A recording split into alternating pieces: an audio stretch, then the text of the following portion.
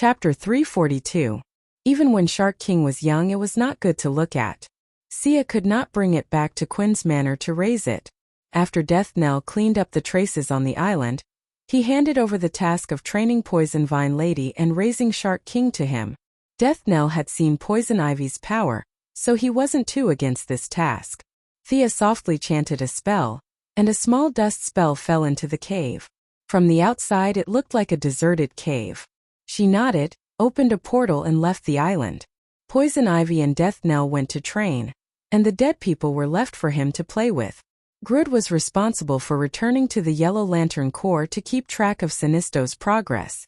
Thea's request was for him to learn more and watch more, and just slack off in battle. Thea went back to Star City alone. She wanted to absorb the divine power and use it to increase the water attribute magic in her body. The process of creating something from nothing required a lot of divine power. Thea absorbed it slowly without sleep for 3 days before finally forming a weak water attribute magic in her body. It's not easy. After 3 days without rest, Thea's body was damp all the time. She took a bath happily and was now wiping her hair with a towel. The shark god was too weak. He didn't have much divine power left after transforming his body. Thea barely managed to replenish the water attribute, but the entire divine power was exhausted. In order to achieve a balance between the attributes, Thea converted a small part of the other 4 attributes into the water attribute. The water attribute didn't have high attack power and healing effects, but it had good compatibility. Thea had been studying the hybrid magic since a long time ago, and she could finally use it. The lightning breath when she instantiated Diablo could be said to be her strongest attack now.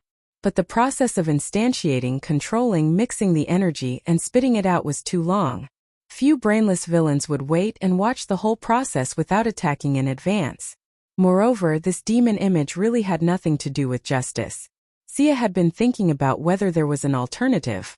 With reference to Zeus's lightning arrow and her lightning breath, Sia finally found the right direction for her future development, which was a combination of fire, wind, and water lightning spells. Strong attack power, fast speed, and it looked very righteous. Thea's magic power had already surpassed the limits of the Constantine family's books. She was on her own path. Thea, let me introduce you. This is John Deagle. He's very skilled and is completely qualified to be your bodyguard. He served in Afghanistan in the same year as me. He's also my Lila Michaels, who was wearing a black suit, introduced the black man beside her to Thea. He's also your husband, isn't he? Thea was a little speechless at this mature woman who didn't shy away from her in-laws. As she had more and more work to do, especially entering the medical industry this time, it would cause countless people to lose their jobs. There had already been 2 small-scale kidnappings and assassinations this month. Although the movements of these people were as slow as snails in her eyes, and even if bullets hit them, they would not be able to break through their defenses. However, she could not stand the annoyance. Every time he had to put on a show and use all kinds of coincidences to get rid of his opponent. It was really troublesome. That was why she came up with the idea on the spur of the moment, hoping that the Heavenly Eye Society would provide some retired agents or something to decorate the shop. She did not expect it at all. Lila actually pulled her husband, who was idle at home and was a house husband, out. She knew Thea's strength. If this job was really dangerous, who knew who would be the one protecting who? Of course, in all fairness, John Deagle's skills were not bad. As the future Iron Triangle of the Green Arrow team, he had been verified by history. In fact, Lila also had a mental struggle. Her husband stayed at home every day, washing clothes and cooking. It was easy to affect a man's mind. Her job in the Heavenly Eye Society was not suitable for the straightforward Deagle. Coincidentally, Thea mentioned this to Amanda. Lila very firmly took on the task. Amanda could not possibly refute her assistant's face over such a small matter, so she agreed without much thought. However, Lila did not tell her husband about Thea's strength. Deagle had a strong self-esteem. If he knew that he was just a freeloader who could do without him, he would definitely resign. Such a high-paying and safe job as a bodyguard was rare in the world. At least with Lila's knowledge, there were not many people on Earth who were more powerful than Thea. As for her husband cheating on her, she did not have to worry. Although Thea and Diana appeared and disappeared mysteriously, The Heavenly Eye Society still had some information.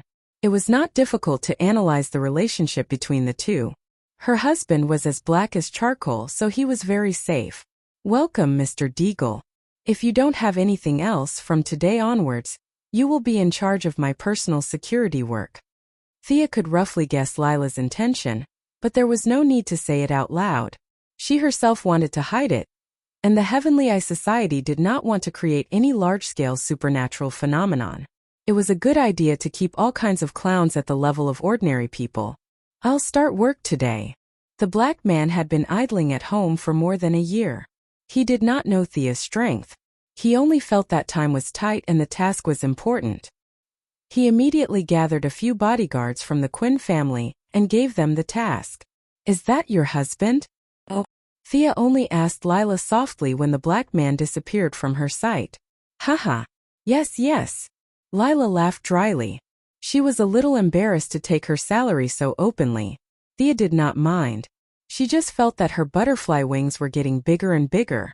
John Deagle came to the Quinn family to be their bodyguard. What a strange fate. In the next few days, the black man carried out his duties seriously. He recruited a few more bodyguards and set up a thorough protection plan.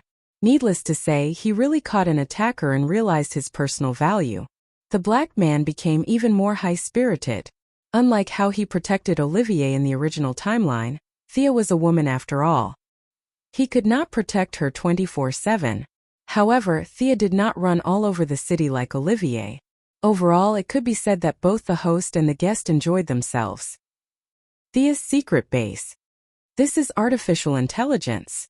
The person who exclaimed was naturally Miss Felicity Smoker, who had just returned from a business trip to Detroit's Red House. First she thought that Thea was joking. Artificial intelligence? You must be kidding me.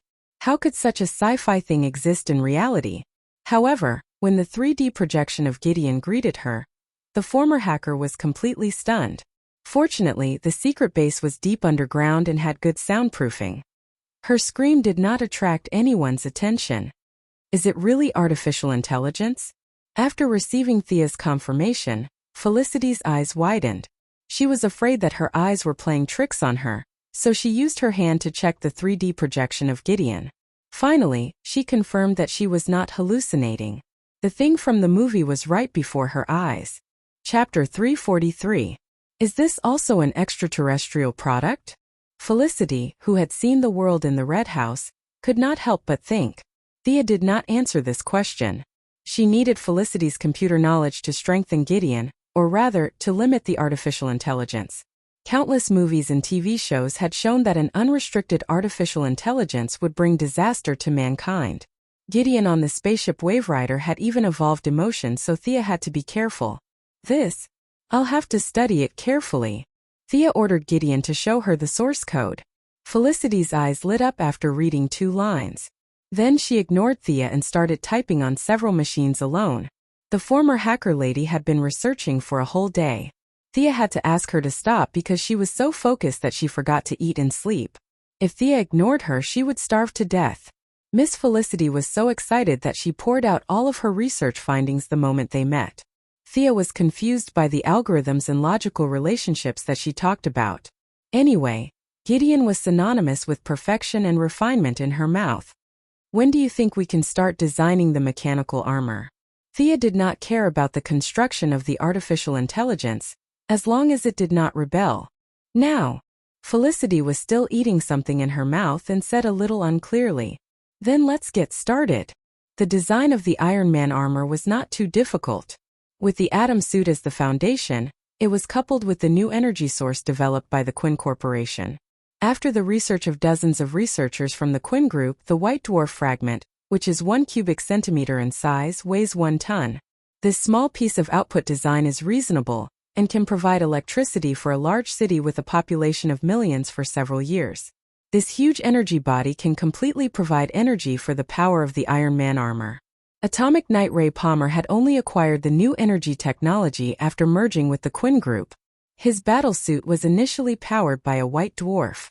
Unfortunately, the high-density and high-temperature stellar fragments were extremely unstable, and the violent explosions had accidentally caused his atomization. Thea did not need to follow in his footsteps. The Red House laboratory had the product she needed. The white dwarf star stabilizer was the size of a small box. It could be placed inside the armor and could steadily output the energy of the white dwarf. If the enemy was difficult to deal with, the white dwarf star stabilizer could be released and the white dwarf star stabilizer could operate at 200% or even 300% for a minute. It could be said that the aliens were more than a generation ahead of Earth in terms of energy usage. Thea had built the most advanced workshop in the secret base. The AI drew the blueprints, and the mechanical arms completed the work. Everything was proceeding in an orderly manner. Her life gradually got back on track. The affairs of the group were handed over to the CEOs to handle.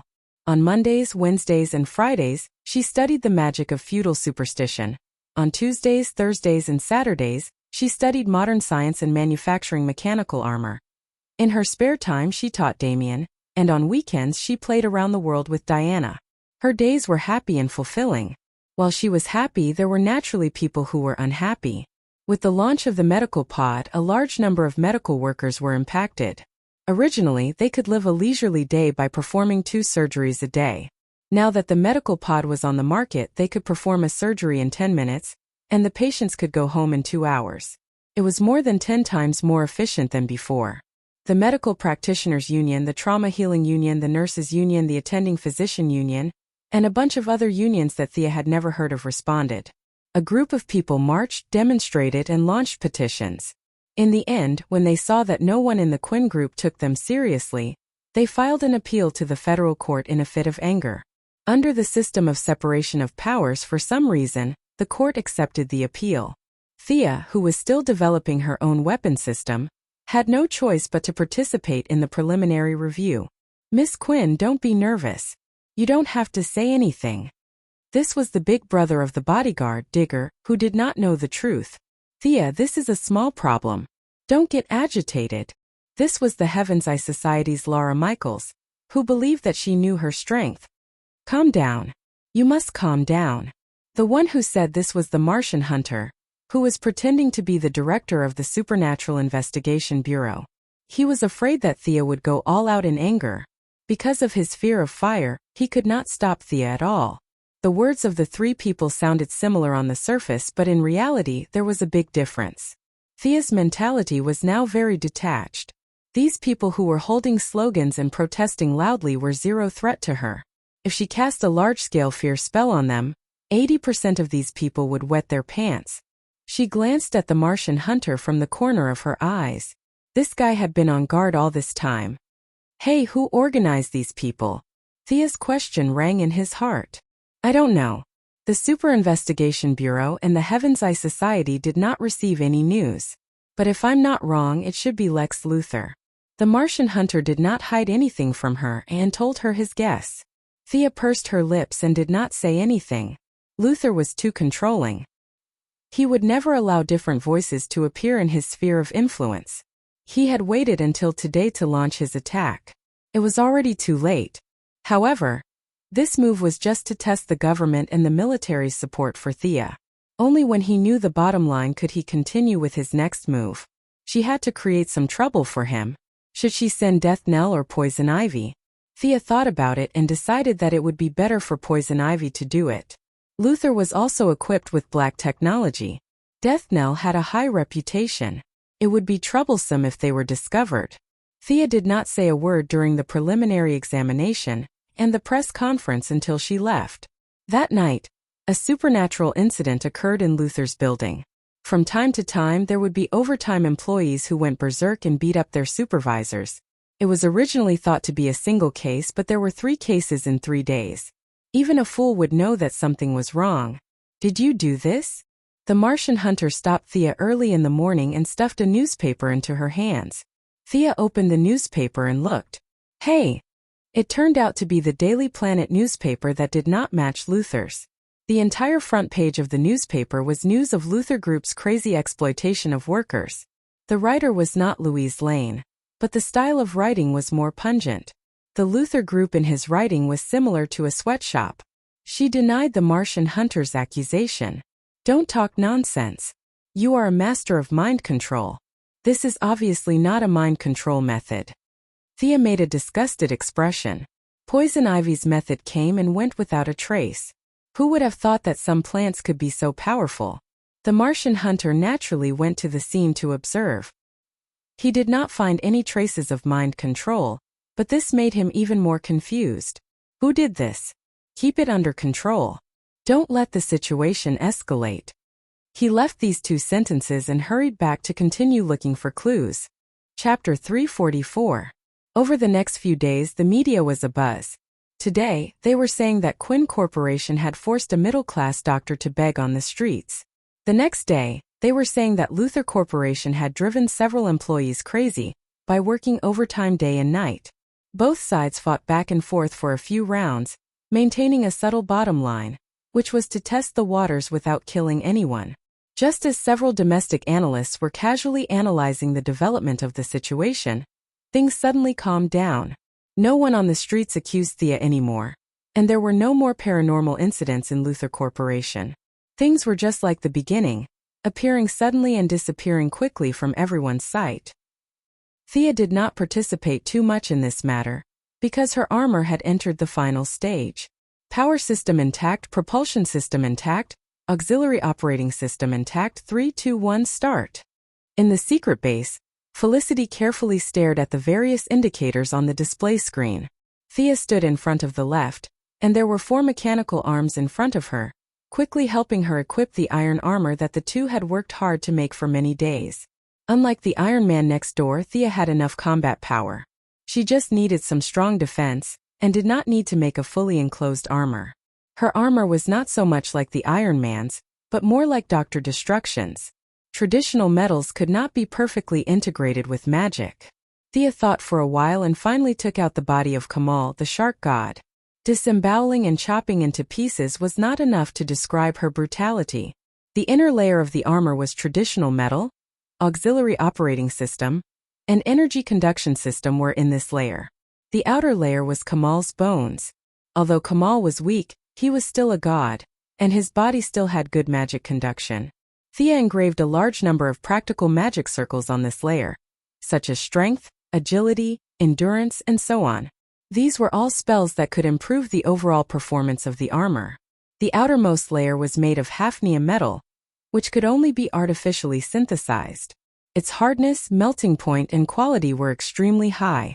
Hafnium metal had the effect of resisting nuclear bombs, and considering several aspects, it was the most suitable material for Thea's armor. There was no need for a full body armor like the Iron Man, so naturally, there weren't so many places that needed to be tightened. The defense of the body's joints was lower, but the agility was much better than Tony Stark's straight punches and kicks. Thea was dressed very quickly. Shoulder pads, chest pads, arm pads, and leg pads were all equipped. She also wore a silver-white helmet on her head. The Eye of Horus crushed all detection equipment. There was no mask, but a mask would appear to cover her face during battle. The armor was silver-white in color, but there were red patterns on it. As a symbol for a long time in the future, a cape was a must. The two of them argued about the color of the cloak again. The cloak should be green, right? The green cloak and the silver armor seemed like a good match. Felicity remembered the skateboard color battle that day and insisted on green. Thea was speechless. Silver armor and green cloak? Isn't that Professor Destruction? Would they cross dimensions and fight me to the death? He used the same words as before, saying that green was easily associated with decay and withering. It was a bunch of nonsense. In the end, Thea had the upper hand. The same color as the skateboard that day, a red cloak. After dressing up, there were a few tests to be done. The first test was strength. Even a child would understand the concept of strength defeating 10. Superman and Diana both relied on strength to crush their enemies. In the later stages of the game, Shazam and Black Adam were magic types, but they still fought with their fists every day. It could be seen that strength was a necessary attribute. 500 tons, 620 tons, 700 tons, 770 tons. The final strength was fixed at 850 tons, but this was only the result of 50% of the White Dwarf's power. If it was overloaded, it would not be a problem to break through 1,000 tons. The next test was speed. Thea flew with her magic power, and her speed was about 700 miles per hour. The yellow light ring was running at full power, and it could exceed Mach 2 in the atmosphere. However, it could not last long and the emotional consumption would be very fast. The propulsion system of the Iron Man suit came from the Red House. Its full name was Rotating Core Power Amplifier. It converted the energy of the White Dwarf into propulsion. Its speed could be stable beyond the speed of sound, which was Mach 1. It did not look as good as the light ring, but it did not consume any energy. In addition, it had a strong defense and optical camouflage function. In terms of stealth and security, it was better than the light ring. Do you still want to test the weapon system? Thea avoided the satellites, flew a few laps around the vicinity, and returned to the secret base. Felicity asked, "Let's try it. With the energy supply of the White Dwarf, the frost gun will definitely last longer." They didn't think too much about the weapon system and directly installed the freeze gun, one in each hand. Sia didn't like the white noise cannon in the Red House's laboratory. The cone-shaped sound wave attack had too little lethality. Dr. Sarah Stone covered it tightly. Those who didn't know would think that it was some powerful weapon. After installing the frost gun on the arm, the endurance and firing speed of the frost gun were improved. A 20-square-meter house could now be completely frozen in a second. When Thea's frost gun was used against the Charm Witch, it took half a minute to freeze the house. Before the test was completed, the two accidentally discovered a hidden attribute of the armor. The armor had excellent underwater combat performance. According to Gideon's calculations, the armor could reach a speed of 1,500 nautical miles per hour underwater. It could be said that the armor's speed underwater was faster than the speed in the sky. This was undoubtedly the effect of Kamal's corpse. Thea could not help but think that maybe this guy was not a weakling. From this little data, she could analyze that he might be very strong underwater. It should be known that the fastest underwater person in this world should be the superhero Poseidon. With the divine trident in his hand, his super swimming speed could reach 10,000 feet per second, which was more than 3,000 meters, which was nearly 6,000 nautical miles per hour. Sigh. Thea looked down at the remains of Kamal's corpse. This guy probably died with his eyes wide open. After being beaten by their control skills on land, he did not even have the chance to use his full strength until his death. If it were not for this armor, he would only be left with the title of trash. There was no end to the development of armor, especially when Thea felt that the first armor she had developed with great ambition was actually an underwater armor. This made her a little unhappy. How to quickly equip the armor was also a problem that needed to be solved urgently. The only thing Thea could think of was to use the magic absorption property to complete the armor quickly, but that should be considered for the next armor set. Her defense problem was temporarily solved. The only thing left was the safety of the people around her. Luther had ceased his activities, but the harassment did not stop. Thea instructed Diggle to protect the CEOs of the group. At the same time, she made a small frost gun for Felicity. If the bodyguards were unreliable, this gun would be very useful. Chapter 345. Less than 2 days after the armor was completed, Thea, who was in the middle of her research, was called out for a meal. The person who asked her out was Shadow, the beautiful forensic doctor at the Star City police station. "Is your father feeling better?" Thea put down her bag and asked casually. "He's still the same, but his complexion is much better than before." The two chatted for a while. Shadow looked around and saw that there was no one around. Then, she began to talk about the purpose of the meeting in Mandarin. "You want to be a superhero and fight criminals?" Thea was a little surprised to hear Shadow's words. A person from an indescribable country came to the other side of the ocean to be a superhero. It was strange no matter how she looked at it. "Yes. The crime rate in Star City has been increasing recently. Many criminals were arrested, but were released due to lack of evidence. Star City is my home now. I want to help," Shadow said with a serious expression. Thea had heard about this before. Malcolm's departure had created a vacuum in Star City's underworld.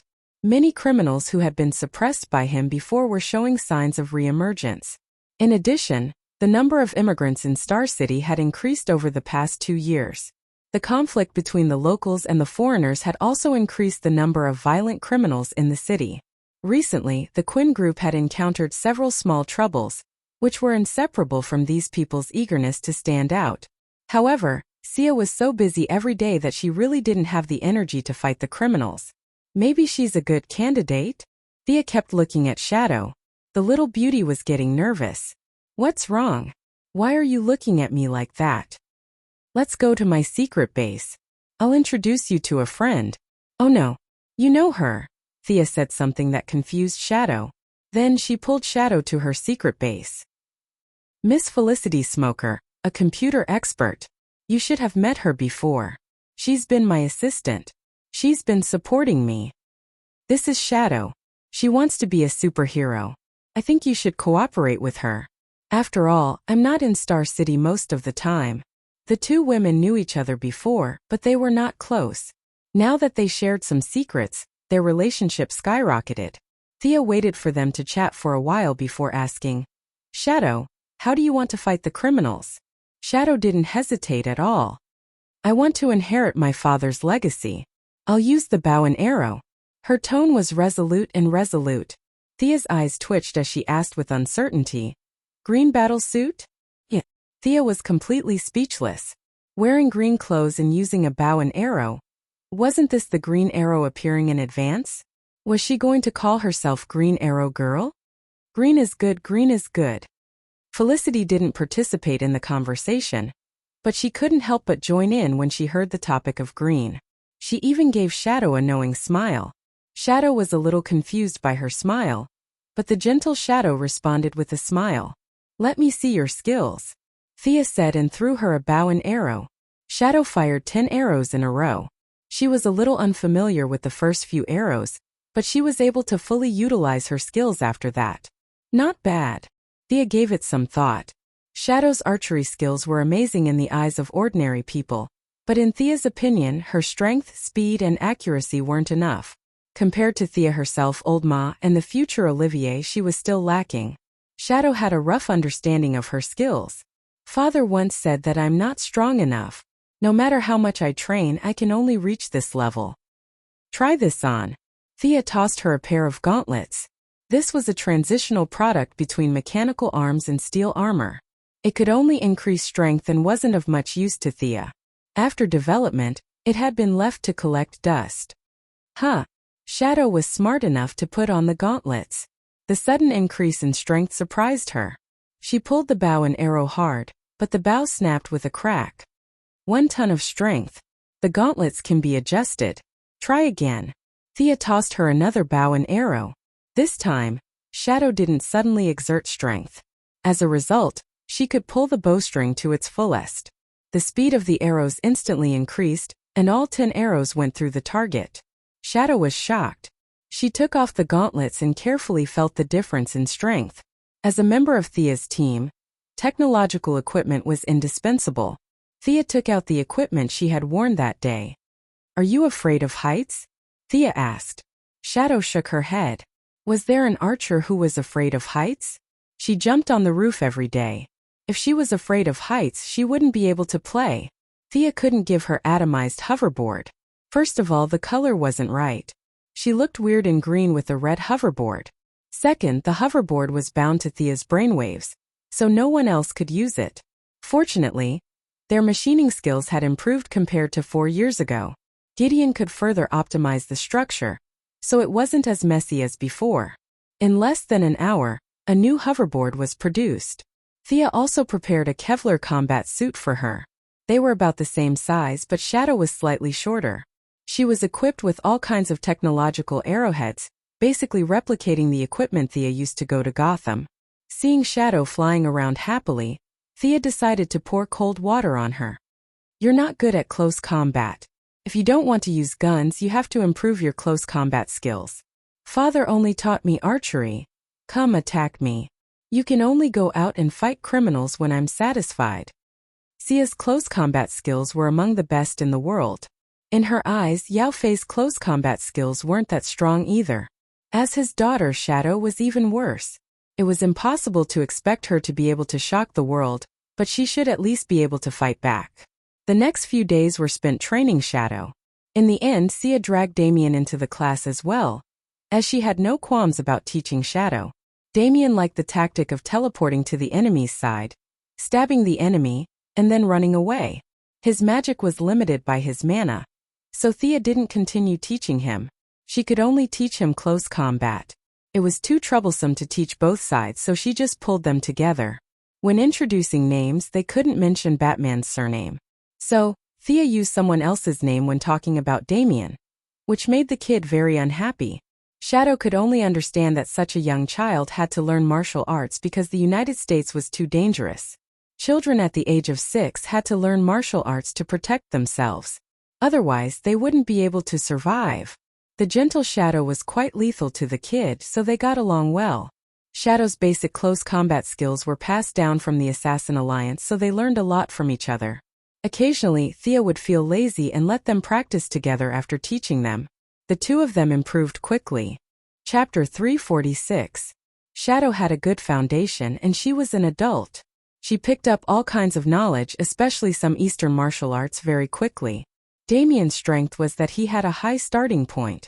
His physical fitness was improving every day. Whether it was Ninja Master, Batman, or Sia, their martial arts could be said to be from the same lineage. They taught him the same path. He absorbed the knowledge very quickly. He was catching up to Shadow at a speed visible to the naked eye. "Alright, let's take a break first." Sia interrupted their fight. Shadow seemed to have the upper hand, but Damien had a lot of strange tricks up his sleeves. He could maintain a stalemate for 30 moves, but after 30 moves, he could no longer do so. "Thea, come and take a look," Felicity shouted, interrupting their lesson. Thea was about to reply when her phone rang. She picked it up and saw that it was a call from an old acquaintance, General Ryan. Before she could say anything, the old general on the other end of the line was already shouting, "Please come to the Ministry of National Defense as soon as possible. Now, as soon as possible." With that, the old general hung up. She could hear that the other end of the line was very noisy. It was like a market, with countless people arguing and discussing. "What's going on?" Sia muttered in a low voice. General Ryan's dream of being the Minister of Defense was shattered. Perhaps it was because his reputation for human experimentation was really bad. The new Minister of Defense was General Swanwick, a general who had commanded the American Army in many battles. An unidentified flying object is approaching Earth. The Quinn Corporation's satellites have detected that it has entered the moon's orbit. Felicity gave the answer. "Aliens are here?" Thea's first reaction was that aliens were here to ask for an explanation. She had done a lot of good things recently, such as using the medical pod as a reference and throwing the evil gorilla out to destroy other people's planets. But how was that possible? Thea coughed and told them to watch the house. She put on the yellow light ring and flew to the Ministry of National Defense. There were not many people in the office, but Thea knew them all. The new Minister of National Defense, General Swanwick, General Ryan, Amanda, and the Martian Manhunter, who was disguised as the director of the Supernatural Investigation Bureau. "What is it?" Everyone in the room knew her identity. Thea took off her mask and asked the new minister sitting at the head of the table. The new minister was a black general. Thea had never spoken to him before. When he opened his mouth, his voice was extremely powerful and straightforward. "5 minutes ago, a spaceship from an extraterrestrial civilization entered the moon's orbit. They asked us to hand over an alien hiding on Earth. I think you're the most knowledgeable person on Earth about aliens. How do you think we should respond?" General Swanwick felt a headache coming on. To run into something like this right after taking office was beyond unlucky. Fortunately, he knew Thea and hurriedly asked her to come up with an idea. Thea scratched her head. There were too many aliens on Earth. "Which one were you looking for?" "Don't talk about the ones far away. There's one standing in our house right now." After deliberating over his words, he asked, "Mr. Minister, did the other party mention the planet? Does he have a name?" The people in the room tried to recall. He didn't mention the planet. He only mentioned that the leader was called General Zod. The one who answered her question was an old acquaintance, Amanda. General Zod. Thea let out a long sigh. He was definitely not here for her. He wanted to ask for the Martian hunter's opinion. However, many important buildings in the Pentagon, including the Heaven's Eye Society, were equipped with anti-clairvoyance and anti-mind control technology. Her telepathy was completely ineffective here. After thinking for a while, it seemed that there was nothing she couldn't say. I've heard of General Zod's name. He should be a Kryptonian. Krypton is 271,000 light-years away from Earth. Their planet exploded more than 30 years ago. Some say it was the end of the planet's lifespan. Some say it was the invasion of advanced artificial intelligence. Thea was counting on her fingers to calculate the reasons for Krypton's destruction. The Black Minister quickly interrupted her. He didn't care who blew up the planet. He only wanted to know how powerful the enemy was. Miss Quinn, I'm very pleased that you're so knowledgeable. But what I want to ask is, do they have any intention of conquering Earth? As far as I know, General Zod was a stubborn pro-war when he was on their planet. He had destroyed many civilized planets and believed in the law of the jungle. He was a veteran who was good at war. Thea didn't hide anything and told him everything she knew. General Swanvik's heart sank when he heard that. He had dealt with the Iraqis and Afghans by following the law of the jungle. If he put himself in their shoes, it wouldn't be difficult to guess what they were thinking. His mind was in a mess, but he still pretended to be calm. Can you negotiate with them? I don't expect any results, but at least we can express our wishes. Thea pursed her lips. What wishes? Isn't it just surrender? She pretended to be righteous and said, I'm willing to go, but you'd better come with me. I can only act as a driver and translator. I can't represent the country. F***ck. What you said made sense. The high-ranking officials in this room usually represented this and that, but when it was time for them to represent the country, they all shrank back. What a joke. Why would they go to an alien spaceship to negotiate? Even their ashes wouldn't come back. The people who usually bragged about how powerful they were all speechless. They all lowered their heads, afraid that they would be called to die. General Swanvik also had a headache. The president was hiding in the basement, and he had full authority to deal with the outside world. He also had to command the scene, so he shouldn't go. He looked around and no one dared to look at him. The Sky Eye Society and the Supernatural Investigation Bureau were not qualified to represent the country. After thinking for a while, he said, I'll go with you. Minister, don't. Minister, please reconsider. Several people whispered to persuade him, but no one shouted, I'll go. They all pretended to be worried, but their tense bodies were relaxed. Even Thea was a little surprised. Without fighting, she wasn't confident that she could deal with those Kryptonians. But running away was not a problem. Whether it was the power armor, the light ring, or the portal, she was sure she could escape. But all of this reflected the courage of the new minister. The grim situation had forced him into a corner, and his own decisiveness was another factor. However, it would be troublesome to bring this guy with her. Thea glanced at the Martian hunter discreetly and found that this guy was pretending that nothing was wrong. In fact, with him and Superman, they could definitely fight the Kryptonians head-on. But it seemed that he didn't want to expose his identity. Do I need to wear a spacesuit? Do you think I need to bring a pistol? The minister was about to say his last words. He asked Thea and told his secretary to hand over the things in the office to his wife if he didn't come back. Chapter 347. Should I use a spacesuit or not? Thea thought for a moment before she conjured a respirator and handed it to him. This respirator is modeled after the planet Korriga. It can handle the air in most parts of the universe. General Swanvik touched the thing that looked almost tangible. He was amazed. How are we going to get up there? Wait for me to make a plane. Thea tried to look into the distance. The enemy spaceship did not have space-limiting technology. Opening a portal was the fastest way, but he did not want to expose his ability in front of so many people. To show his identity as an Earthling, he conjured an F-22. Come in. Thea waved at the black general. Does this thing have a firepower system? General Swanvik was familiar with his own plane. He habitually got into the plane and fumbled around. Suddenly he remembered something. It's all in your imagination. It's all fake. Thea knew what these people were thinking and immediately dismissed the idea. Sit tight. Let's go. Someone had already opened the roof of the office. The layered, purely mechanical structure was claimed to be able to withstand the attack of medium-range missiles. Thea took control of the plane, rose vertically, and flew directly to the moon after it was a kilometer above the ground. The experience of flying out of the atmosphere was a bit exciting for the minister, but his emotions were quickly replaced by a deep fear. He pretended to be calm and asked, "They won't attack first, right?" "No, they won't," Thea answered without hesitation. In fact, she did not know.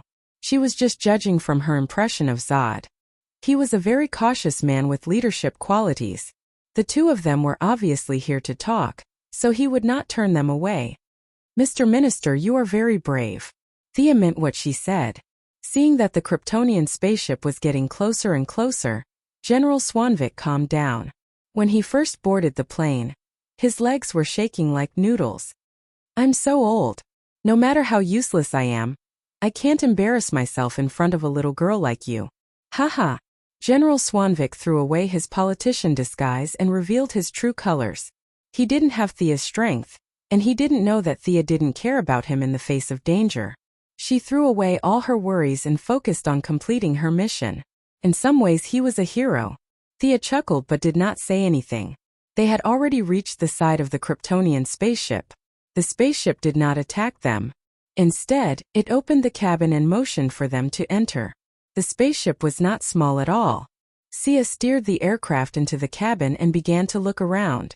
The Kryptonians had a very advanced civilization. If they did not seek death by themselves with their physical fitness and technological level, they would definitely be a powerful force in the universe. "Earthlings, what's the matter?" The person who welcomed them was a woman in black mechanical armor. She had some kind of translator and spoke in English, the language of Earth. Thea was very happy. She didn't have to translate anymore. She was already prepared to run away if the negotiations broke down. "I'm General Swanvik. On behalf of the Earth's government, I want to see your leader." Now that the communication was smooth, General Swanvik started to shake. He waved his arms and spoke in a firm tone, showing his determination and conviction. The woman in black armor seemed to be communicating with the spaceship through some kind of communication device. "Wait here." After that, she didn't leave. She stood still and stared at the two of them, especially Thea. "What? Kryptonian, do you want to compete?" The Kryptonians' genetic modification technology was very advanced. Thea had wanted to go in and observe. She didn't expect the woman to be so sneaky. She would rather have the leader meet them at the edge of the spaceship than let them enter the inner area. Thea was a little upset. She was a little angry that the woman in black armor was staring at her. "You are not Carl Air. Your ability is really amazing. This is not a real thing, is it?" The woman in black armor was not angry. She just looked at the aircraft curiously. "Don't be surprised." Sia was interrupted by another deep voice before she could finish her sentence. Along with the voice, a muscular middle-aged man with a height of 1.9 meters appeared. He had a very short beard, and the lines of his face were very stiff. He looked dignified. "Fiora, that should be some kind of materialization. I heard that there is a group of people in the universe who call themselves the Green Lantern Corps. But those people are green while this guy is yellow. They should be related to each other." The middle-aged man, General Zod, glanced at Thea's materialization a few times and said with uncertainty. Thea didn't comment and left the two generals to talk. "How can you leave Earth?" General Swanvik was a little weak, but he still mustered up the courage to ask. "Find Carl Air and the central grimoire that was stolen years ago." Zod was much calmer. It was as if he was narrating a trivial matter that had nothing to do with him. "What grimoire?" General Swanvik didn't understand the term. His intuition told him that it was some kind of black technology that even the aliens valued. However, Zod wasn't going to explain it to him. The Black Minister could only look at Thea. Thea saw his expression and knew that he had misunderstood. She explained, "It's similar to our human genetic map. Many aliens have it." Oh. General Swanvik lost interest the moment he heard about the genetic map. At first, Zod was also wondering how an Earthling knew about their grimoire. However, after hearing Thea's words, many aliens had it. He had worked hard for 30 years to modify the spaceship and arm his subordinates. After that, he came to Earth. His information was extremely limited, and he didn't know anything about the outside world. When he thought of the Green Lantern Corps, Thea automatically upgraded to a knowledgeable Earthling in his heart. The two of them let go of the grimoire. "If we give you the people and the grimoire, will you leave Earth?" This was the thing that General Swanvik was most concerned about. "I'll leave once I get what I want. I swear to Rao, Zod said seriously. General Swanvik turned to the knowledgeable Thea for help. His eyes were obviously asking who he was referring to. It's the god they believe in. Thea was also confused. What kind of deity was this Kryptonian god or Martian god? Did they really exist? Or was it just a figment of the imagination of ordinary people? She could only explain it vaguely. You're very frank. As a soldier, you deserve respect. I agree to your terms and you'll get what you need. General Swanvik then signaled to Thea that they were almost done talking. It was time for them to leave. Thea was fine with it. She could fight in space, but her ability was not as good as fighting on a planet. Besides, there was no benefit for her at all. She had nothing better to do than to take the blame for Superman. This mission was successfully completed. General Swanvik had consolidated his position in the Ministry of National Defense. Thea had also successfully connected with him. Amanda and General Ryan could step aside next time. Chapter 348. Zod didn't stop them at all, and the return trip went smoothly. Who's Carl Al? Swanwick asked Thea on the plane. His intuition told him that Thea most likely knew these strange people. You should have seen him before, but I don't know his name. The guy in the red cape during the battle at Seaside City was a Kryptonian. I don't know if he is the Carl Air they are looking for.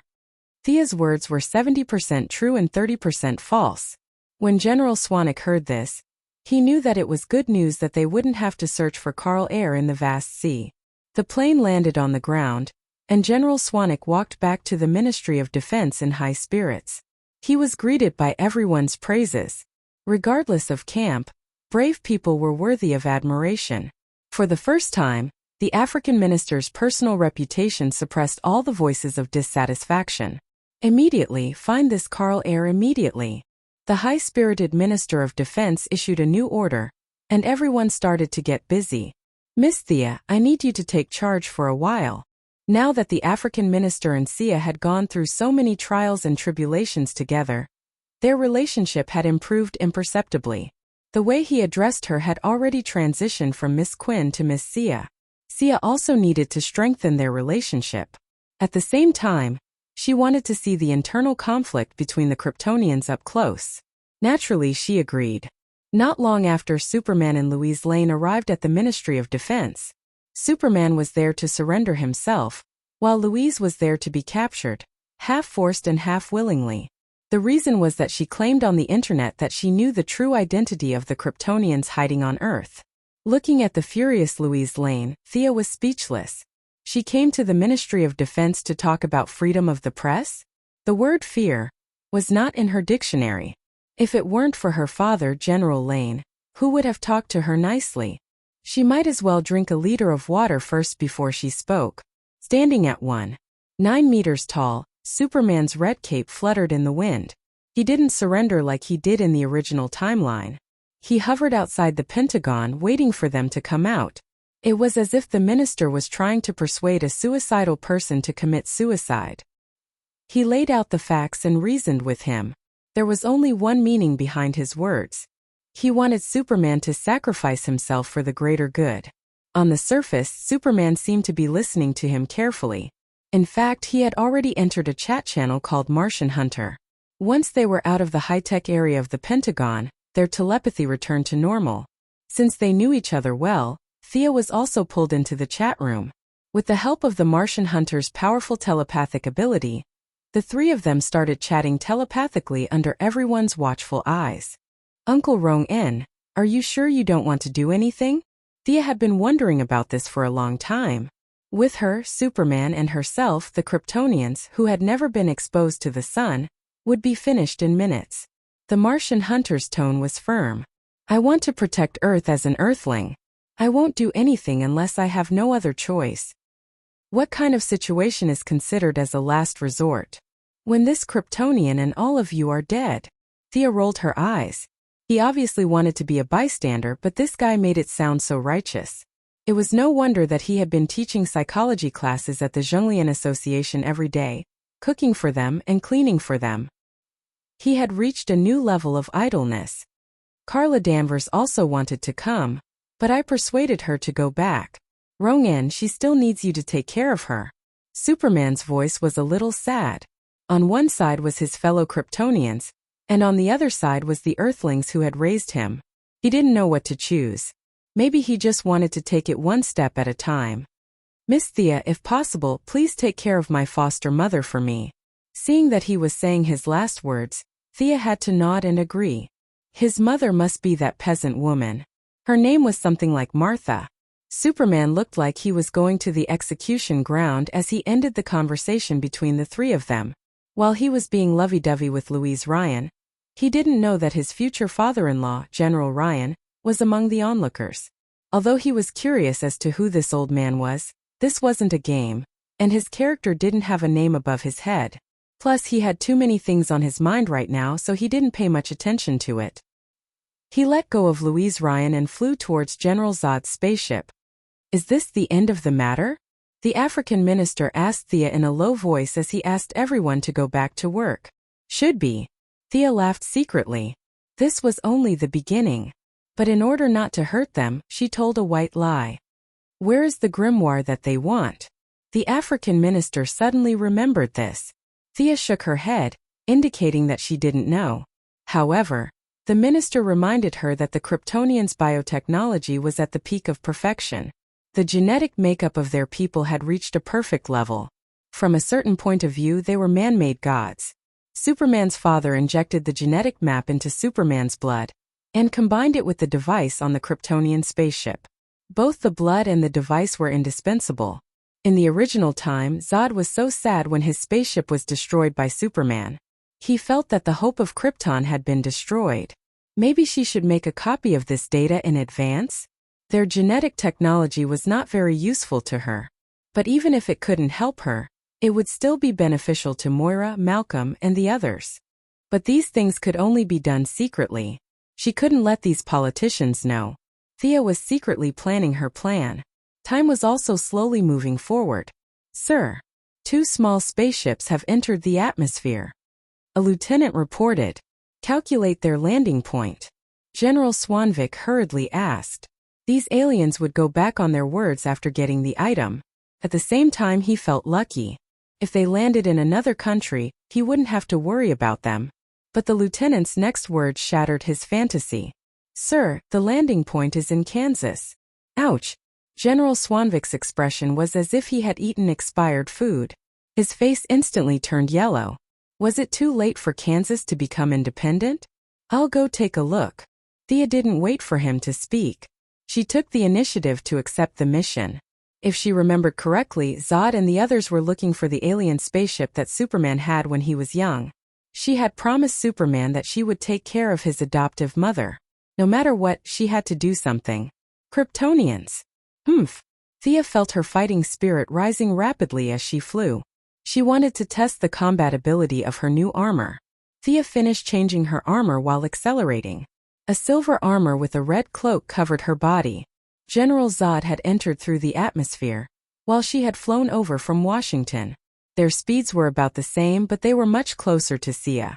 She had checked Clark Kent's farm from the armor's onboard computer, and arrived at the destination first. "I'm Clark's friend. Old lady, you should hide first. The enemy will be here soon." Thea took off her mask and waved to Martha Kent, who had mustered up her courage to come out to investigate. The old lady didn't know what was going on, but she still ran away with the dog. Chapter 349. Before the old lady could run 100 meters with the dog in her arms, 2 alien spacecraft landed on the ground. General Zod and Fiora walked out. Both of them were wearing black power armor and long black cloaks, but General Zod's armor was stronger and thicker than Fiora's. He first looked at the surroundings before turning back to look at Sia. Sia's armor was completely different from the yellow light battle suit, but with the unique aura of a powerhouse, the two still recognized her. "Earthling, it seems that you want to fight us?" General Zod's stern face had a hint of contempt. "I'm afraid you don't understand our true strength. I have conquered countless low-level planets like Earth in my lifetime." Thea laughed with her hands on her hips. "Kryptonian, let me tell you something. I have been all over the universe. I have grazed cows in Korriga and fought in Ura. You Kryptonians have only conquered a few galaxies around you. There are 3,600 sectors in the universe. Do you know which sector you are in? Remember, You are in Sector 2813, the neighbor of Sector 2814 on Earth. Next time someone asks you, you can answer him loudly. Haha. After that, she looked at General Zod as if he was a country bumpkin. What the F***ck? General Zod's face darkened. He was half angry and half ashamed. The Kryptonians had always thought that their civilization was advanced. Every time they conquered other planets, they looked at the local natives as if they were mentally retarded. Now that the situation had been reversed, General Zod felt extremely uncomfortable. He felt like he had just been F***ed up. However, he did not have the words to refute because he was not sure if Thea was telling the truth. The light ring could open up unlimited wormholes and warp between different regions. Although their spacecraft could also open up wormholes, it required a lot of energy, so they would not do it easily. They had landed on the surface aggressively, but now they were treated as country bumpkins. Their momentum was weakened by 20%. I don't want to argue with you. Hand over the grimoire. General Zod was not a person who was good with words. He used to look down on the people of Earth, but now he did not mention it. He only focused on the matter of the grimoire. Thea was also a little puzzled. She remembered that in the movie, after Superman walked into a trap and was caught, his blood was drawn and his memories were read. However, he quickly caught up with them. She had been talking nonsense with them for a long time, but where was Superman? Is it because Louise Ryan didn't board the spaceship? Was that why he took so much time to escape? If he hadn't come to Kansas, wouldn't his adoptive mother be dead for sure?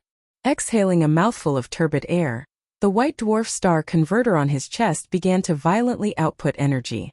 The magic runes on the inner layer were all lit up, and the large red cloak fluttered even though there was no wind. There was a hint of heaviness in the air. Show me what you're made of. As soon as Thea finished speaking, the thrusters under her feet abruptly kicked off, propelling her body high into the air. She drew an arc in the air and threw a punch at General Zod. General Zod roared and gathered all the strength in his body to counter her attack. Bang! There was a muffled sound, but there was no electricity or explosion. This was a pure physical confrontation. With the two of them as the center point, the shockwave spread in all directions. Clark Kent's lawn and wooden house were all shattered. A red pickup truck was directly sent flying, rolling more than 30 meters before it fell to the ground. It was not surprising that it was scrapped. Thea did a backflip to eliminate the impact of the opponent's punch, while General Zod took a step back. The opponent's punch strength is 1,020 tons. Our armor withstood 95% of the reaction force. There are slight cracks on the right arm armor. 0. 37% of the armor is damaged. Gideon, who was acting as the assistant control system, quickly scanned the damage of both sides. What a cheat-like race. They had never been exposed to the sun for a day, and yet they had such great strength. It was not wrong to say that they were gods who walked on the ground. I'll hold her back. Fiora, you go and get the grimoire. The fierce confrontation between the two of them destroyed the Kent family's wooden house. The spaceship that Superman rode in when he was young was particularly eye-catching among the debris. General Zod jumped up high and launched a fierce attack on Thea. At the same time, he shouted loudly to remind Fiora. You'd better come and help your general. Thea sprayed a large amount of frost on the path that Fiora had to pass through. No technological armor could ignore absolute zero. Fiora was also very knowledgeable. She paused for a moment, allowing Thea to grab her by the arm and throw her towards General Zod. Strictly speaking, General Zod was not a bad person. Moreover, he was a general now and he only had a few subordinates. There were only 10 of them in total. It was fine to call him General Zod, but it was also fine to call him Captain Zod naturally. He could not kill his loyal subordinate with a single punch. He twisted his body in the air and avoided Fiora's direct attack. He lightly patted her leg and changed from flying horizontally to standing upright. Fiora cooperated with him very well. She nimbly did a 180-degree turn in the air and landed on the ground again. The two of them tacitly exchanged glances and pounced on Thea together. Thea blocked Zod's whip kick with her left fist and grabbed Fiora's wrist with her right hand. Fiora pulled out a dagger-like short sword and stabbed and slashed. It was completely different from the martial arts on Earth. There was no difference between real and fake moves. Every move was ruthless and merciless. Thea's armor, which could withstand the bombardment of a nuclear bomb, was scratched by her. Unknowingly, Thea's attention was attracted by Fiora. Fiora's martial arts were very elegant. It had a kind of dance rhythm. However, there were fatal attacks hidden in the beautiful martial arts. Zod was the exact opposite of her. He used the traditional fighting style of the Kryptonians. He relied on his strength, speed, and abundant stamina. He was not afraid of getting tired and would seize any opportunity. Thea's individual strength was slightly weaker than Zod, including her armor. If it was a fair fight, it would not be a problem for her to fight for dozens of rounds. However, with Fiora, who was not much weaker than her, it was a little difficult. Thea had to rely on the freezing air of the frost gun to obstruct Zod's attacks. The surrounding temperature dropped visibly. Zod and Fiora's armor inevitably became a little sluggish. Damn it! Where the hell is Superman? Should I leave now? Thea was a little depressed as she punched Zod again. Huh. What she did not expect was that Zod did not use much strength in his punch. Instead, he borrowed the force of her punch and flew into the wooden house behind him. Thea was just about to chase after him when she saw Fiora rushing towards her, as if she did not care about her life. The dagger in her hand flashed with bright electric arcs. The dagger could cut through armor without electric arcs. Now, the electric arcs were definitely not for decorative purposes. Thea did not know the power of the dagger, so she did not dare to take it head-on. She dodged 2 consecutive attacks. On the other hand, Fiora had completely given up on defense. Every attack was aimed at her vital points. It was not difficult to guess what she was thinking. She was trying to stall Thea. No, the central grimoire is not here. General Zod shouted as he jumped out of the wooden house wreckage. He looked at Thea immediately. Did this earthling know something? However, he saw Martha Kent hiding far away from him from the corner of his eyes. He instantly had an idea. Chapter 350. That old lady must know something. Fiora, you continue to stall that earthling. I'll go catch that old lady. General Zod's voice was extremely loud, and it was estimated that everyone within a 2-mile radius could hear him. This was where his brilliance lay. He could not only inform his subordinates of his purpose, but also cause trouble for Thea's actions.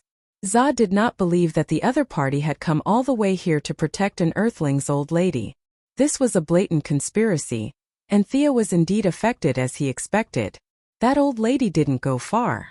Thea was superior to Fiora in terms of martial arts and strength. At this time she already had the upper hand, and Thea had already knocked away the dagger that was emitting electric arcs. Hearing Zod's sudden shout, Thea was really shocked. This American old lady was really not afraid of death. She's not running even after such an earth-shattering fight? She kicked Fiora away and turned her head to look at Martha Kent's position. Oh my God!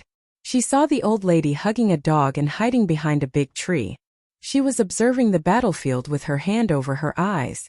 She actually thought that running 300 meters away would be safe. Thea saw that Zod was about to rush forward, and she did not have time to deal with Fiora. The thrusters under her feet were operating at full power, ready to stop him. But an accident happened. Whether it was Thea or Zod, their thinking remained within the scope of normal people. They did not expect that there would be such unreasonable people in this world. A red and blue figure drew a straight line from a very far distance, and with a loud explosion it crashed into General Zod, sending the iron-blooded general flying a few thousand meters. The angry Clark raised his casserole-sized fist and greeted Zod's face with all his might. How dare you threaten my mother? The momentum was so great that the two of them rushed through the farm, rushed across the road, and destroyed countless buildings along the way. Finally, they stopped in a small town 5 miles away from Kent's farm. Thea glanced at him and stopped looking. Superman still had his old problem, that was, his attacks were not organized. Zod's martial arts skills were much better than Superman's, but he could only barely hold on under the furious Superman's punches. His hood was quickly broken, and the moment his skin came into contact with the sunlight, his supersensory ability was activated. A large amount of chaotic and disorderly information flooded his mind, causing him to have a splitting headache, and his combat power directly fell to the bottom. Thea knew that there would be a spaceship coming to pick up Zod soon. The next time Zod came to Earth, he would not be able to deal with him. With his super senses, super strength, heat ray, and many other abilities, it would be better to leave such a powerful guy to his fellow countryman Superman. Hey, your general was sent flying. Looks like his strength isn't that great. Come and be my subordinate. I admire your ability. Fiora, who was kicked, stood up shakily. After being suppressed by Thea for so long, her armor was severely damaged. It was just that it didn't break. Bullsh *T. In the face of Thea's brazen surrender, Fiora was furious. She did not have supervision now, but Zod was beaten up by Superman, and his vital signs were rapidly decreasing. She knew that there were spaceships coming to support him. Although she was cursing, there was still a shadow in her heart. Could it be that the invincible general had been defeated? Thea, who was good at brainwashing people, felt a slight change in her. Without the right guidance, this shadow would quickly be filtered out from the brain by the subjective consciousness. But what was the situation now? They were in the middle of a battle. Fiora's ability was very good. She had brains, combat power, and a certain vision. Coupled with her excellent Kryptonian bloodline, she was the third subordinate of the Yellow Lantern Corps that Thea was going to recruit. As a long-term adjutant, she was competent for most of the work. Whether it was taking over the Yellow Lantern Corps in the future or fighting on Earth, she would be a capable assistant. But all of this had to be done secretly. Superman could know part of it. After all, they were compatriots, but the U.S. government must not know about it. Thea's Eye of Horus had seen that the Kryptonian fighter had picked up General Zod, and at the same time the U.S. military aircraft were rapidly approaching her. Thea did not hold back anymore. A large amount of water magic was injected into the armor. Because of Kamal, the shark god, this armor was not very good at all kinds of attributes. Only the water attribute performance of the armor could be exerted at 200%. Thea directly persuaded Fiora to surrender. She was not that good at talking. She was going to capture Fiora alive and bring her back for training. But Fiora's combat power was not ordinary. She was not a watermelon that could be picked casually. Plus the U.S. military was approaching and there was not enough time. If it was before, Thea would have no choice but to give up and wait for the next opportunity. But the passive attribute of this armor gave her a new option, and that was to fight in the water. In the water, her combat power would be greatly enhanced, and her opponent would be weakened. Plus, the seabed was very well hidden. Presumably, the Atlanteans would not tell the Pentagon. Come with me. Two dark blue magic tentacles stretched out from Thea's armor. In Fiora's confused eyes, they grabbed her and flew out of Kansas, all the way south, Oklahoma, and Texas.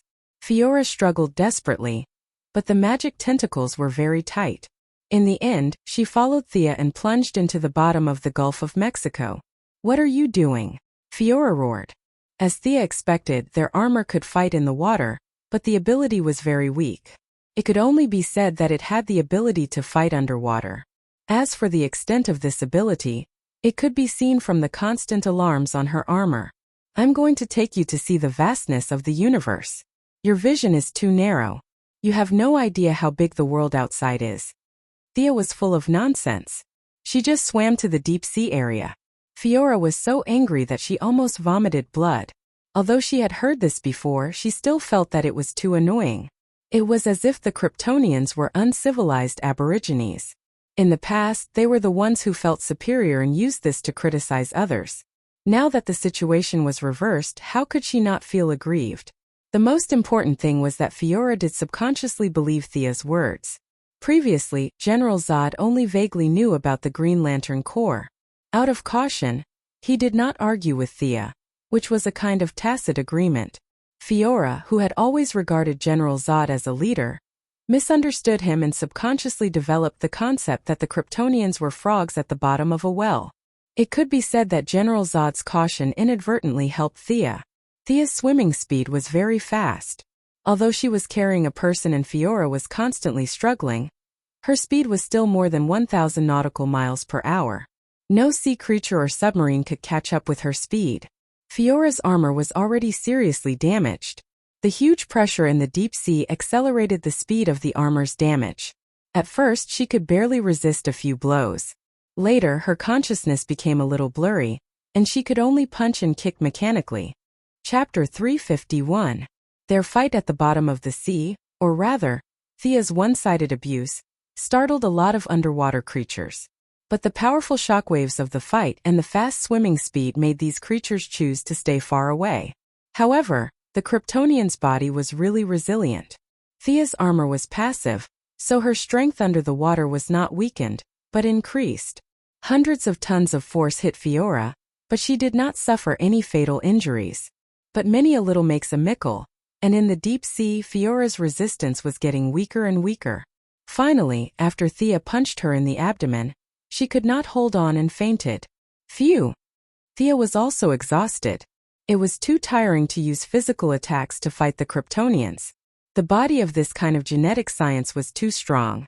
It took almost 10 minutes for her to knock Fiora out. If they were on land, how long would it take? Looking up, there were a few small islands on the sea surface. Unsurprisingly, they had swum from the Gulf of Mexico to the Caribbean Sea. Thea pulled the unconscious Fiora out of the sea surface, looked around, and found an uninhabited island to rest for a while. Where should I train this Kryptonian? On Earth? Thea quickly gave up the idea. Superman was happy to see his compatriots turn over a new leaf, but he did not like to see himself brainwashing Fiora. Thea contacted the gorilla Gertrude remotely. On the surface, he was under the jurisdiction of Sinisto. The gorilla was spreading the fear of the yellow light ring on a planet, controlling two groups of aliens to fight each other. Gertrude was very happy. After a few consecutive wormholes, Thea took Fiora to a planet far away from Krypton and Earth. Asking Gertrude to find a quiet place for her, Thea began to modify Fiora's memory with magic. Compared to the Kryptonians' bodies of steel, their willpower was not strong. Thea went into the depths of their minds without much effort. This was a forbidden area that ordinary people could not touch. It was the place where all the subconscious and original consciousness were entrenched. Except for Superman, who gave birth naturally, all the Kryptonians, including Supergirl, were genetically modified. Their fate was determined before they were born. Some were warriors, some were scholars, and their genes were optimized in this direction. The fate of all the Kryptonians was determined from birth.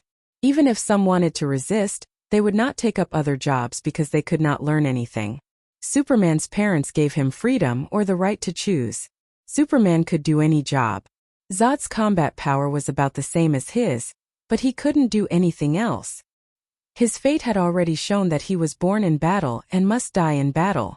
Their genes had optimized some of their characteristics, but their overall composition was delicate and fragile.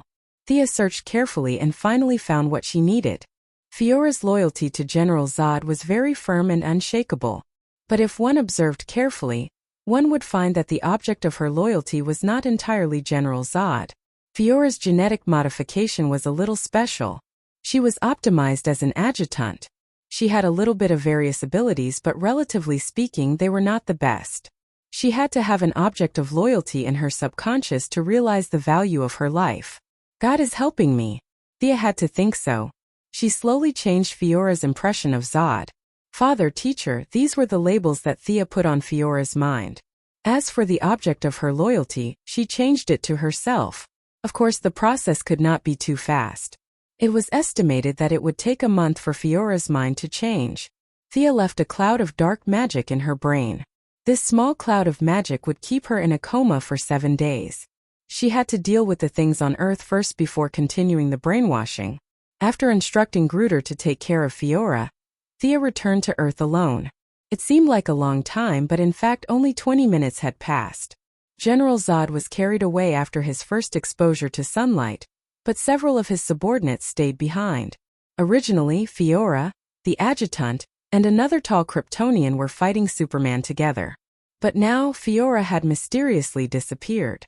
Not to mention Superman, even the people on Krypton did not know where Fiora had gone. No matter how advanced their communicators were, they would not be able to find Fiora across half the universe in tens of millions of light-years. In order to buy time for Zod, the tall Kryptonian guard captain could only fight Superman alone. Unfortunately, there was a big gap between their strength and Superman's, and he was beaten to the ground. Just when the Kryptonians were in despair, the Earth's army once again played the role of a useless teammate and surrounded Superman and him. Dense missiles bombarded the small town in Kansas. The Kryptonians took the opportunity to attack the Earth's army and fled back to the spaceship while Superman was saving people. Clark did not chase after them, as he did not know what to do with his compatriots. With his behavior of repaying evil with good and his strong, sunny face, he had established a relationship with the leading colonel and officially earned the title of Superman. Thea observed this scene from outside the atmosphere. Superman and Superman looked at each other from dozens of kilometers away. Superman nodded slightly, grateful that she had saved his mother. Nothing serious happened on Earth. Thea looked at the Kryptonian spaceship again. The Kryptonians were very experienced in combat. They used special means to block all the satellites on Earth. The Department of Defense was blind at this time. They could not see anything in space, which made it easier for Thea to carry out her next plan. She did not act rashly. Instead, she looked at the spaceship attentively and almost laughed out loud. Several people on the spaceship did not know that General Zod's body cells were undergoing qualitative changes due to his sudden exposure to the yellow sun. They thought that there was some kind of virus on Earth. They pushed General Zod into a super-advanced medical cabin and were busy disinfecting and sterilizing him. The timing was perfect. Thea was worried about when to get the genetic configuration map. Combined with the central tome in Superman's blood, the scientists on the spaceship had restored the Kryptonian genetic configuration program. Once General Zod recovered, they could transform Earth and rebuild Krypton. The time between restoring the map and the spaceship's explosion was very short. Thea had to admit that she was very lucky. Among this group of Kryptonians, only General Zod and Fiora were powerful. The rest of them were not worthy of Thea's attention. She directly opened a portal outside the atmosphere, stepped out, and entered the spaceship. Who is it? The Kryptonian scientist, who was debugging with his head down, did not realize that an outsider had come in. He did not look up and asked casually in the Kryptonian language. I'm just looking around. Thea switched the ring's language to the Kryptonian channel and replied with perfect pronunciation. The Kryptonian scientist did not notice at first, but soon realized that something was wrong. The Kryptonians had a clear division of labor. Everyone had a strong purpose in doing things. How could someone say looking around in such a casual tone? Chapter 352. His brain sensed that something was wrong, but he was not a warrior. He looked back reflexively and saw an iron fist gradually expanding in front of him. Then, everything went black and he could not see anything. Tsk tisk. Thea shook her hand. This guy was too weak. The weakness of genetic modification was too obvious. Fiora could take 100 punches of this level without batting an eyelid, but this big-nosed Kryptonian scientist could be knocked down with one punch. The gap was too big.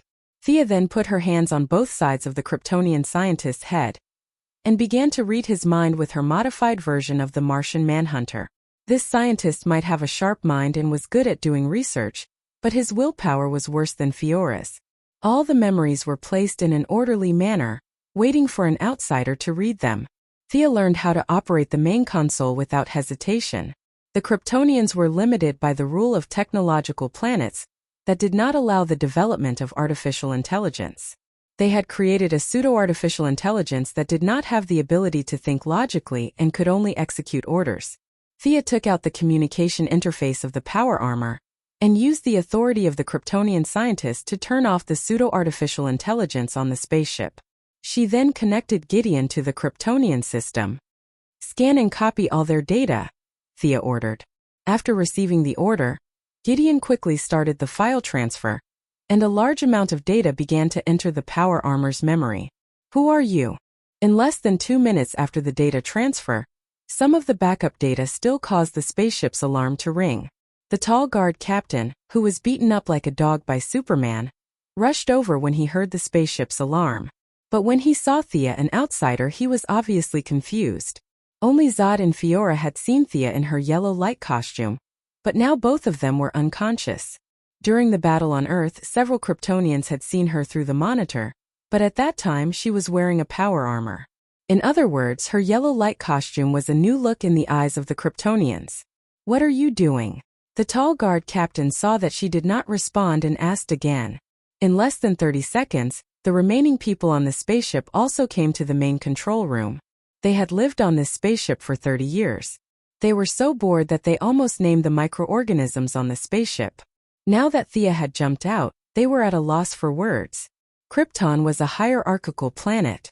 Several Kryptonians looked at the guard captain, who had the highest military rank, and waited for him to make a decision.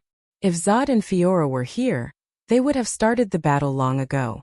However, his way of thinking was still stuck at the stage of obeying orders and listening to commands.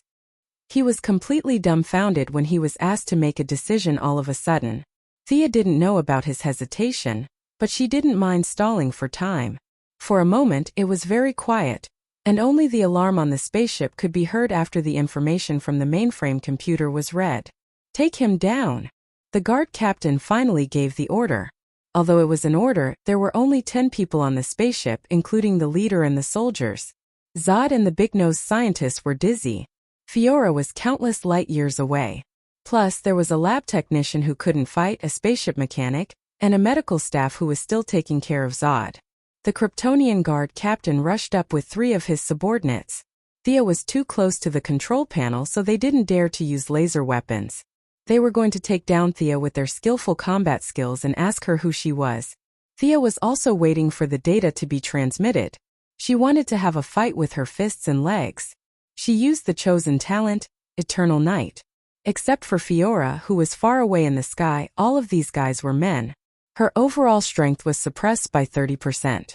After that, she conjured a miniature version of Ares and fought with them with a spear. In outer space, there was no need to worry about Diana's feelings. The Ares that Thea conjured had the same appearance as herself. He wore a horned helmet, a half-body armor, a leather apron and Roman shoes. He was surrounded by fighting spirit and was not to be offended. First one. A low voice came out from the conjured mouth. The Kryptonians had underestimated their enemy. Plus, their strength was suppressed by Thea's talent. The Ares conjured quickly found a flaw. He suddenly exerted force in his arms, ignored their armor, and pierced through a Kryptonian with his spear. He then shouted and threw the unlucky guy far away. The force of the swing was so great that the Kryptonian collided violently with the hull of the spaceship. With a muffled bang, a visible dent appeared on the hull of the spaceship. Several circuits were obviously damaged, and alarms were ringing like crazy. Thea didn't look at the result of her battle. If this had happened to an ordinary person, he or she would have died. But the Kryptonians might not die, and their combat strength would not be restored in a short time. The conjured Ares let out a deafening roar and dodged the chief guard's giant axe. At the same time, he turned his spear and blocked the long swords of 2 Kryptonian warriors. The 3 of them cooperated well. When the chief guard attacked, the other 2 would defend and vice versa. Their combat skills were not as complicated as those on Earth, but they were better in terms of simplicity. Thea changed several sets of martial arts in a row, but she still couldn't break through their defense. She pierced the arm of a guard, but the chief guard also hacked at her with his axe. These guys were really good at martial arts. She replenished the yellow energy and conjured Ares with a new look. The 3 of them were a little speechless. Could this thing be killed? The Kryptonian warriors had this question in their minds. Just as they were about to continue attacking, Thea threw out a chain and tied up a Kryptonian warrior who jumped in the air. When he landed, she lifted her foot and kicked him in the lower abdomen, sending him flying to the other 2 enemies. The 2 of them quickly put away their weapons and hurried to pick up their companions. After fighting for so long, Thea could see that the Kryptonians were very close to each other. She just wanted to buy time to copy the data, not kill them. Thea had always valued knowledge. This spaceship was modified from a Kryptonian prison, and after 30 years of hard work, there were many more spaceships in the universe that were more advanced than this one. She conjured Diana's lasso and tied up 2 non-combatants who were watching the fight. She shook her wrist and threw the lasso at the chief guard.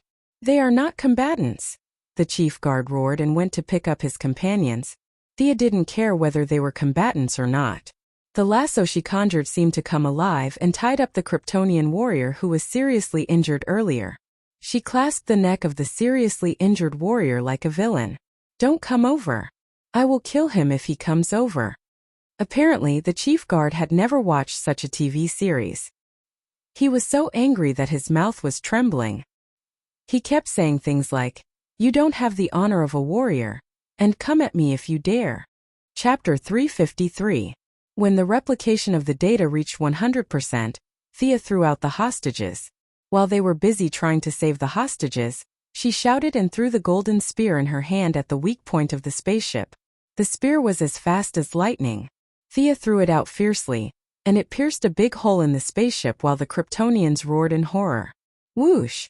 The broken hole was followed by an unparalleled suction force. At this time, it could be seen that the Kryptonians were physically strong. They had the ability to fly in space, and they were not as panicked as humans. Several of them held on to fixed objects or pulled their companions, but none of them flew out. Everyone take care. Thea felt a little regretful that she did not see their panicked expressions. Although they might not want to see her again, Thea still said goodbye to them. She summoned the aircraft and got out of the hole. Thea did not return to Earth. Instead, she observed from a distance. She saw that the Kryptonian spaceship was constantly on fire. Although there was no oxygen in space, they carried a lot of oxygen on the spaceship. Explosions occurred from time to time. Despite their efforts, the spaceship's orbit was inevitably tilted, and it was faintly colliding with Earth. Let's call it a day. Thea had gotten everything she needed. The Kryptonians looked like humans, but they were not the same species. They were not of much help to her body that had been transformed by divine power, but she could use the Kryptonian gene modulation technology to strengthen the physique of her parents and two brothers. She flew directly to a nearby planet, put away the aircraft, and opened a portal to return to Earth. She did not want to care about the big swaying target in the air. Whether Superman flew up to fight it or the Earthlings blew it up with some black technology, it had nothing to do with Thea. She pretended to be injured and flew slowly back to the Ministry of Defense. Sorry, the alien was too strong. I couldn't catch her and let her escape. Thea gave them the illusion that Fiora had run back to the spaceship. General Swanwick repeatedly said that it was okay. He was quite concerned about her and asked if she was hurt. Compared to Superman, an alien with boundless abilities, Thea, an Earthling who he knew well, was much more precious. Although the foreigners had never heard of this saying, the principle was the same. She was one of their own, so she was trustworthy. Therefore, they took the opportunity to label Thea. Thea's materialization ability, according to the analysis of several experts at the Department of Defense, was nothing more than imagination. The battle with Zod was nothing more than a power armor. The authorities were not afraid of technological weapons at all, but they were afraid of Superman, who could fly thousands of miles with a single punch. After General Zod obtained the Krypton gene modulation blueprint, he immediately split his spaceship into two and headed to the north and south ends of the Earth in an attempt to modify the Earth's climate and turn it into a new Krypton. But at this time they were busy repairing the spaceship and had no time to care about Earth. The situation was a little strange. All the satellites were blocked, so they did not know what was going on in the sky. Based on their intuition, they guessed that the aliens had not left. The situation now was that the aliens could not come down from the sky, and the Earthlings could not go up. General Swanwick did not know what to do. One of his aides suggested that Thea lead the team to destroy the aliens, but he rejected it directly. What a joke! Superman was in this room. If he suddenly attacked, who would be able to stop him? Although in the minister's mind, 3 to 5 Thea together could not defeat Superman, she could at least stop him. Fortunately, Superman and Louise Ryan shared their feelings and kissed on the spot. The guilt in his heart for raising his fist at his compatriot dissipated a lot. Because his attention was on Louise, he did not see the scene when Thea destroyed the spaceship.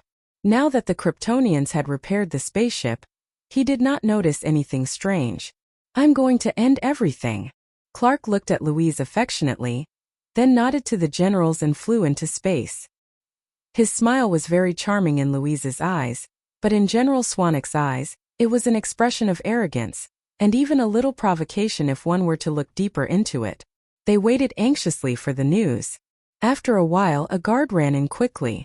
General, the satellite signal has been restored. Everyone, including Thea, breathed a sigh of relief. The Quinn family also had satellites in the sky. Although they did not have as many as Luthor and Batman, there were still more than a dozen. If all of them were destroyed, the loss would be great. 7 or 8 military satellites immediately transmitted signals to the minister's office. Thea, Amanda, and the Martian hunter, who had been watching in the room for a long time, also saw the live broadcast. They saw violent explosions on Zod's spaceship. From time to time, people were knocked out of it. The spaceship, which was only temporarily repaired, was riddled with holes. What was more frightening was that the spaceship's power system was out of control.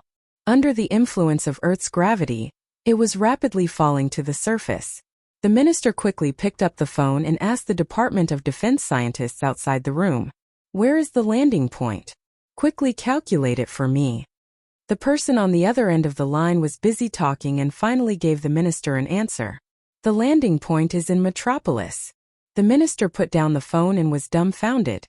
Everyone in the room was also dumbfounded. The Martian hunter hesitated for a moment but stopped in her tracks because Thea had jumped out. "I'll rush over immediately. My employees are all there." After saying that, she flew out of the office without greeting them. "It's too late. It's falling too quickly." The minister wanted to stop her, but before he could finish, Thea had already disappeared. Thea had only used half of her speed throughout the journey. On one hand, it showed that she had not recovered from her injuries. On the other hand, she was the one who had directed this scene. When she was copying the data, she had secretly instructed Gideon to hack the spaceship's control system. Regardless of whether Superman came to wreak havoc or Earth launched a nuclear weapon, the wreckage of the spaceship would rush toward the tallest building in Metropolis. Lex Luthor's building. Gideon had calculated 2,239 possibilities for the spaceship to be damaged and had arranged 551 alternatives. Unless the spaceship was smashed into powder, its target would only be Building L. The Quinn group had entered Metropolis. Unlike the Luthor group, they had no foundation at all. What should they do? Thea's idea was to increase her reputation. She would not expose her ability to stop the spaceship from crashing in front of the public. Instead, she was prepared to use her original identity to provide disaster relief. If the group's reputation grew, her reputation would naturally rise. If there was no place to stay, the Quinn group would build a house for them. If they were injured, they could lie in the medical cabin and be done with it in 10 minutes. If there was no food or drink, the former Merlin shipping department would send them a large amount of food and drinking water. These were all free. In a few days, when the Quinn Group's new headquarters was set up in Metropolis, the citizens would welcome them with food and drink. Chapter 354. Zod's spaceship crashed very quickly. Not long after Thea flew out of Washington, she saw the Kryptonian spaceship slamming into Lex Luthor's building. Thea even deliberately used the Eye of Horus to observe Luthor's expression. Disaster came from the sky when one was at home. Normal people would have been stunned, but Luthor, one of DC's 3 most popular villains, reacted very quickly. Sensing that something was wrong, he left his secretary, who was reporting to him, and flew up. His shoulder smashed through the floor-to-ceiling glass, and in mid-air, he pressed a switch on his watch. A pair of green hang gliders bulged out from the back of his belt. Luthor glanced at the trajectory of the spaceship, which glided in the opposite direction. He's lucky. Thea and Luthor were competitors now, and many people knew that. Her identity as a superhuman restricted her from using illegal means to deal with Luthor. Although Luthor didn't know her ability, he had a lot of black technology in his hands. He was also restricted by the rules and couldn't use these lethal means to deal with Thea. Their respective abilities limited them, and they could only fight in a small area. Unless one of them had the ability to crush the world and ignore all the rules, the fight would last for a long time. Today's spaceship crash was an outside trick, and in the eyes of outsiders, it was an irresistible factor. Unfortunately, Luthor was too decisive. He left his secretary and bodyguard behind and jumped down from the 100-story building. He didn't have superpowers. If the glider malfunctioned, there was a 1,000% chance that he would fall to his death, and it would be the most tragic kind. But this man's decisiveness was unparalleled. He didn't hesitate to make the choice to save his life. His subordinates, his employees, they were all abandoned. Unlike the old lady in Kansas who loved to watch the fun, Luthor's hang glider flew straight to the roof of a building, climbed onto a helicopter parked there, and chose to leave the city directly. Thea flew forward slowly. When she arrived at the Metropolis, the formerly prosperous city was like purgatory on Earth. General Zod's spaceship crashed into the Luthor building at a 45-degree angle. This landmark of the metropolis was directly cut in half. After that, the spaceship continued to roll on the ground for thousands of meters, destroying all kinds of houses and buildings. In the end, the spaceship exploded into two pieces with a deafening boom. All the Kryptonians in the spaceship were killed. Only Superman, who could not be killed, and Zod, who could absorb the yellow sunlight, survived. Thea was speechless as she looked at the furious General Zod, who was having a good time with Superman. Back then, Superman's adoptive father, Jonathan Kent, would rather die in order to save a dog than allow Superman to use his superpowers to save him. If he saw this scene today, he would probably feel that his death was not worth it, right? It was hard to understand why this Kansas farmer made such a decision. He might have hoped that Superman would live out his life as an ordinary person, but the arrangement of fate was not something he could control. Superman still went against his wishes and walked in front of everyone, taking the most important step in the eyes of the world. The Metropolis Library, the Food Center, the Art Center, and other buildings were reduced to ruins during the fight between the two. In the end, in the struggle between the two, Zod used the lives of humans as a bargaining chip and threatened Superman to make a choice. Superman had no choice but to follow his heart and become an Earthling, killing General Zod. Seeing the end of the fight, Thea knew that it was time for her to enter the scene. She found an empty room, changed back into her clothes, took out her mobile phone, and began to arrange the disaster relief mission. Although the CEOs of the group felt that it was a bit strange to go to the metropolis for disaster relief, they did not refuse. These CEOs were all employees, and the disaster relief cost was not their own money. They could earn a good reputation if they contributed their own efforts and gave instructions on the spot. Why would they not go? All of them went. A large group of people took the group's Airbus to the metropolis. What? Miss Thea, you went to the metropolis? After receiving Thea's call, Digger was completely dumbfounded. He was still looking for someone in Star City, but his employer had gone to another city. He did not know what to say. Although he was a little dissatisfied, Thea asked him to lead a team to save people. For John Digger, who was full of a sense of justice, this was a mission full of honor. He had no reason to refuse. Thea instructed Digger to bring out the hundreds of bodyguards he had recruited. This group of young and strong people was the main force of the disaster relief.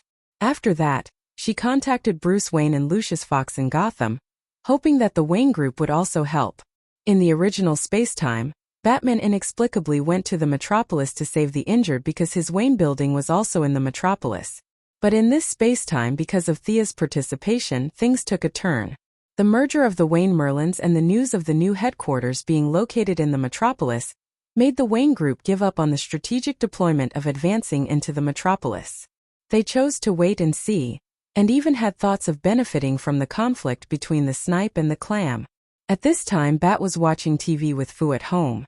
After receiving Thea's call, although Batman was a little dissatisfied with Superman's unscrupulous fighting, nothing had happened to his people, so he naturally would not hate Superman so much.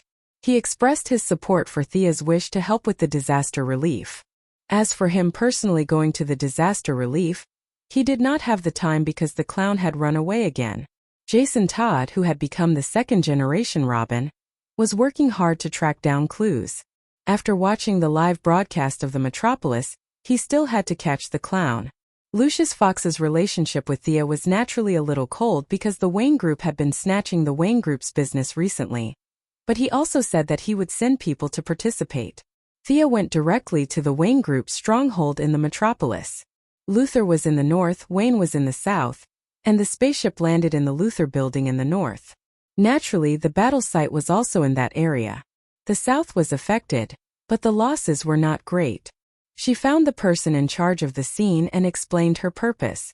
The person in charge had no objection. After all, it was Thea who paid for it. Many of their employees were locals of the metropolis, so there was nothing to say about helping with the disaster relief.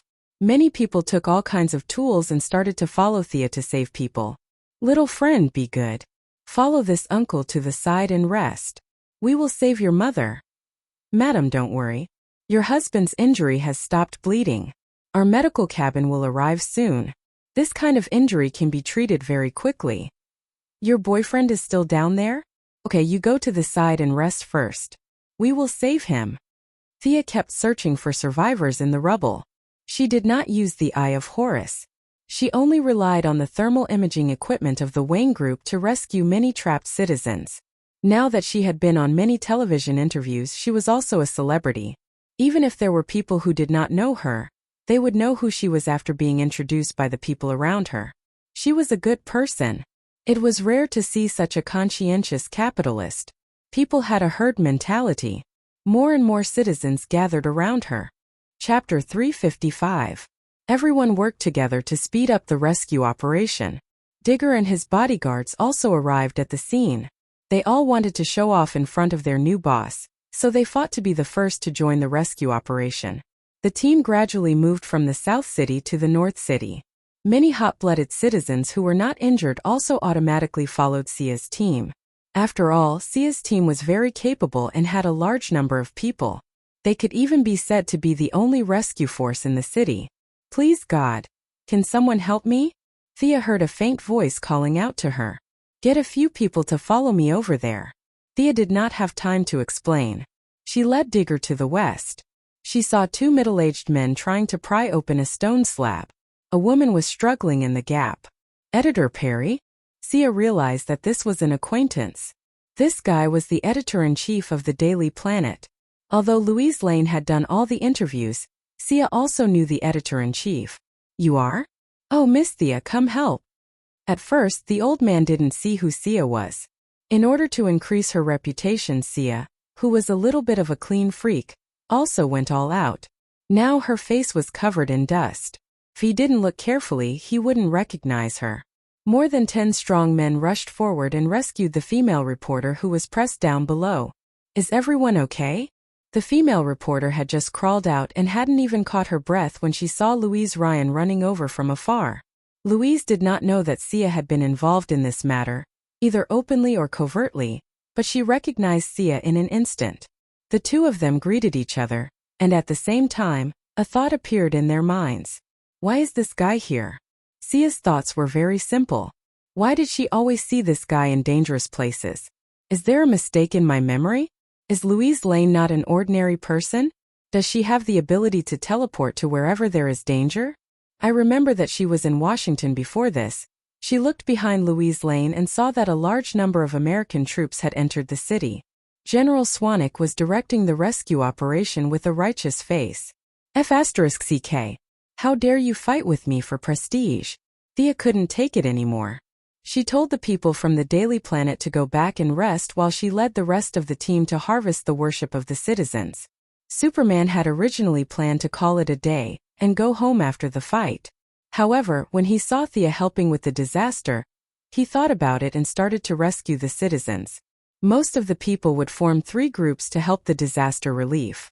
Superman was busy working alone. Ordinary people couldn't keep up with his strength and speed, and the ruins were all caused by his battle with Zod. Now that Zod was dead, the resentment of the citizens would naturally be vented on him. Although he had indeed helped a lot of people, it was impossible for the citizens to be grateful to him. The other 2 groups of rescuers were Thea and the military. Both of them had a lot of followers following behind them. Thea seemed to be more approachable. She actively helped the injured and treated everyone equally, regardless of whether they were rich or poor. General Swanwick's image wasn't as good. After all, he was in his 50s. Thea helping an old lady was an act of kindness. He really couldn't bring himself to help an old lady. What if he was called a hooligan? However, the military's reputation still attracted many citizens to join his rescue team. Those who didn't know the inside story of Thea's actions would only think that she was being kind. However, General Swanwick knew the truth. He wasn't sure if she was being kind or not, but Thea leading 4 or 5 young people and pretending to be struggling to rescue the citizens under the cement pillars was 100% putting on a show. However, he didn't object to putting on a show. How many people around him didn't put on a show? From a certain point of view, he was even a little relieved. This was the performance of one of his own people. Politicians weren't afraid of putting on a show because they did it too. It didn't matter if there was one more or one less person. What they were afraid of was someone with impeccable moral integrity. For example, the guy in the blue tights and red cloak in the distance, who was known as Superman. had perfectly demonstrated what it meant to have his feet touch the ground. He had been hovering in the air to rescue people, and his feet didn't touch the ground at all.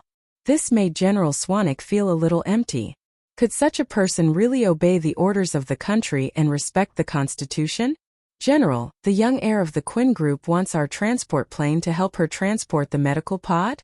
One of the African minister's subordinates reported to him.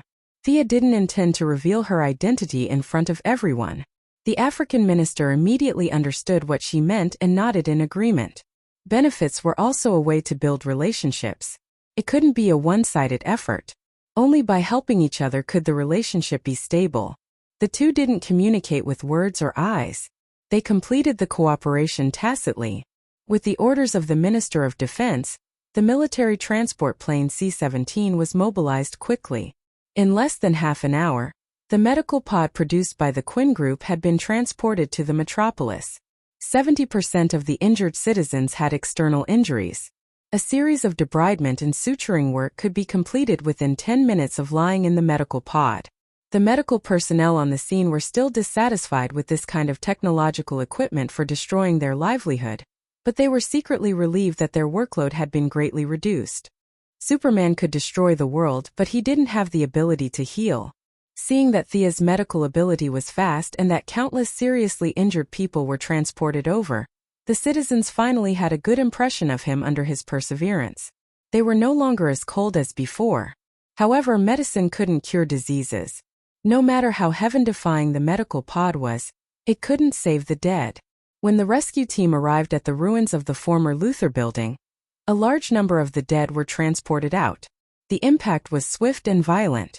Many people were not as decisive as Luther, and were directly buried under hundreds of tons of rubble. Superman didn't know that his ability was strongly feared by the military. With the combination of X-ray vision and super strength, although most of the buried people were dead, he still rescued a few seriously injured people. Chairman, we found Mr. Luther's secretary. She's seriously injured. A senior executive whispered to Thea. Thea had already seen the secretary sent out by Superman, Mercy Graves. This woman was not only Luther's secretary, but also his bodyguard. She was extremely skilled and could even exchange a few blows with Death Knell. She was loyal to Luther. The only pity was that her name wasn't good. Mercy? Whether it was the original space-time or the present, she had been ruthlessly abandoned by Luther. The secretary sent out by Superman was seriously injured. Her usually cold and delicate face was a little distorted. Although her reaction wasn't bad, she didn't have the technological equipment. The impact was too fast. She relied on her superb skills to avoid fatal injuries. However, falling from a height of hundreds of meters still put her body in a state of near death. Both of her legs were fractured and her organs were severely damaged. With the current medical conditions, it would take a miracle for her to recover. Save her. Thea glanced coldly at the senior executive who wanted to offer advice and stopped him from speaking. Near evening, the construction team of the Quinn Group arrived and built simple houses for all the homeless people to live in. Chapter 356. After taking a stroll outside and finding that the metropolis was safe, Luther and the president, who had been hiding in the basement, also sent a special envoy. The two groups of people arrived at the metropolis at the same time. Before the special envoy could make a passionate speech, he was stopped by Luther, who had arrived one step ahead of him. What did you say? Ask the government to compensate your building and employees' pensions? Mr. Luther, are you sure you're not overly shocked? The special envoy was a middle-aged man with a hooked nose. He refused Luther's request without hesitation. If you don't want to compensate, then the military should pay. In short, your incompetence has caused me great losses. You have to give me an explanation. The long-haired Lex Luthor ignored the angry stares of the special envoy and Swanwick. His expression was solemn and serious. Luther was different from Bruce, who was severely constrained, and Thea, who had just taken over the group. His personal prestige was at the top of the group. He had hidden some technological weapons in secret bases all over the world, always in case of sudden changes. He didn't care how much the building and the employees' pensions cost. He just wanted to take the opportunity to get some benefits such as the wreckage of the alien spaceship or Zod's body. But he seriously underestimated the military's fear of Superman. Dream on. You want the military to compensate. The military also provided protection. Now most of the people who are treating the civilians are soldiers. Swanwick refused immediately. No way. These things belong to the military. No one could touch them. Luther's hidden strength was not small, but he couldn't openly confront the U.S. military. His eyes flashed with wisdom, and in the end he chose to wait and see. Miss Quinn, thank you for treating my employees. Luther was arrogant, but he was not a rude person. On the contrary, he was very polite. Seeing Thea constantly treating the wounded, he immediately rushed over and expressed his gratitude to Thea. Mr. Luther, you're too polite. This is what I should do. Your secretary, Miss Mercy Graves, is seriously injured. If you have a better way, you should treat her quickly. Thea wanted to see how Luther would respond. Luther's eyes flashed with a strange light. Thea did not intend to let go of this opportunity. She said with a hint of sarcasm, Miss Mercy's name is not good. Mercy? Pity. Mr. Luther only believes in himself. He doesn't need pity. Lex Luthor still maintained his demeanor as if he hadn't heard anything. He nodded slightly. I'm going to visit my employee. Humph. Thea snorted softly. She didn't expect this little episode to defeat Luther. It had nothing to do with right or wrong. She just felt that the arrogance in his bones was annoying. The treatment lasted for 3 days. Whether it was the president or the various representatives, they went around the metropolis like a merry-go-round. Other than showing their presence, they did not provide any practical help. Because the nature of the incident had not been determined, was it a natural disaster or a man-made disaster? They couldn't even find the culprit. Student Superman had escaped that very night. Now, the person who appeared in the metropolis was a young man from Kansas with old-fashioned eyes. His name was Clark Kent. There were injuries and deaths in the Daily Planet, so there were many vacancies. Naturally, he successfully obtained the position of an intern reporter. These Americans' face blindness is too serious. This disease needs to be cured. Can't they recognize him just by wearing ordinary clothes and a pair of glasses? Thea saw Brother Superman pretending to be an ordinary reporter from the corner of her eye, and couldn't help but think so. She was now sitting in the audience. A representative from Kentucky, Ms. Joan Vinci, was giving a passionate speech. Thea pretended to listen carefully and clapped from time to time to show her attitude. Ms. Vinci, what you said was great. Thea said after the meeting. Thea, you're getting more and more beautiful. What a sweet mouth. Joan Vinci was Moira's political ally. Whether Moira's next step was to enter Congress or run for governor, she would need a lot of supporters. Thea just showed her support and didn't say much. She now had more things to do than these politicians. The cake of rebuilding the metropolis fell into the hands of the Quinn Group. Just the initial estimate was that it could bring in a profit of $1 billion for the group. Luther was naturally jealous, but he was a high-tech group. He had no problem researching technology, but he had to stand aside when it came to building houses. And in the past 2 years rebuilding Seaside City and Midway City, the Quinn Group's urban construction team was trained. A large number of skilled workers were hard work in itself, so it was useless for other groups to be jealous. After gaining a lot of reputation, the Quinn Group's new headquarters was officially built in the metropolis. The unlucky Luther gave up on the compensation. The original site of his group was forcibly requisitioned by the military because it was the crash site of the alien spaceship. He couldn't win against the military, so he had no choice but to gather his people and choose the site to rebuild Building L.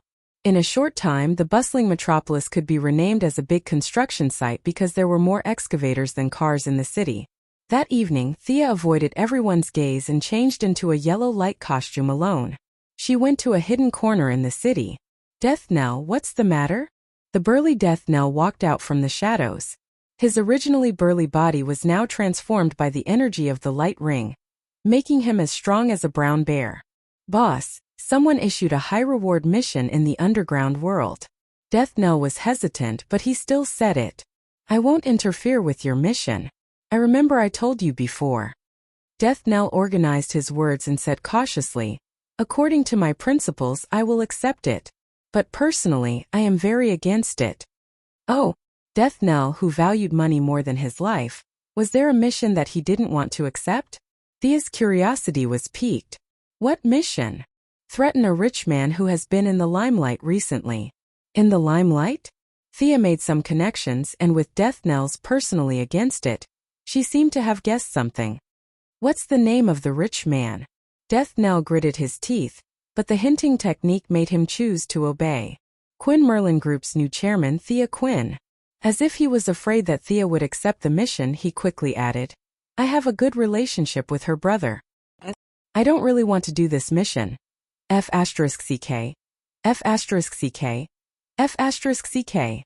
Thea could only rely on this to express her dissatisfaction. She wasn't sure if Luther was the one who did this, but it was definitely one of the few people who were jealous of her getting the big cake. Moreover, she actually heard this news from Death Knell. This was too melodramatic. She thought carefully about Death Knell's description. Threaten? The other party seemed to have some scruples as they didn't issue any mission with a bounty. Luther's chances of success increased by 20%. Thea knew that she had to reveal her true identity. She asked Death Knell softly, Do you know who I am? Death Knell was a little confused. Why did the topic change? The jump was too big. After thinking carefully, he shook his head, indicating that he didn't know. Thea took off her mask and looked at him speechlessly. I am Thea Quinn. Chapter 357. Death Knell felt like a crow had just flown over his head. He was stunned for a long time before he realized that his hearing wasn't faulty. He then glanced at Thea's face. That's right. She looked exactly the same as the one that appeared in the news. After Thea's heroic act of saving the citizens of Metropolis City was exposed, the number of people who knew her increased at an alarming rate. Her picture appeared in many newspapers, magazines, and online media. You're Olivier's sister? Death Knell asked with uncertainty. Thea nodded. That's right. Death Knell didn't say anything. He lowered his head and fell into deep thought. What did Olivier say about his sister back then? Kind, cute, obedient, naive, and pure? He couldn't help but tilt his head to look at Thea. This witch in front of him has nothing to do with any of those words, right? He recalled Olivier's vow to protect his family and his sister. But does this guy really need you to protect him? Even if the earth exploded in the next second, she would still be able to survive. The experienced Death Knell couldn't help but think deeper. Olivier definitely didn't know about his sister's abilities. Compared to Thea, who hid her abilities well, Olivier was as innocent as a little bunny who wandered alone on a deserted island while Thea inherited the family business. Is there some kind of inside story? Thea didn't know about Death Knell's wild thoughts. Since she had shown her true colors, there were some things that she could tell Death Knell. She said half-truthfully, That day, I went to Purgatory Island to look for you guys. Unfortunately, I was delayed by something. When I returned to the island, you guys had already left. The amount of information he received in a short period of time was a little too much. Death Knell's sharp mind spun a few times before he understood. The one in red on Purgatory Island that day was you. You're the one who took Shadow away. In his anger, Death Knell's suggestion spell almost failed to suppress his emotions. He was halfway through drawing his sword, but his consciousness was still affected by the spell and automatically calmed down. What's wrong? Are you still thinking about Shadow? Your daughter is about the same age as Shadow, right? Thea sneered. Death Knell harumphed. Now that he had calmed down and thought about it, Shadow was just a beautiful object in his heart. It was completely due to his male desire to monopolize her. It was a far cry from love. If Thea hadn't mentioned her today, he would have forgotten about her. The two of them quickly brushed past the past and focused on the present. Death Knell might look like a burly man, but he was actually very intelligent. A few thoughts flashed through his mind, and together with Thea revealing her identity, he immediately thought of many things. You're competing with Luther? Do you suspect that he hired someone from the underground world? Death Knell had seen too many of the methods of these rich people, so it did not take much effort for him to guess the answer. The chances of it being Luther are higher, but it could also be someone else. She did not care about any threats. The weapons on Earth had almost no effect on her. Her only weakness was her family. If she went all out, no matter how high Luther's IQ was, he would not be able to withstand a single blow from her. I know Lex Luthor. He's too smart. Even if you have superpowers, you can't underestimate him. Don't worry, I can roughly guess Luthor's mentality. His intelligence made him who he is, but it will also destroy him. He's too arrogant, thinking that he can control everyone's fate. It's just because I stole his limelight. In a few days, he'll find his nemesis. Thea's words were a little confusing. Death Knell did not fully understand, but he was not the type to get to the bottom of things. What do you need me to do? Infiltrate his inner circle and pass on a message? You don't have to do it deliberately. Let nature take its course. Luthor doesn't trust anyone, so there's no need to waste your time. Your mission is to continue to take root in the underground world and understand all the dark corners of this world. Thea finished and thought for a moment. You can accept the mission to kidnap me. Just pretend to fight. As for Luthor's side, use other channels to issue a mission, regardless of life or death. These rich people have nothing better to do. They just want to put on a show for others to see. As a mercenary, Death Knell was a little dissatisfied with this matter, but he still agreed. On the third day after the two ended their conversation, Thea was attacked. A few days later, she was attacked twice in a row. During the third attack, Death Knell personally took action, but he was repelled by Digger, who was armed with a simple frost gun. Thea was attacked, but Luthor's side did not have it easy either. Within a week, he was attacked by gunmen 4 times. The last time, the mercenary Death Archer, who fought alongside Thea against the Charm Witch, could not resist the temptation of money and personally took action.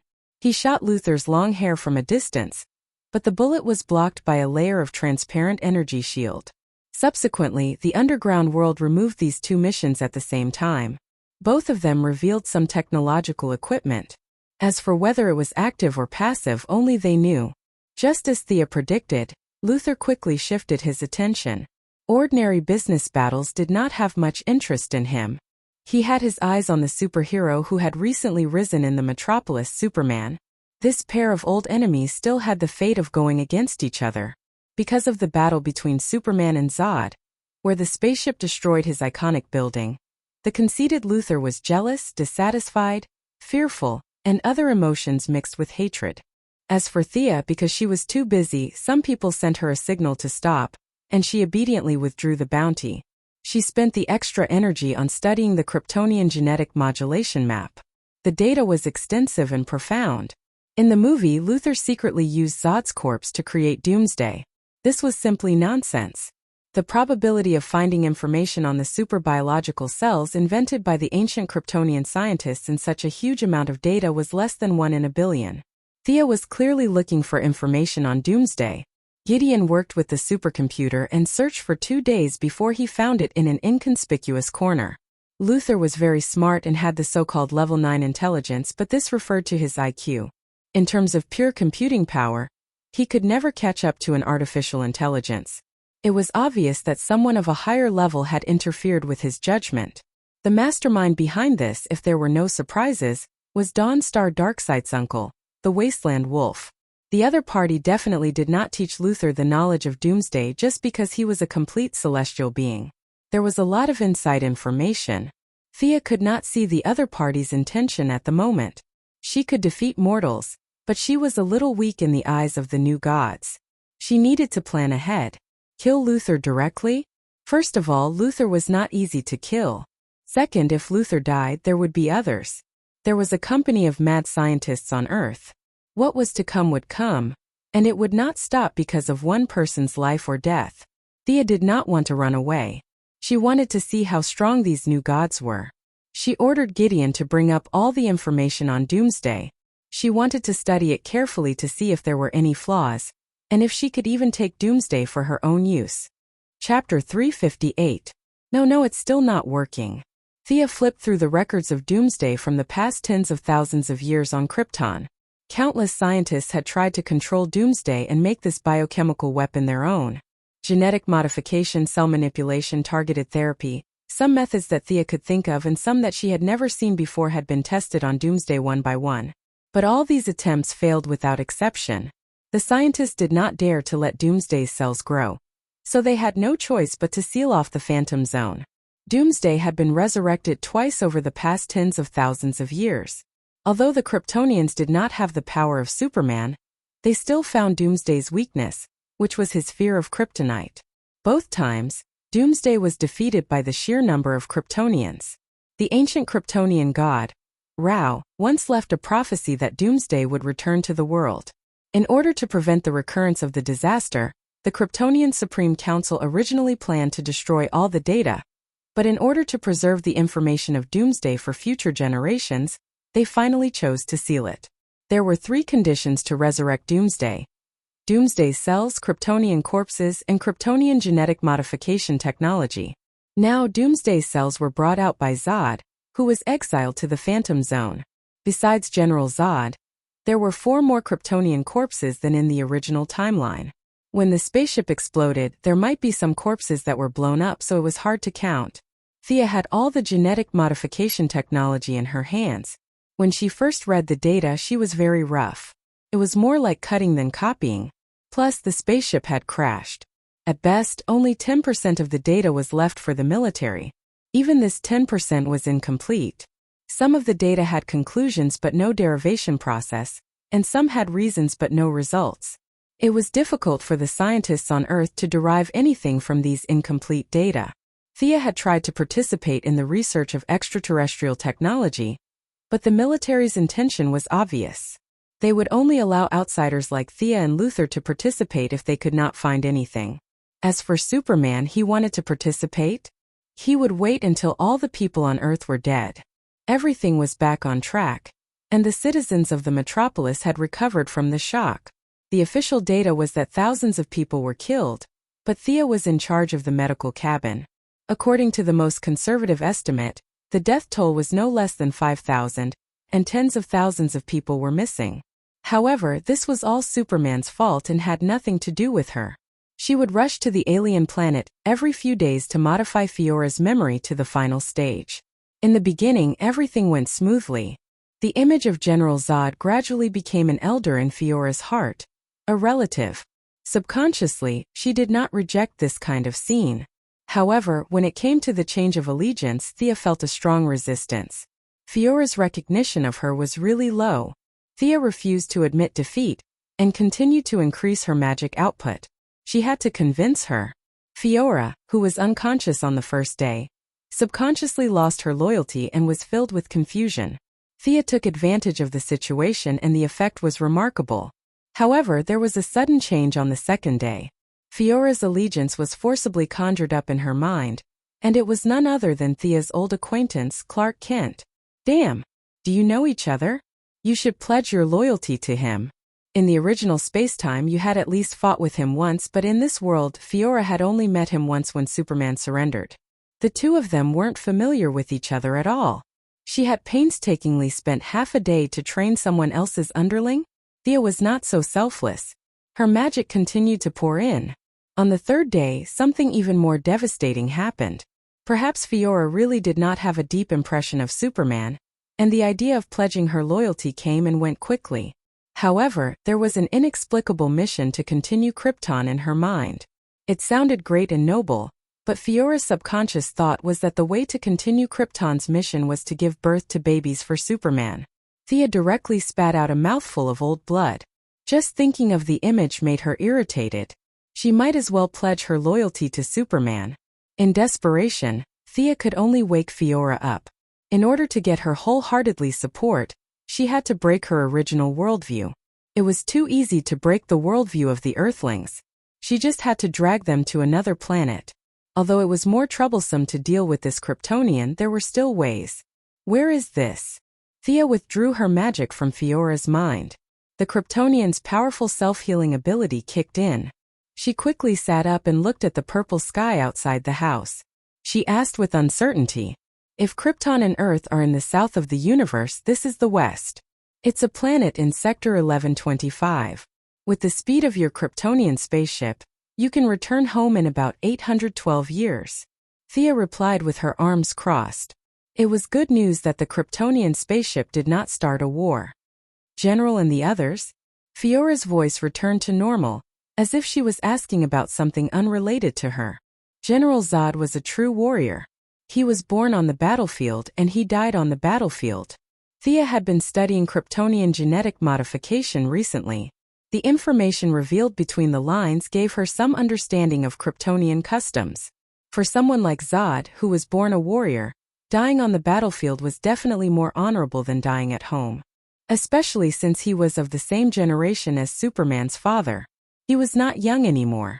The destruction of the planet and the continuation of his race weighed heavily on his mind. It was not a bad thing for him to die on the battlefield. Is that so?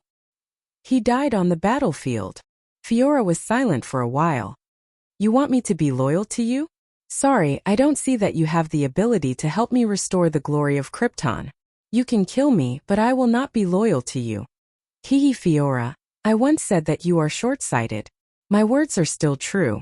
You don't understand the true nature of this world. Do you want to see it? Thea said with a faint smile like a tempting demon. Fiora was actually hooked by her words. The true nature of the world. It sounded very high and mighty, but where was this thing? Could she see it? I want to see it.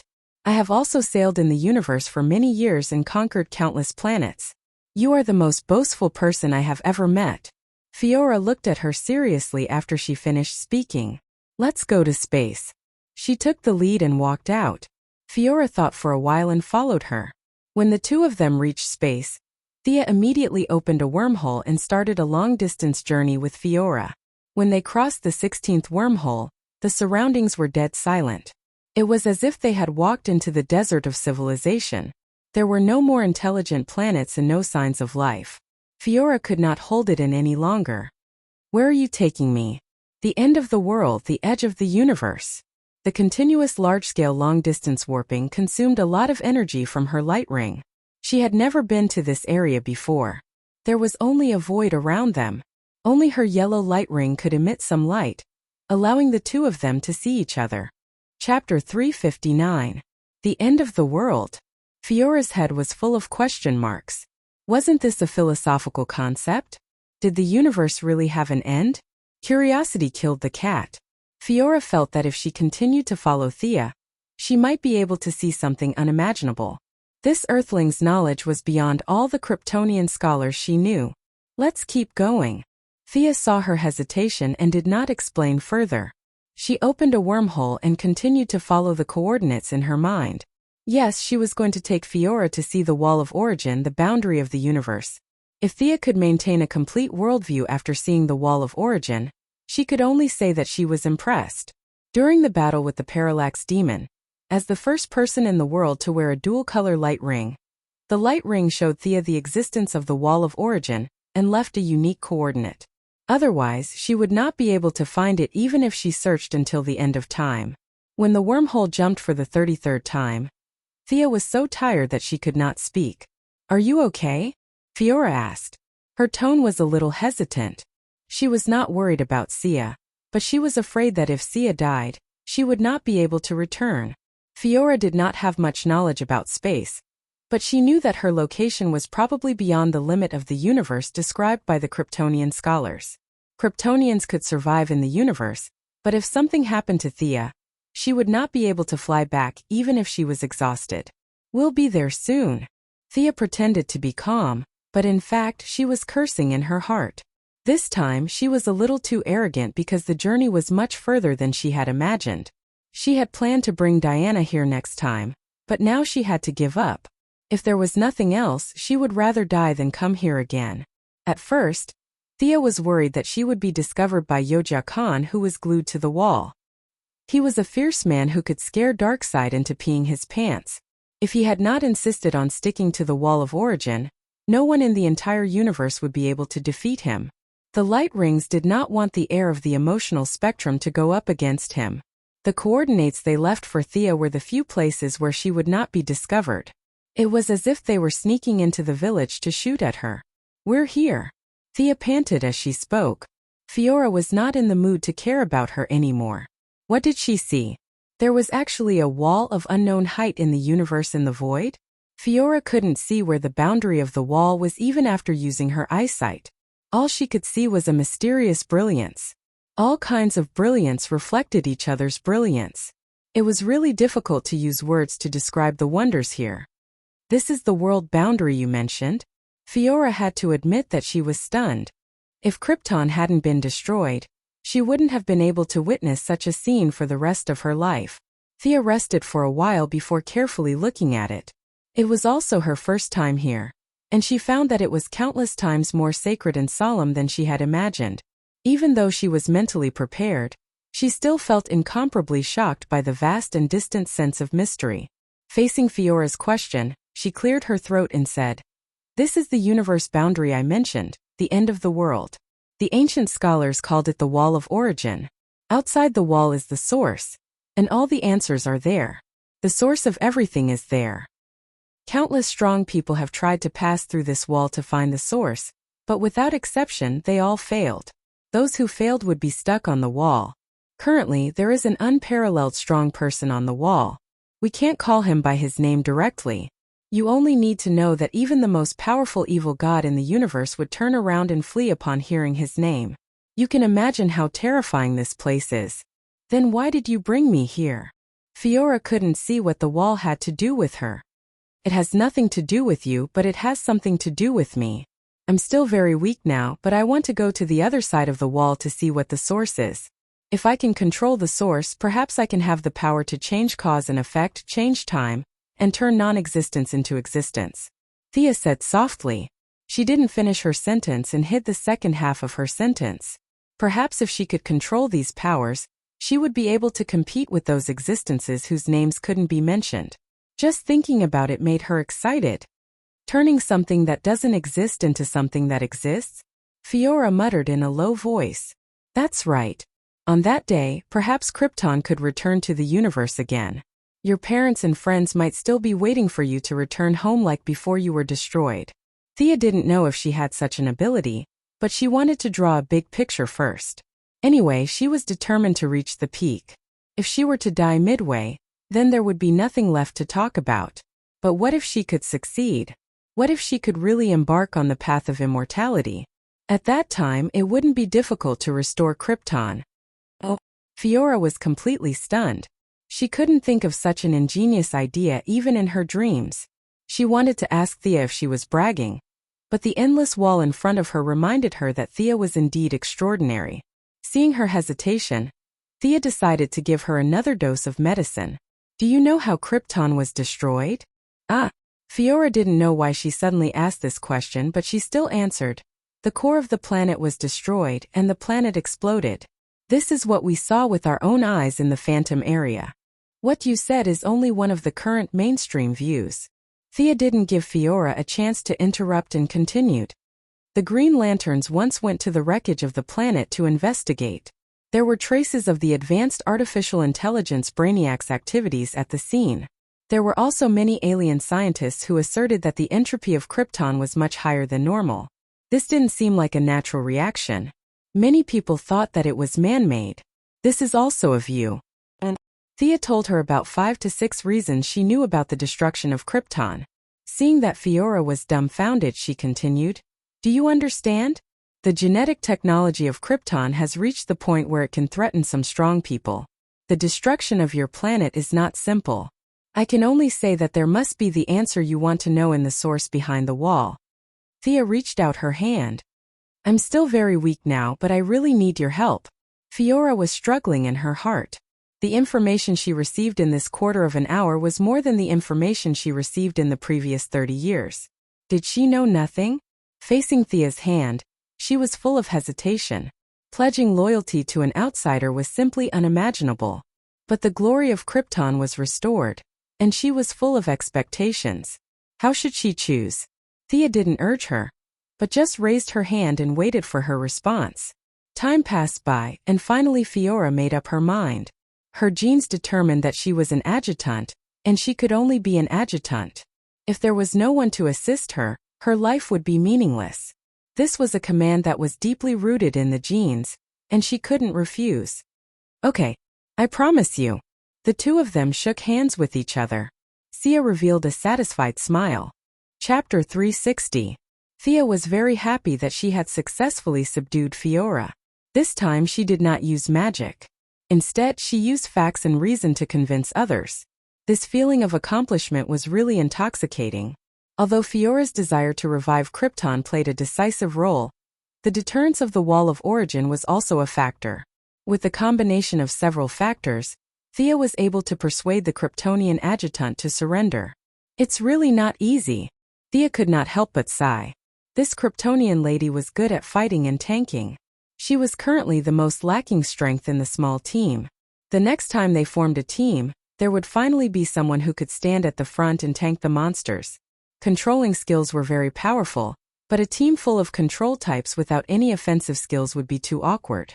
Now that they had found a powerful general, the team's dilemma was finally resolved. Especially this strengthening method, which was safe and pollution-free. As long as she basked in the sun, her strength would increase exponentially. There was no easier way to strengthen than the Kryptonians in the entire universe.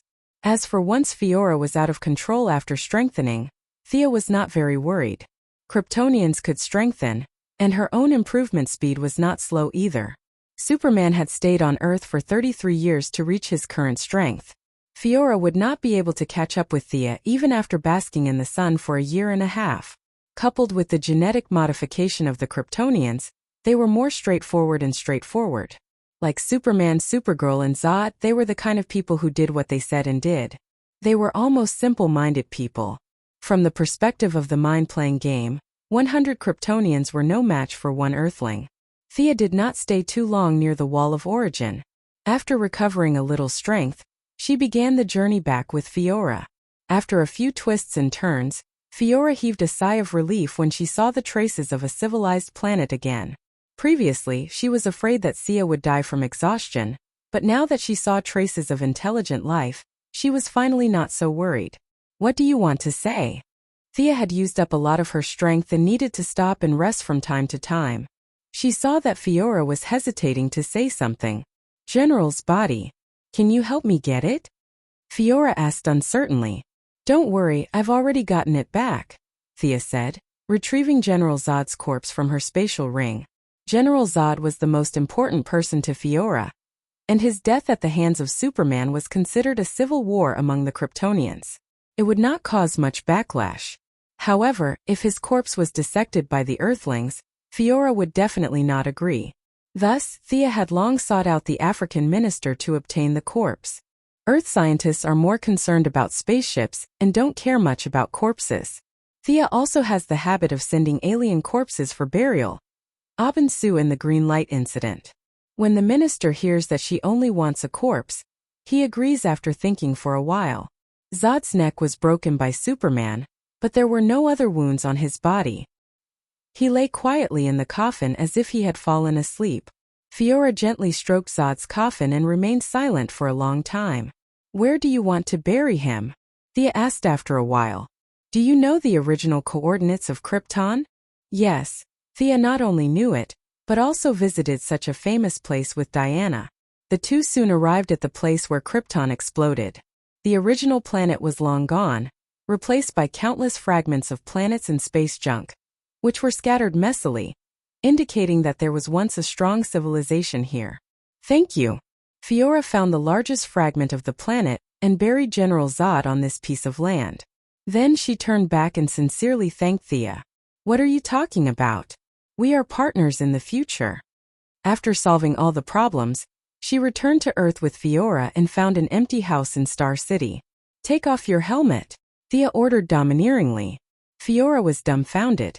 After listening to Thea's explanation, she realized that she was going to be exposed to the sun. Although she was puzzled, she still took off her helmet. Ah!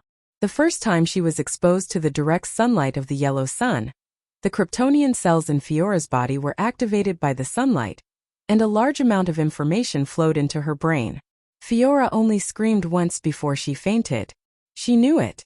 From the first time she came into contact with the sunlight, it could be seen that Fiora's combat talent was far inferior to Zod's.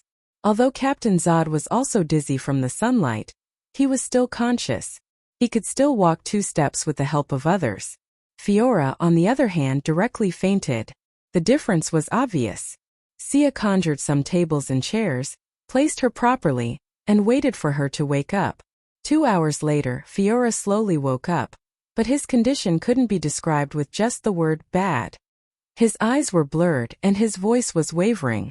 Only when Thea dragged her into a room made of pure lead did Fiora breathe a sigh of relief. "What happened to me?" Fiora asked weakly. "You Kryptonians can increase your strength by absorbing the yellow sun. And there is no upper limit. This is a unique talent in the entire universe," Thea said enviously. Fiora did not have the strength to argue with her. She shook her head and did not want to talk. Huh? She did not know? Thea rubbed her chin and pondered. Finally, she realized that there was something wrong with the sequence. Fiora did not see the battle between Superman and Zod, so she did not realize how strong the Kryptonians were. This was easy. Thea pulled up the video of the battle from the satellite and showed it to Fiora. When she saw Zod flying in the sky and burrowing into the ground, and his eyes were emitting heat rays, Fiora was stunned. She looked back at Thea, who understood the situation, and hoped for further explanation. Thea pointed at the screen. "This guy in blue tights and red cloak is the Carl heir you are looking for. You have seen him before. He has lived on Earth for 33 years. Now, people on Earth call him Superman because he is so powerful. The one who fought with him is General Zod. He was in the same situation as you are now. He was directly exposed to the yellow sun, and that is why he has such earth-shattering power. You see, this is the real strength of the Kryptonians. As long as the yellow sun is not exhausted, your strength will increase without limit. Do you understand what this means?" Thea asked.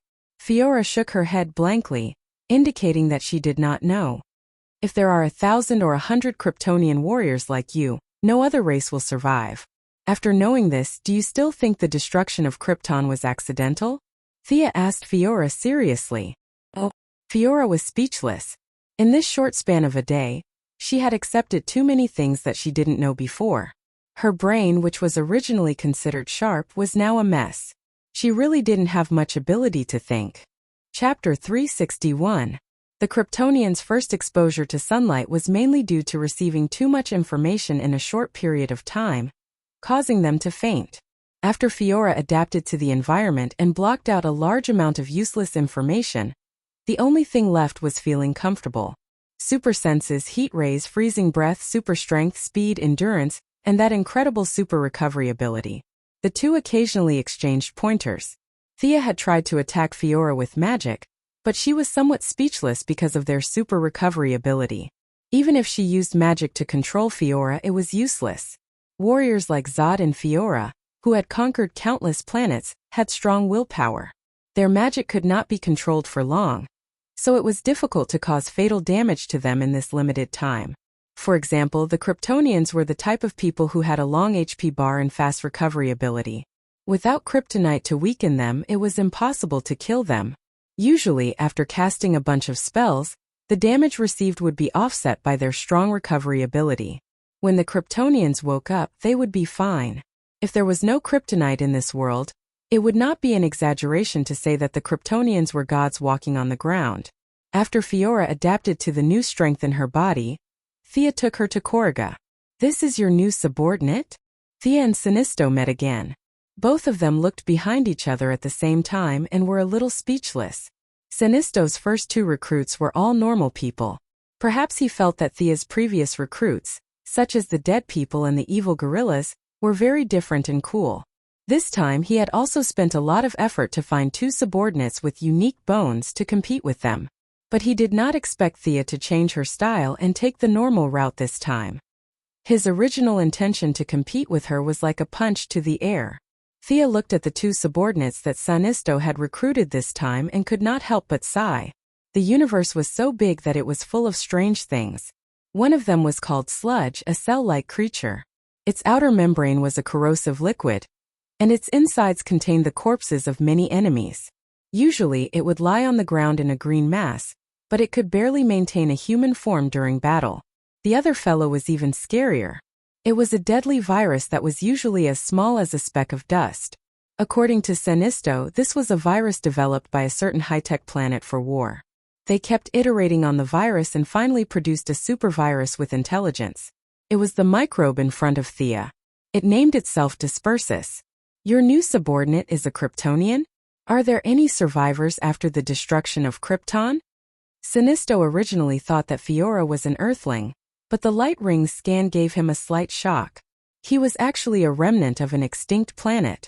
In terms of rarity, he wasn't inferior to his subordinates.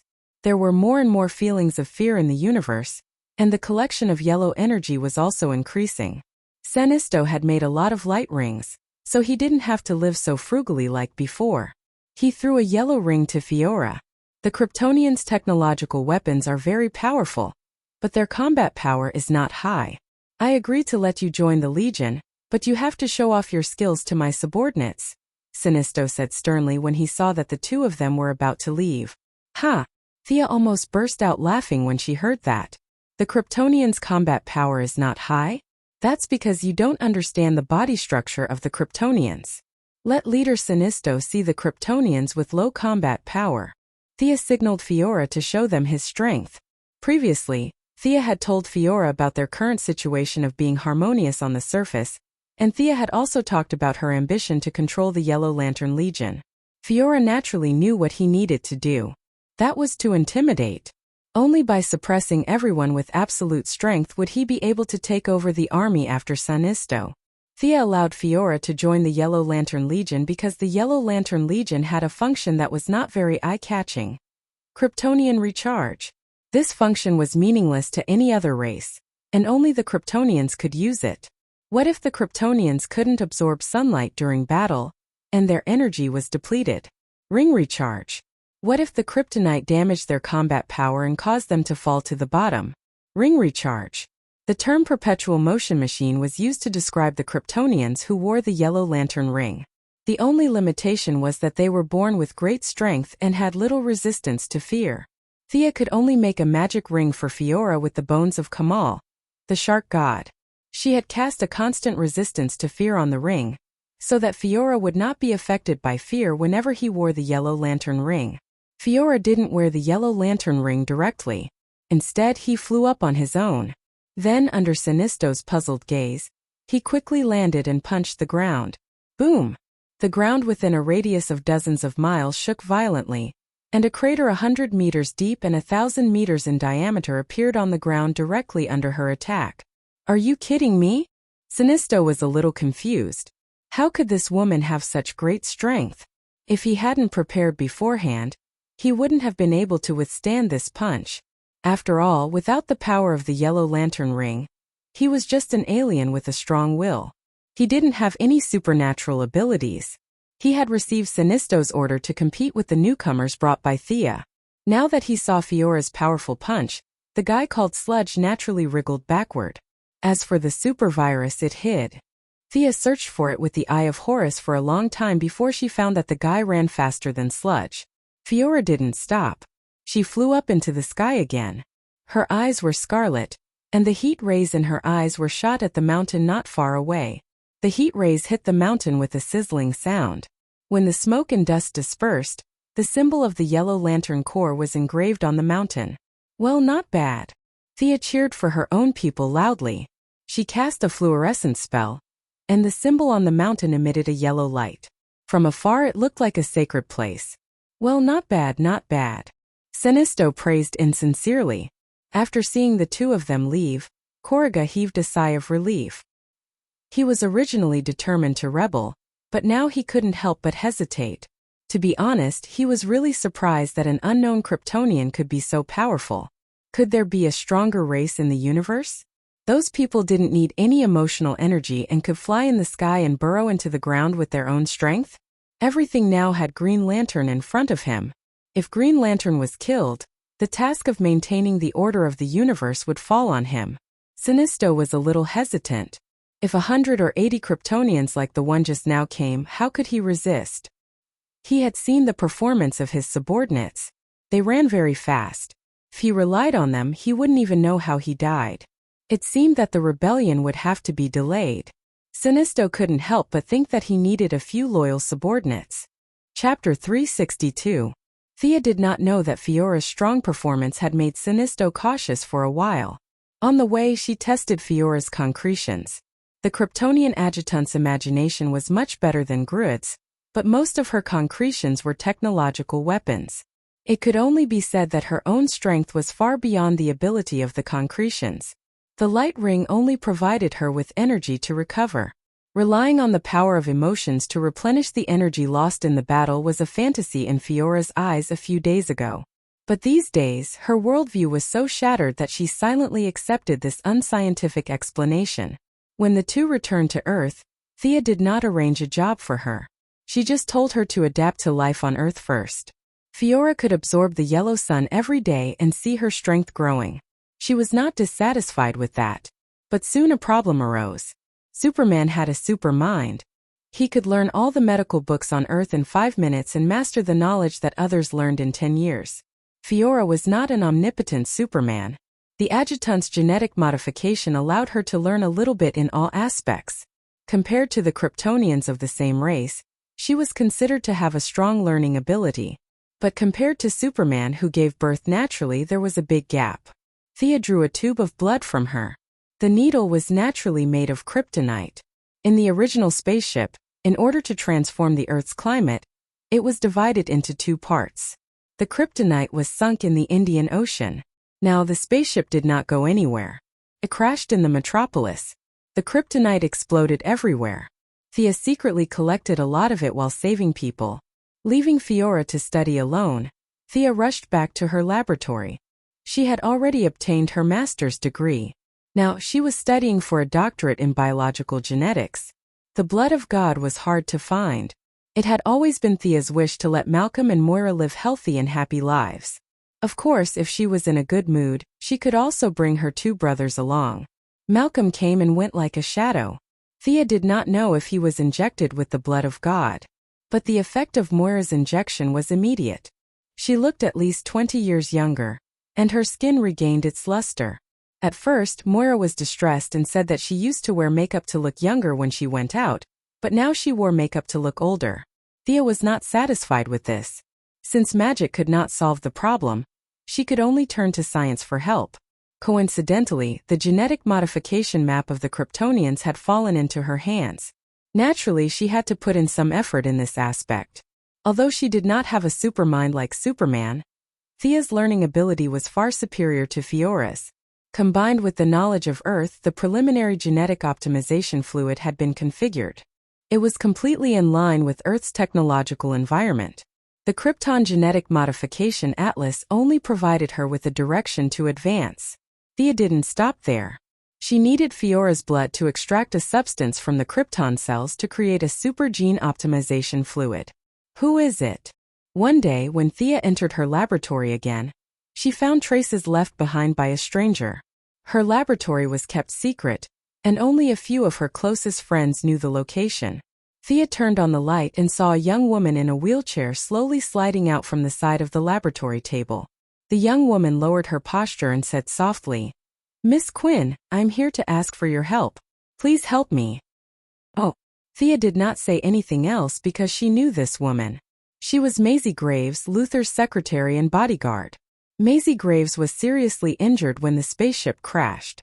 It was Superman who rescued her from the ruins. Thea's medical pod had saved her life. Was she trying to gain sympathy by acting like a weak woman now? Miss Maisie's temperament was as miserable as it could be, as if all the misfortunes in the world had fallen on her. If it was an idol drama, this woman would be the female lead.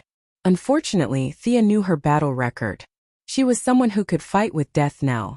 No matter how great the mental blow was, she would not be like this. Sensing that the atmosphere between them was a little tense, the secretary knew that her first trick had failed.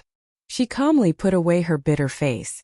After failing to gain sympathy, she began to talk about the current situation. "My legs are completely crippled.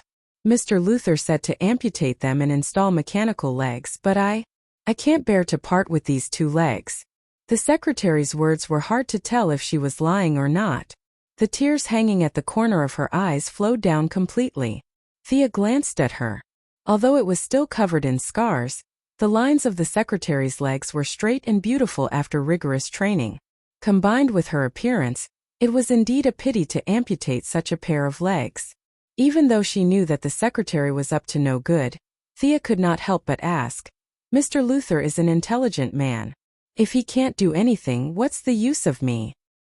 "Mr. Luther said that your medical pod must have a better version." "I believe him.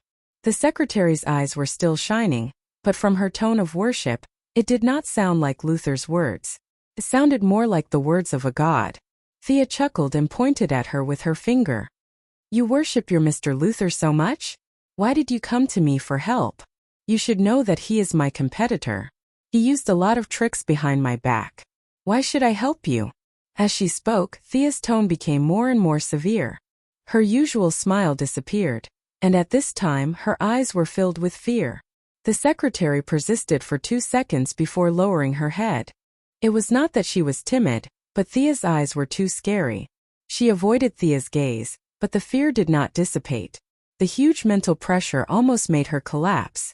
However, since she was chosen by Luther, her quality was indeed far better than ordinary people. Her hands clasped the wheelchair handles tightly, and blood dripped from her lips. She did not beg for mercy. She just silently endured the mountain-like pressure in her mental world. Humph! Thea withdrew her mental deterrence. The secretary's willpower was extraordinary. According to Thea's observation, among the ordinary people who had not been strengthened, only Nightwing, Barbara, and a few others could reach this level. Even Laurel and Tommy might not be able to reach this level. Of course, Batman was not in the discussion. You are indeed not an ordinary person. My judgment was right, the secretary said, panting. Of course, Thea would not admit it. It's just a simple psychological hint. The secretary did not care about her explanation. Mr. Luther used to consciously collect information on all the special people in the world. I am the one in charge of this work. This lady has been with you a lot in the past few years. After that, the secretary threw a large folder to Thea. Thea pulled out the first page, and what greeted her eyes was an old black and white photo. It was the photo of Diana in the village in Belgium, the one taken with Steve and the others after killing the German soldiers. Chapter 363. Good stuff. Thea looked around. She wasn't a photographer, so she couldn't tell if it was the original or not. The only pity was that she had scruples about the timeline. Otherwise, she would have taken a photo and given it to Diana today to reminisce about the past. Although the person in the photo was Steve, Thea didn't tear it up like in the TV series. After all, it was a memento. It would be a pity to tear it up. She took out a few more pieces of paper from the folder. Without exception, they were all shots of Diana in the city. Some were from the front and some were from the side. She also included a lot of records of the citizens that Diana had met. The secretary organized it very carefully. When she spoke, what she said, what her accent was, the climate at the time, the clothes she wore, etc. There were even a few photos of Thea. Although she was very careful, Diana didn't care. Thea didn't want to be like a thief on a date. At first she tried to cover it up, but later she just let her be. So it wasn't surprising that Luther's satellite could capture her. Miss Secretary, what can these things prove? Thea flipped through the papers. On the day of the battle with the Parallax Demon, the scene was surrounded by yellow fog. The world's satellites only captured some blurry figures. There was no real image at all. This was also the reason why Superman was called the first superhero. It was because the previous information was too fake. The battle between Superman and Zod was real and clear. The secretary couldn't figure out the details between Thea and Diana. She could only rely on the inherent impression. Personally, she felt that Thea might be stronger. She said vaguely, "Your female companion's appearance hasn't changed in 100 years. Is it because?" Thea looked at her watch. She was a little annoyed after talking nonsense with the secretary for half an hour. "Even if I can cure you, are you sure you can still gain Luther's trust?" It wasn't that Thea didn't think of bribing her, but it was just a thought. It was impossible that Luther wouldn't suspect her. The secretary's reaction was not beyond her expectations. Her voice was still calm, but there was a trace of sadness in her words. "I'm asking you for help. No matter what the result is, Mr. Luther will definitely not trust me." "Then why did you come looking for me? Are you crazy?" Thea sometimes felt that there was something wrong with the brains of all the heroes and villains in this world. Luther and the secretary in front of him looked like smart people, but one thought he was a god, and the other was paranoid to the extreme. Were there no normal brain circuits in the world? The atmosphere between them was a little tense. Just as Thea was about to kick her out, the secretary finally said, "Mr. Luther doesn't trust anyone, whether I ask for help or not. I'm really impressed. Let's talk about business principles. How can you help me? Help you erase all the video data? The secretary asked tentatively. Thea snorted. Not enough. If she deleted the current ones, what about the future ones? There were so many satellites in the world. There must be others that could capture the two of them. This condition was too cheap. I'll work for you on the premise that I don't betray Mr. Luther. The secretary proposed a bargaining chip that she thought was rich enough.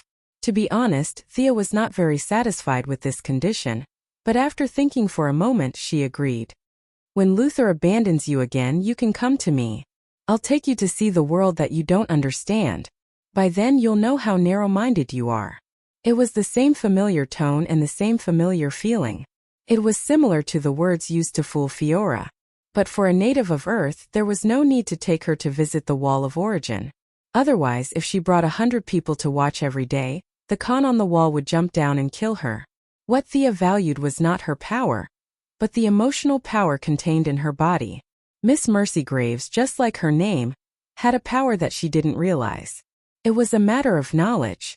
No matter how smart Luther was, he didn't realize what kind of power his assistant had. Like the Yellow Lantern's fear and the Green Lantern's courage, compassion was a necessary emotion for the Green Lantern Corps. They were originally a Lantern Ring tribe secretly established by Abin Su. The star field where they were located was unknown to outsiders. They didn't show their true colors until the dark night. However, Abin Su's ring recorded the coordinates of this star field. Later, he passed the ring to Hal Jordan. Coincidentally, Thea also wore the same ring. Hal Jordan couldn't see what the lone coordinate represented, but Thea knew that it must be the base of the Green Lantern Corps. The secretary was still far from being truly loyal. Only after being abandoned again could she change the target of her compassion. Only then could she truly be used by Thea. Thea invested in the present for Deathbell, Poison Ivy, and the others. As for the secretary, she invested in the future. With a snap of her left hand, the secretary couldn't resist the impact of her consciousness and fainted. It wasn't difficult to cure her disability. As Luther expected, Thea had a large number of advanced medical pods. Thea used her X-ray vision to check her body and confirmed that there was no tracking device. Only then did she bring the unconscious secretary to the metropolis through a portal. Deathbell bought an island in the middle of a lake on the outskirts of the metropolis. There was a magically controlled Shark King in the lake. With the support of Thea's large amount of funds and advanced weapons, Deathbell now had more than 100 subordinates. Each of them had excellent tactics and tenacious willpower. It was effortless to send them out to assassinate the chiefs and generals of small countries. Boss? That's rare. Who's the one behind you? The one who greeted Thea with a smile was Poison Ivy. Now, Thea's subordinates addressed her indiscriminately. Some called her boss, some called her boss, and some called her general like Fiora. Thea didn't care, she could call her whatever she wanted. Thea wrapped the secretary with her spiritual energy. There were too many medals in her wheelchair, so Thea threw her in Star City. This woman used the third medical pod. After the treatment, knock her out and send her back to the Luther group. Thea opened the door and went back to Star City. She hadn't finished her experiment for the day. Ayaya, what a pretty lady. TSK. Poison Ivy was a biochemistry graduate after all, so she was more educated than Deathnell and the other mercenaries. She was in charge of a few medical cabins that weren't on the market. Even though Poison Ivy hadn't done anything earth-shattering yet, she was already quite famous in the mercenary industry. She carried out Thea's orders thoroughly. She controlled the plant and pulled the secretary into a special room. The plant's poison had subtly changed her body and personality. She didn't even realize that she was a completely different person from before. She looked left and right to make sure that no one was looking at her. She took off the secretary's clothes. Even if someone asked, she would use the excuse of checking her injuries. As for whether it was true or not, only God knew. Chapter 364. The next day, when the secretary woke up, she found that she had returned to her residence. Her wheelchair was beside the bed. She moved her toes nervously and found that the familiar feeling had returned. She turned over and sat up. The harsh training had restored her calmness. If it weren't for the clothes on her body, she would have suspected that yesterday's experience was a dream. Hiss! After standing up, she found that her lower body was a little sore. She reached out and touched it. There were obviously some indescribable traces. Thinking of the relationship between Thea and Diana, she couldn't help but think more. Although it felt a little strange, she was still very excited that her body had regained the ability to move. She tried to take a few deep breaths to restore her calmness. Only then did she dress up and go to work at the Luthor Group. Lex Luthor acted as if he didn't see her amputated leg yesterday, but she could walk as usual today. He continued to instruct her to do her work as usual, and then waved his hand to dismiss her.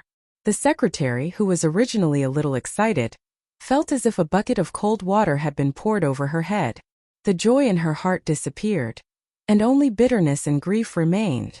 On the African prairie, in a wooden house in Ethiopia that didn't communicate with the outside world. The house was filled with a tempting fragrance. Thea and Diana had a very long practice with a warm and tense atmosphere. The effect of magic to transform the body was not as good as divine power, but it was more or less. Recently, Thea had been violently absorbing sunlight and moonlight. Her physical level was rapidly catching up with Diana. At this time, the practice could go back and forth for a few rounds. Is there any problem with the daily management of the temple? Diana stood up and gracefully wrapped her body with a bath towel. She asked Thea, who was combing her hair. Well, the Isadora you recommended is indeed a fanatical believer of the moon goddess. Under her leadership, many nearby citizens have a shallow level of faith. I can even absorb the power of faith from the temple. I think the situation with the moon goddess will be much better. Thea was very happy to mention this. Initially, with the addition of the water element to her body, Thea's overall magic power had decreased a little in order to balance the various elements. But with the reconstruction of the Temple of Artemis, the statue that Thea left on Paradise Island had transmitted a lot of faith power to her through some unknown attraction. This power of faith was provided by the Amazon female warriors in the past 100 years. The amount of faith was not much, but it was pure enough. The power of faith had been converted into divine power, and then into magic power, greatly making up for the previous deficiency. Her overall magic power had even increased by a notch. Now, Thea's 5 elemental magic powers were operating more flexibly and naturally. As long as she could find more earth element magic to add to her body, she would be able to form a perfect cycle in her body. Light, darkness, earth, fire, water, and wind elements would circulate. It would be an exaggeration to say that she would have an endless cycle, but her endurance would increase to an unimaginable level. Isadora is a member of Mother's personal guard. She has rich combat skills and is devout in her faith. I think it would be foolproof to have her in charge of the temple. Diana was generous with her praise for the person she recommended. Thea did not speak. At first, the temple was just to attract Diana's attention. Later on, Thea basically did not care about it. Everything was done by Bruce Wayne. He must have worked so hard to return the favor. Looking through the information provided by the secretary, Diana sighed when she saw the old photos. Just as she was about to speak, she sensed something and said sternly, "Someone is coming and it's very fast." Thea looked outside the door and said softly, "Amanda, how did this guy find this place?" They looked at each other a little confused. Fortunately, Amanda came quickly and pushed the door open and walked into the wooden house alone. "It's not easy to find you." Amanda's tone was calm, without the slightest hint of panic. She chose to ignore the fact that they were only wrapped in bath towels, their shining long legs and their flushed faces. "You've been running all over the world. I've mobilized 30 satellites and 2 action simulation analysis teams to find you." Oh, Thea nodded. She did not want to hide her relationship with Diana from anyone. She knew what she should know and would never know what she should not know. She was just curious about why Amanda was looking for her. "Amanda, we met 3 days ago. I even congratulated you for becoming the leader of the Heaven's Eye Society." The Minister of Defense had just gained a foothold. Amanda had joined the Minister of Defense very quickly. With the help of the last Charm Witch incident, she had finally succeeded in becoming an official. The second in command had become the boss, and the boss had become the second in command. She had swapped positions with Steve Trevor, going from a subordinate to a leader. Thea was a little confused. She should be very busy now. It was not her style to be in such a hurry to block the door. Amanda smiled faintly. I'm not looking for you. I'm looking for Miss Prince. Looking for me. Diana's beautiful eyebrows frowned. In this time and space she did not have Steve's shackles. She had nothing to do with the Heaven's Eye Society. Why would they look for her? Amanda did not intend to play games with them. 9 hours ago there was a thief in the Black House. The thief was your friend, the archaeologist Minerva. She stole a dagger of unknown origin. Panther Lady. The name instantly came to Thea's mind. In the original time and space, Panther Lady used Diana's relationship to enter the Black House and stole the Godslayer blade that was possessed by the cheetah god. After that, she used the dagger to stab herself in the chest and became the supervillain Panther Lady. But in this time and space their relationship was just ordinary. Diana did not have too many entanglements with the Heaven's Eye Society. Panther Lady still stole the Godslayer blade as before. In the later stage, Panther Lady could scratch the Running Flash, bite through Superman's skin and infect Superman. All signs showed that this guy was not simply possessed. She might have been directly possessed by the cheetah god. Otherwise, how could an ordinary person be so powerful after being corrupted? This was too exaggerated. The surveillance video shows that she's extremely fast now. We've been tracking her for 5 hours and she disappeared into the crowd. But in the places she passed by, many people were infected and turned into walking corpses under her control. I need your help. Amanda took out her tablet and showed a few photos of the infected. Thea looked at it. Since it involved Diana, she could not ignore it even if she wanted to. This guy was obviously an evil woman who had lost her virginity. Just shoot her to death. She took out the divine longbow from the dimensional ring and turned to ask Amanda. Where was she last seen? Amanda was a little puzzled. Why did you take out the bow and arrow? How far away was that person from here? Amanda did not know that Thea had the ability to snipe from a very long distance, but Diana did. She hurriedly pressed Thea's arm. She's not a bad person. We should try to save her. Chapter 365. Thea gritted her teeth. Heroes of justice were too unlikable. They were stubborn and stubborn. These were all words used to describe them. The principle of not killing had allowed many criminals to escape with their lives. After that, they would break out of prison and continue to do evil. It was a cycle. However, she couldn't ignore Diana's emotions. She could only put away her bow and lead Diana around to let her realize the leopard lady's evil. When the time came, she would shoot her to death with an arrow. Thea was a little depressed as her vacation plan was ruined. She reached out her hand to Amanda. Give me all the information. Whether she's alive or dead, we'll take care of her. Amanda smiled happily. It's best if she's alive. If you catch her alive, I'll return you a huge favor. A huge favor? Thea's eyes rolled twice as she thought quickly. If she wasn't wrong, she was talking about Oliver. Using something she knew as a huge favor made Thea's heart sour. However, Amanda really didn't know that she knew. Overall, she was still very sincere. In the original space-time, Oliver had mysteriously escaped from Amanda's control in the 5th year, before he returned to Star City. Presumably, it was because of this huge favor? On one side was her lover, and on the other was her brother. Even if Thea was 120% unwilling, she had to make this trip. She even had to capture her alive in exchange for Amanda's huge favor. The two of them ignored Amanda. She could go back the way she came. Thea directly opened a portal and rushed to the place where the leopard lady last disappeared. It was a dense forest in Louisiana. They weren't Special Forces scouts and didn't know how to observe footsteps. However, Thea's eye of Horus could see very far. She hovered in the air and observed with rapt attention. There are a few people over there who are staggering. They seem to be the infected that Amanda mentioned. Thea pointed to the northeast and the two of them quickly flew over. Tell me, where did Minerva go? Diana was also a little depressed. She was pulled to do this during a sparring break.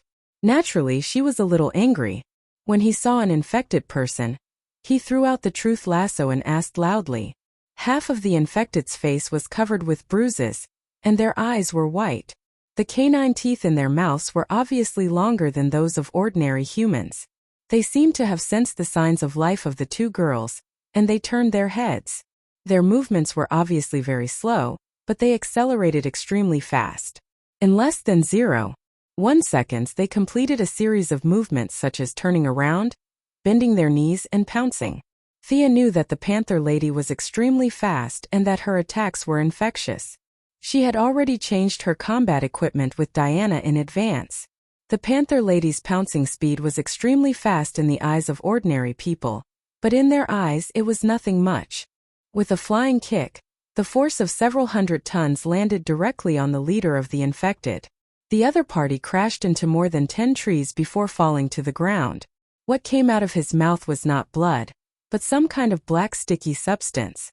They're not human anymore, Diana said a little uncomfortably as she faced several infected people flying over.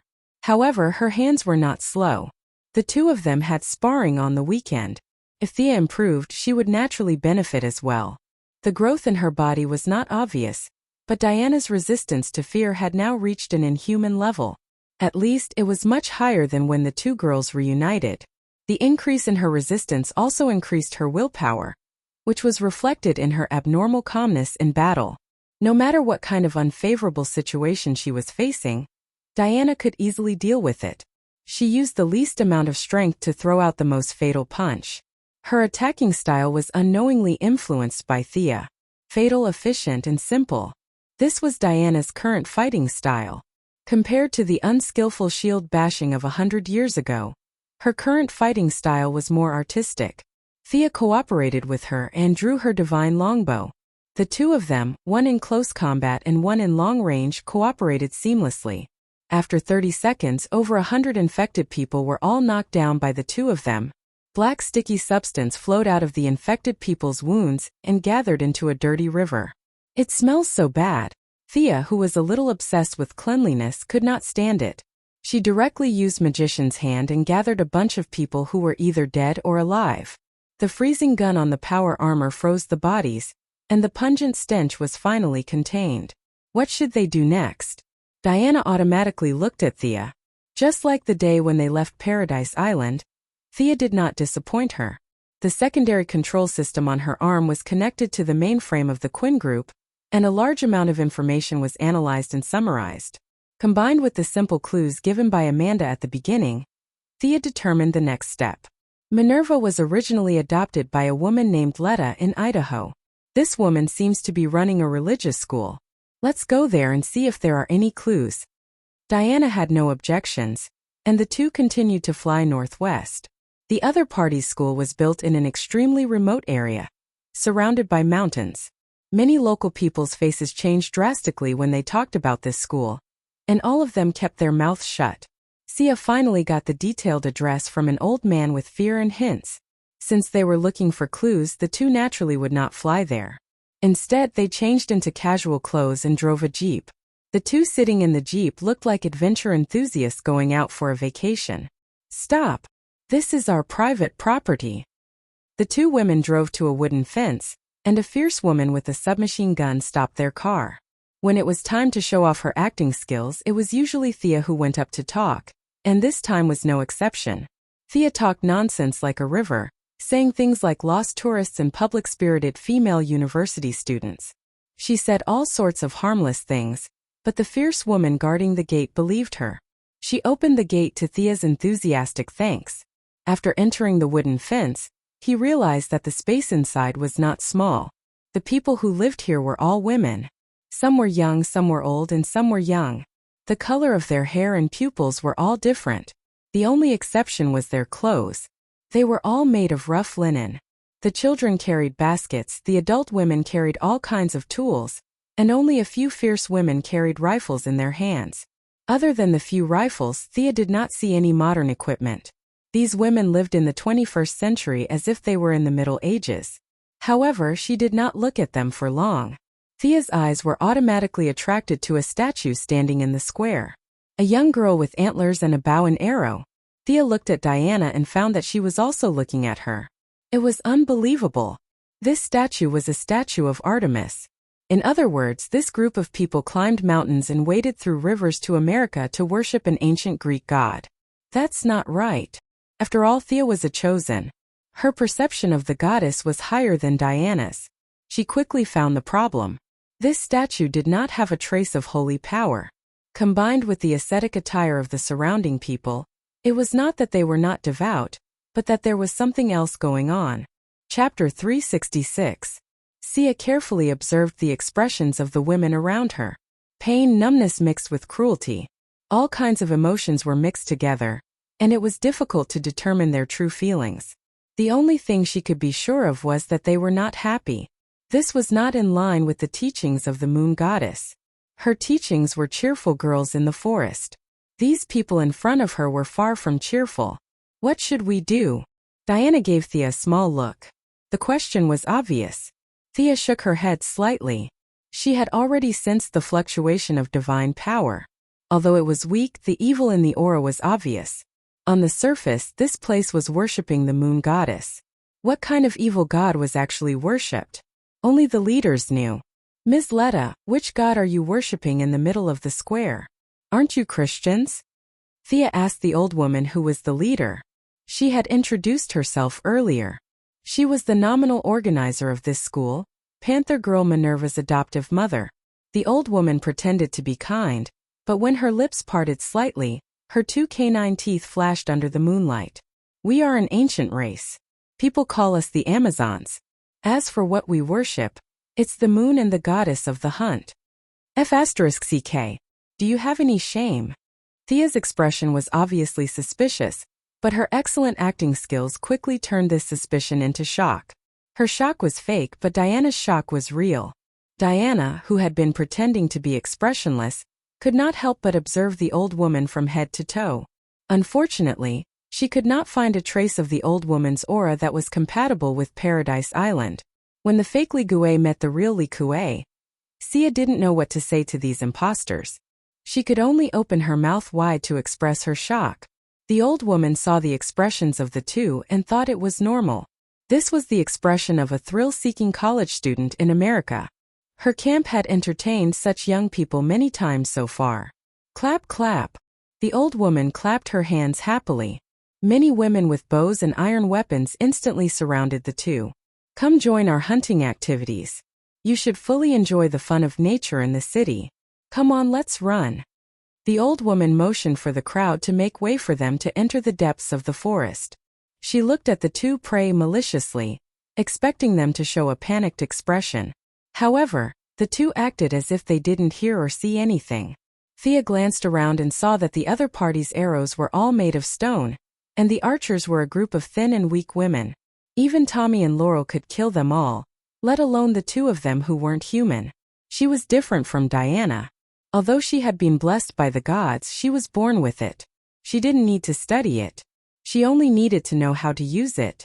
Thea's divine power was all pieced together. She scraped a little from one person and absorbed a little from another. Her research on divine power could be said to be the best in the world. Although there were some fluctuations of divine power in the campsite, most of it was emitted from this area. None of the women present were qualified to be the host. Thea originally wanted to act like a little white flower to trick the old woman, but she didn't expect the other party to be so anxious. She didn't even say a few words and revealed her fangs. Thea could only give up her initial plan. Since you like to play rough, we'll play with you. The old woman put on the face of a cultist during the day, but found that the other party was not afraid at all. Strange. The young people in the past would have been scared and ran forward trembling. Why weren't the two women afraid? There was a murmur in the air. It was as soft as the wind, but when the words fell into the old woman's ears, it was like thunder. She immediately reacted and ordered, "Attack!" Although the women felt that this was different from their usual habits, they still mechanically drew their bows and shot dozens of arrows at the two women. This level of attack was like a joke in the eyes of the two women. Thea raised her left hand, and a small whirlwind appeared around the two women. All the arrows were sucked in. She clenched her left hand, and the whirlwind trembled violently. The arrows that were mixed in the wind were directly shattered. Blasphemers! Kill them! The old woman shouted loudly, and at the same time she retreated quickly. Thea couldn't let her run away. "Dear, you can ask that guy." Diana had been holding back for a long time. She threw out the lasso of truth and tied the old woman up like a rice dumpling. She pulled the old woman back to the two women. "Kill them, kill them." The old woman was still in midair, and was still shouting loudly. If it wasn't for her previous behavior of running away, one would think that she would rather die than submit.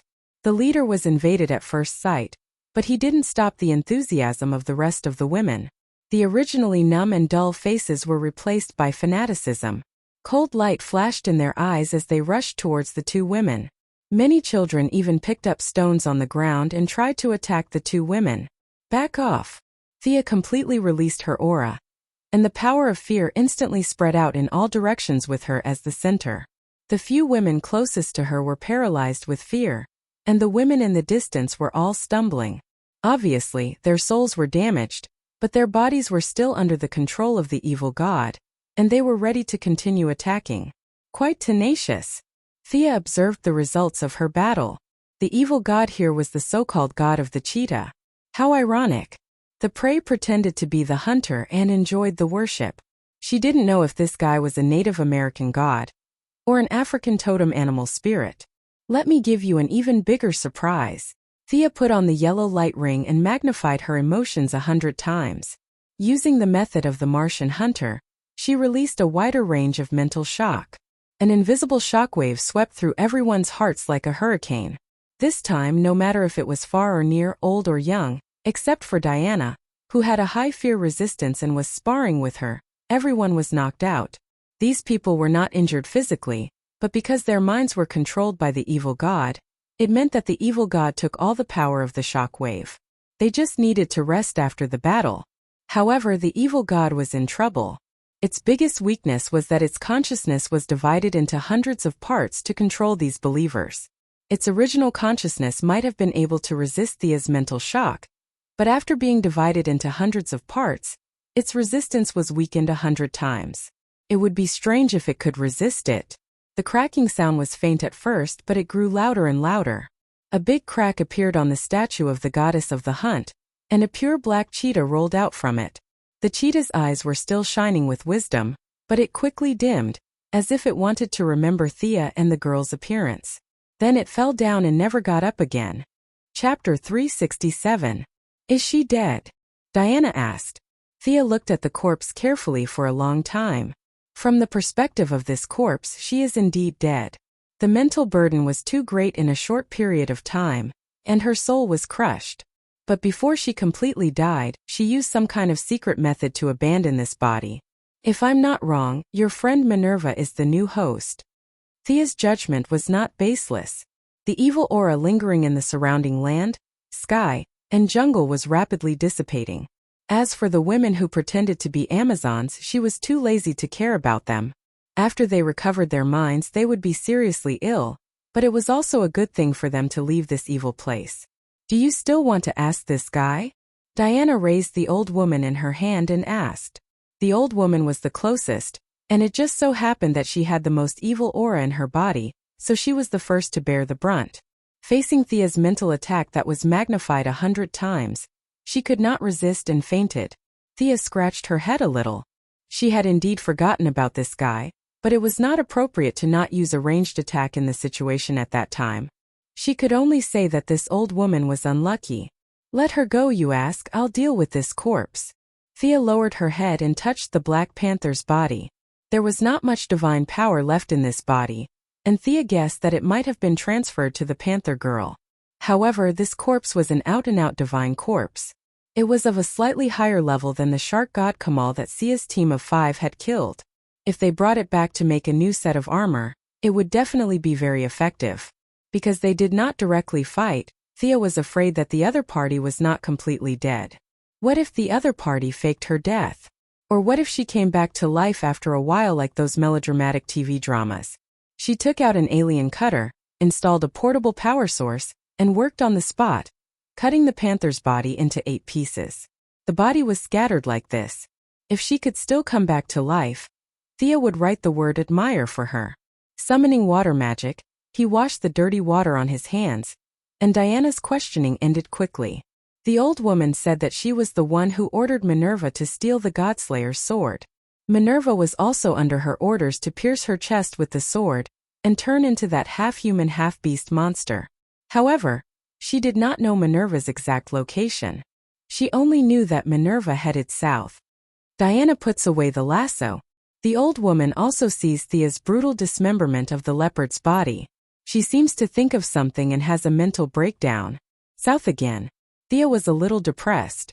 They had found this camp in the north of Louisiana, and now they were almost in Canada, and now they had to go back south again. But Thea could see the reluctance in Diana's eyes, so she could only continue the pursuit with her. In the Brazilian rainforest. I hate this place. In order to prevent the panther girl's sudden attack, the two could only chase after her fully armed, all the way from the northwest of the United States to the southeast of Brazil. The weather in the rainforest made Thea very uncomfortable. It was hot and humid. The two did not dare to fly in the sky.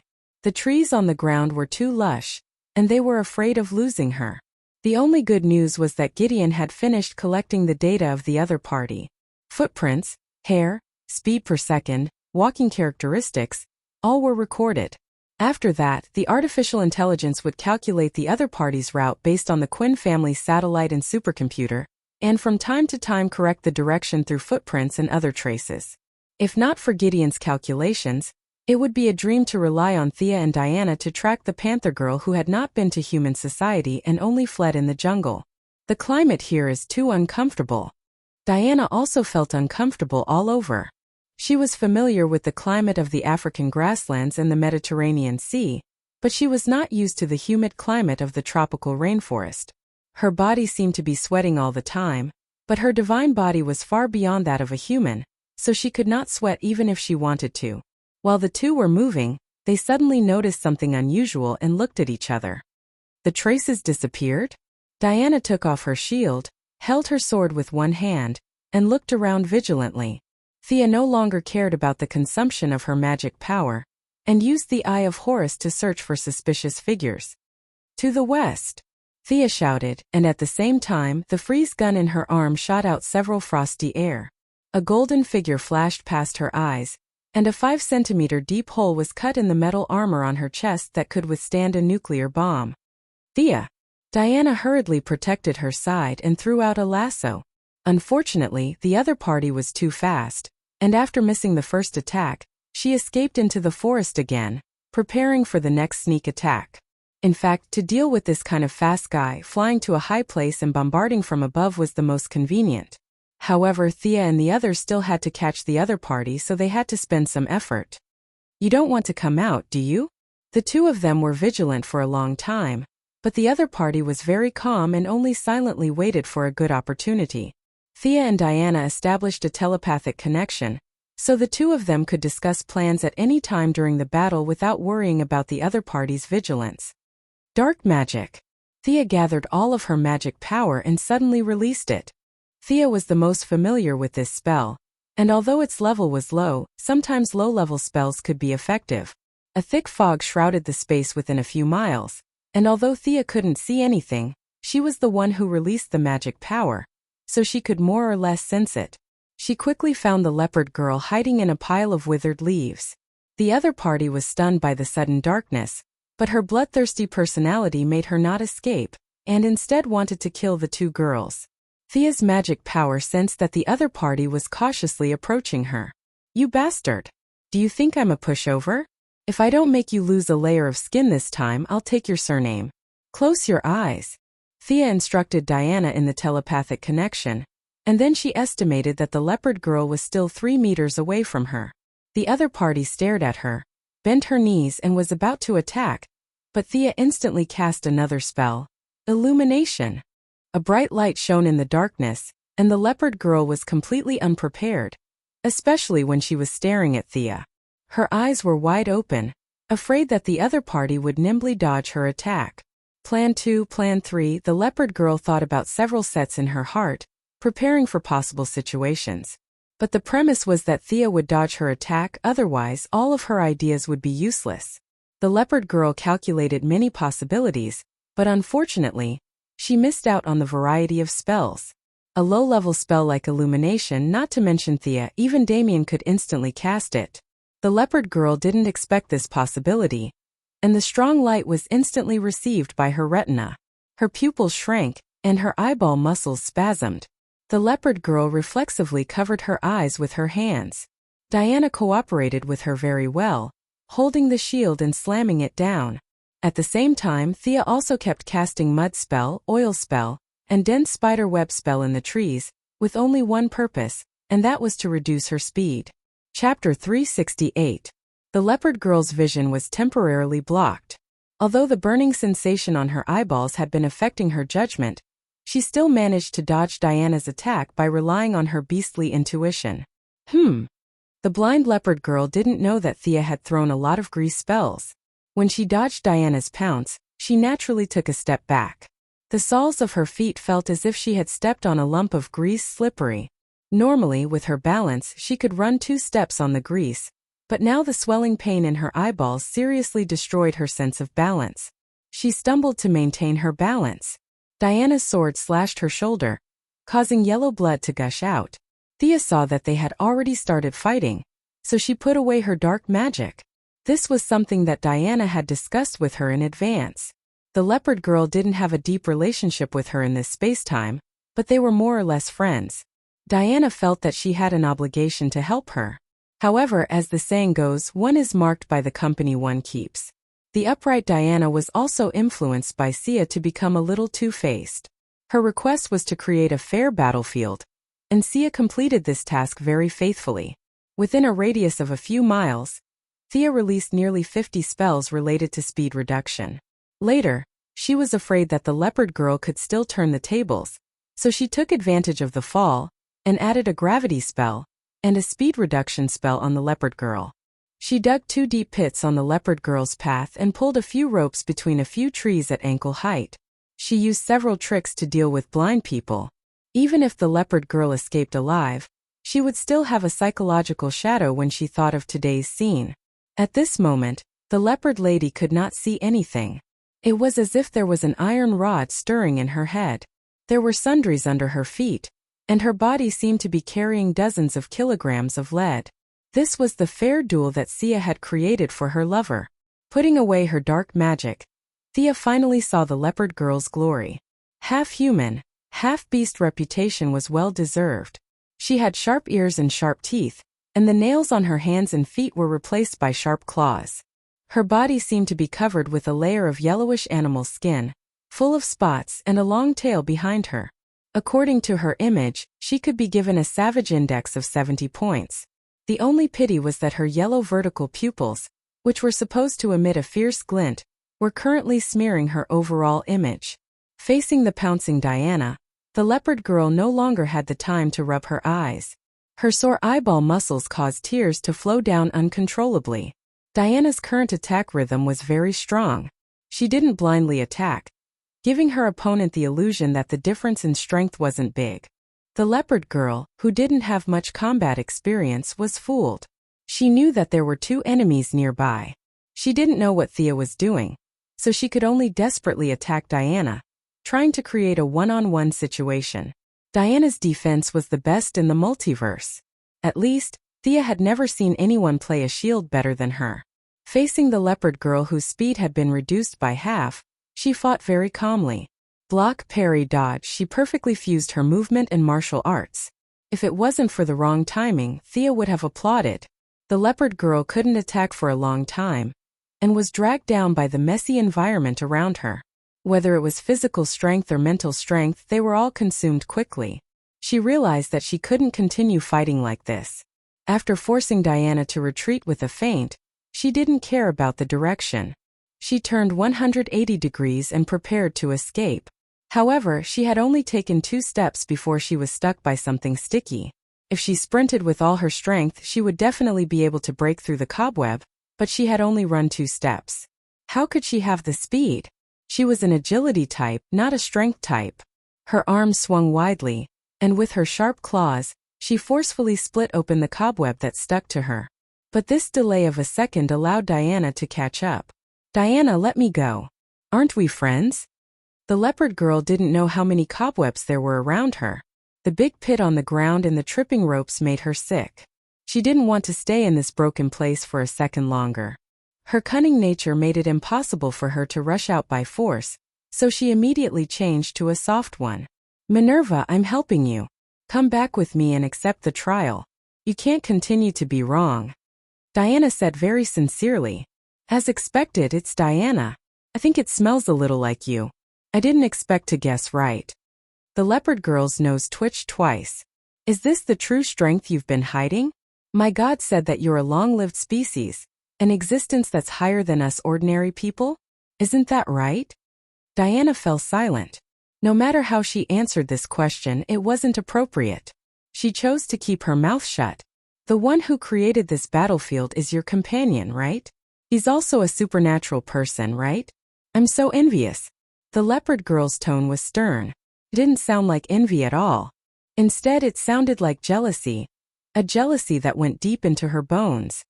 Come back with me and redeem your sins. You still have hope. Diana tried to bring the topic back. Hee. The leopard girl's smile was incomparably terrifying. She was 30% human and 70% beast. Her humanity was rapidly disappearing. Redeem? Me? What sins did I commit? I've already become like this. I can't go back. Put away your love, Diana. You can't save me. The leopard girl berated sternly. Her expression was deranged as she used both her hands and feet to fiercely attack Diana. She had already recovered some of her vision and stamina during the conversation. She felt that Diana's strength was about the same as when she was weak just now. She wanted to suddenly exert her strength and finish off Diana. However, she had underestimated Diana and overestimated herself. A round of storm-like attacks were all blocked, and the little stamina she had recovered was wasted again. How can you be so strong? I sacrificed so much, but I'm still not as good as you. At this moment, the leopard girl was wrapped in anger. Jealousy, indignation, injustice, and all kinds of negative emotions gathered together. Her attacks became sharper and sharper. She had already forgotten to run away. She only wanted to follow her bloodthirsty desire and kill Diana. The negotiation was fruitless. Diana felt that she had already lived up to that little bit of friendship. Finally, she no longer held back and used the power of the guardian silver bracelet. In the first few moves, the leopard girl was barely able to resist. After 10 moves, Diana's strength and speed rapidly increased as if there was no end to it. Although it did not reach the leopard girl's maximum speed, it was more than enough to deal with her. The fire god sword felt its master's fighting spirit. The sword's body ignited with raging flames as it slashed and stabbed. Every move was aimed at the leopard girl's vital points. Although the leopard girl had the body of a cheetah, it was not her own memories. In all aspects, she was completely suppressed by Diana. Admit defeat. Diana's speed increased by another level. Borrowing the gap between her body, she slashed at the leopard girl's ribs with her sword, and then fiercely slapped the back of her head with her shield. In the leopard girl's dizzy state, the truth lasso was thrown out and tied her up tightly. Chapter 369. In order to prevent the Panther Lady from escaping, Thea froze her limbs again, leaving only her fierce head outside. Unless her neck could be retracted, she wouldn't be able to bite the two women 10 meters away. Amanda was very happy to receive Thea's call. She happily said that she would take over personally and said that Thea would be able to see her adult love soon. For Amanda, it should be a good deal to throw out Oliver, a guy with an excessive sense of justice, in exchange for the Panther Lady. Thea thought so.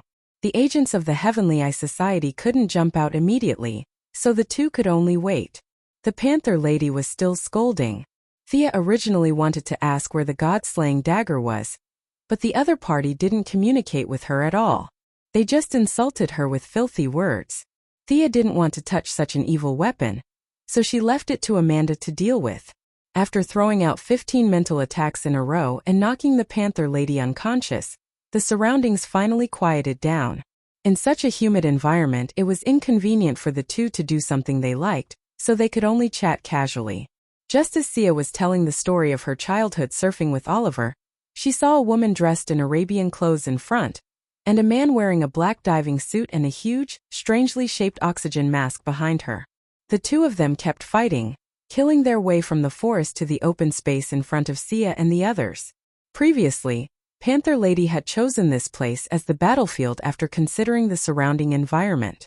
This was the only open space in the vicinity. The two strangers naturally made the same choice, but they didn't expect there to be outsiders here. The man wearing the oxygen mask had his entire head wrapped tightly. The mask was oval in shape, and two big red crystals covered where the eyes should be. From afar he looked like a red-eyed fly. The man's expression couldn't be seen, but Thea, Diana, and the Arabian woman looked at each other and saw the confusion in each other's eyes. The Arabian woman glanced at the frozen panther lady. She didn't know the origin of the two women in front of her, but she still shouted kindly, "Run!" The man in the diving suit behind her seemed to treat Thea and Diana as innocent passersby. Although it was strange to meet living people in the rainforest, he didn't take it to heart at all. He continued to chase the woman without a word. He just raised his arm at Thea and Diana. There seemed to be some kind of launching device on his wrist. Two extremely thin and long metal spikes shot out between the two's eyebrows. In his heart, Thea and Diana were two dead people not worth his time. But 2 seconds later he was dumbfounded. For a long time after that, every time he thought of this meeting, he wanted to bang his head against the wall. What was wrong with my hand at that time? Can't I just pretend not to see it? However, he didn't have the ability to foresee the future. Even if he did, he wouldn't be able to foresee that far. The appearance of the two women was too confusing. If Death Knell, who was as big as a mountain, was sitting here, the man in the diving suit might not be so nosy. However, Thea and Diana had changed into casual clothes after the battle. In addition, it was hot and humid here, and they were wearing cooler clothes. They also didn't have any weapons in their hands. No matter how he looked at them, they looked like two harmless vases. Oh. The man in the diving suit ran more than 10 meters away. The screams and the smell of blood that he expected did not appear. He was slower than the Arabian woman, and only then did he see the half-frozen panther lady. Although the panther lady was unconscious, the beastly aura that she exuded was still very eye-catching. "Hey, are you a black manta? I'll return this to you." Thea and Diana played with the steel needle that he shot out for a while. They didn't know what material it was made of. They only saw that it was very sharp. Thea played with it for a while and felt that it was boring.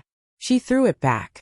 Although she didn't specially practice darts like the Bat family, Thea's long-range attack attribute was almost maxed out. She could play any long-range attack very well, and this steel needle was no exception. The man in the diving suit whose identity was exposed was Sea King Arthur Curry's old enemy, Black Manta. He was a very famous treasure hunter in the underground world. Because Sea King killed his father by mistake, he only had one goal left in life, and that was revenge. Using his years of savings and his excellent mechanical engineering knowledge, Black Manta, an ordinary person without any abilities, created a diving suit and various lethal weapons. He embarked on a lonely path of revenge. In the underground world, he had an outstanding reputation. Usually, he wore a different kind of oxygen mask, and no one had seen his real face. Whether it was on land or in the sea, he usually wore a diving suit with an oxygen mask, so there were many people who knew him. However, at this moment, his identity was exposed by a young and beautiful woman like Thea. He instantly became nervous. Facing the steel needle that was thrown in the opposite direction, he chose to dodge it cautiously. "Your strength and speed are beyond that of ordinary people? Is it because of your combat suit?" Thea gathered magic on her face, as if she was wearing a hazy mask. After the vibration, her voice was completely different from usual. "Esper. Another Esper. Are you also Arthur's companion?" Black Manta's voice had obviously been changed. His voice was a little ethereal, but his tone showed that he was not happy. "Get out of here." Thea didn't want to care about their trivial matters. She just wanted to quickly hand over the leopard girl, and then go back to take a good bath. However, she didn't know if her tone was a little unfriendly, or if she had been in a high position all year round, but she naturally had a condescending tone. This made the sensitive Black Manta a little uncomfortable. He misunderstood her meaning. There was a wave of energy on his mask, and 2 orange lasers shot out from his eyes. F***CK. This idiot doesn't know how to listen. What I meant was for you guys to go somewhere else to fight. How did you interpret it that way? Thea was speechless. Diana took out her shield and easily blocked the lasers. It could even block Doomsday's heat rays. This kind of laser made by human black technology was nothing. This is bad. Seeing that his strongest attack didn't work, Black Manta's heart pounded. He finally realized that these two women who were dressed as passersby were not ordinary people. He wanted to continue chasing the Arabian woman, but how could the warm-hearted Diana let him go? Originally, the two of them were one in front and one behind, so it was difficult to determine who was good and who was evil. Now that Black Manta was so fierce, she didn't hesitate and slashed down with her sword. Black Manta could only take out two long swords and block Diana's Vulcan sword. Clang! A crisp sound entered Thea's ears. She immediately noticed the abnormality. The material of these two long swords was extraordinary. The other party's two swords didn't seem to be made of Earth's existing metal. In the future, Black Manta could use these two swords to fight against the Sea King's divine trident. Now he could block the Vulcan sword. Considering his profession, it wasn't difficult to analyze that it was most likely a metal found in some underwater ruins. He was intelligent and talented. He would be an outstanding subordinate. However, Thea thought about it and decided to give up. Black Manta was focused on revenge. He didn't care about any price or morals. This was the only meaning of his life. No matter how heaven-defying the hinting technique was, it couldn't change this. Thea could only give up on the idea of recruiting him.